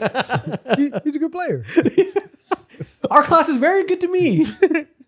No Ohio State players, but it's very good to me. Would you rather have an Ohio State player or Captain America? You mean Captain Nigeria? Come on, man. Captain America. I wouldn't try to say all that. But yes. If we were to go a step further, we could just call him Black Panther. But like fuck it. We dance around it. If we really want everybody thought it in the moment. Nobody wanted to say it. And that's why I was cool just staying with Captain America. But yeah, we got Black Panther, man. That's a good pick. Sure. That's a good pick. Okay. Would you want Sonny Styles or T'Challa? Let me know. T'Challa. People are gonna be like, who was he talking about? Let me know. He's talking about his 7th round pick. Or T'Challa. That's funny. Okay, so NFC East teams, non-Eagles, number 1. Including Eagles, number 1. Please. We're not including the Eagles. Please. We're not Stop doing playing it. around. We're not doing it. Stop playing around. Number 2, I think running backs. Running back went number 3. The PR is up. Oh yeah, and people. Well, this is good for the cause. Jeremiah. Well, I don't know if it's good. If it's good for the cause. It's good for Jeremiah Love. He got paid. Yeah. Shout out to Jeremiah Love. You're up. Yo, his agent is ridiculously up right now. That cut. I think the whole union of running backs is up right now because the Ashton Genty debacle of his rookie year and then not being ready to draft him but still doing it didn't taint the image of running backs enough for them not to pick him number 3. So the double down says the running back PR is on the rise. Really, it's just Notre Dame is up. Okay. Because the 2 running backs that went in the first round were both from Notre Dame. I bet Notre Dame, number 2 on our list. Notre Dame is up. I think. How do I phrase this? This is about to be ridiculous. No, it's not. Oh, my bad. Before I get to that. Okay. The concept of the white DB, number 3. We have another first round white DB. That's crazy. Okay. That is true. Because even DeJean wasn't a first rounder. What was he? He was a second rounder. And his success made everybody be like, did he in the first round? Cooper walked so Dylan could run. Nobody even thought about nobody thought second about Dylan going in the first round. Look at that. Some mocks had him in the top 10. He's a trailblazer, man. Shout out to Cooper DeJean. Trailblazer. We can't forget the original though. Riley Moss. Riley Moss be out here. Shout out Riley Moss. What year was that? I forget where he was drafted. A few years ago. Okay. But he's also like that. Winner number 4, I'm thinking the AARP. We are now drafting 25-year-olds in the first round again. Tyler Shuck fell to the second round because he was ancient. Akeem Messidor, welcome to my team, to the Chargers. We drafted Unk. Nobody has a problem with it. You can be old and still succeed in the NFL these days. You believe that? I have to. Why won't you believe it? Do you want to believe that? He has to. I think it'll be a just fine pick. I like him a lot. If it was up to you, would you be in this situation? Yeah, I don't know. Yeah, I think it was a good pick. Yeah. Okay. Who you want me to fucking Couch or Falk? I don't know. Yeah. It was him or Peter Woods to me, and I'm perfectly fine with Akeem Messidor over Peter Woods. Okay. Shout out to the olds. Shout out to the AARP. Shout out to the old people. Old people, number 4 on our list. Who was the last winner? Wow. Okay. If we go through everything. I'm thinking some kind of like, not thievery. What do you call it when the Eagles trade ahead of the guys who are about to pick Mekhi Lemon and snatch him from the phone? It's more sniping. Sniping. Yeah, sniping, conniving. Maybe not conniving. Because really, the Steelers were conniving. Y'all weren't even on the clock. You're not supposed to be calling people. Okay, so maybe they're a loser. Yeah, we you're gotta say breaking the them. law, For Pittsburgh. me, I'm gonna stay to it. You shunted it away earlier, but I'm saying Yo, Todd Bowles. You gotta Backup be a winner. quarterbacks. Huh? Backup quarterbacks. Why are they Why? winners? Carson Beck went in the third round. Drew Allen went in the third round. Ty Simpson went in the top 15. They're kind of up. So future prospects that are future backups are up. They're kind of Mediocre Are white they QBs. up? Do people like that? But see, mediocre white QBs have always been up. So maybe they perpetually get a They spot won on our again. list. They They won always again. win. Okay, if you're white and you play QB, you will be a third round draft pick, and for that, you're always going to win as long as society is structured this way. Why do you want to go ahead and acknowledge the winning though? It's already been there. I mean, We've done it already. Too late. they were winning. they always win. Now you want to give them medals for winning and shit? And, change doesn't happen until you point out the flaws. We got to talk about it. Listen, like half the league has black starting quarterbacks. Just so maybe it's reparations to the white QB. for like 5 years. For like 5 years. All the white dudes were like, we can't even play quarterback anymore. they're taking that too. They weren't allowed in Biden's America. Yeah. In the ultra woke, Biden's America, they couldn't play quarterback. No. Oh, maybe we're cooking right now. Maybe we just nailed it. But Trump All right. made sure they back up. Who are the 5 biggest losers of the draft? Gamblers. Gamblers. Such as the Jacksonville Jaguars and the San Francisco 49ers. They're not doing a good job putting on for the nerds. They're really not. And the nerds, the people with conviction, the people who really, really believe that they are smarter than everybody else, if you want to live like that, I guess be my guest. But you have to understand, slander will come your way. We will provide the slander. Okay, so number 1, That's our job. Jaguars / nerds for doing crazy things in the draft. Nerds, yeah. Number 2, who is the next biggest loser? Matthew Stafford. Brother, you could have got another elite weapon on your team, but instead you gotta watch fucking Stidham and Ty Simpson duke it out in the corner got a battle. while you're in distress. And you have your coach going to the podium, knowing you're probably going to be upset about it. Shook. He was shook to his core that he was going to upset Maddie. And he was like, actually, I've never met Ty Simpson. It's fucking over, man. All right, Matthew Stafford's personal interest, number 2. Ruben Baines' pockets. Ruben Baines should have been the top 5 pick. Ooh, he his should have been. pockets do And hurt he right would have now, you're made $48 million if he was a top 5 pick. I won't put him on our losers list. I can't do it, but it's a worthy shout. We His just pockets are. have to let people know. We We do lost have out to know. $20 million. right. Yeah. Oh. Biggest losers. Being a cornerback and tearing your ACL, I guess. Jermall McCoy falling to the 4th round. He has to be one of the biggest losers. His knee is failing him, and it's unfortunate. Talk about pockets too. Damn. The difference in pay between 1st round and 4th round. Damn. Injuries suck. 4th round. 2-year recoveries on ACL injuries. Fuck. Can't get no barbers to come to your house now. No house calls. In the 1st round, that's every week. Yeah. Now I still have to go to the barbershop. Yeah. I have to ask my vet, hey man, you mind if I get some money? Mind if I get some money? That's my vets. Max Crosby's paying for my haircuts. He would. Actually, He's a great guy. He probably would, actually. Yeah, he probably buys I'm whole team fucking with you, haircuts. Who? He's probably like the best bet ever. All right, who else are big losers in this draft? What concepts lost today? Oh my goodness! All right, let me pull up the teams again. Oh man. Completely forgot where I was at.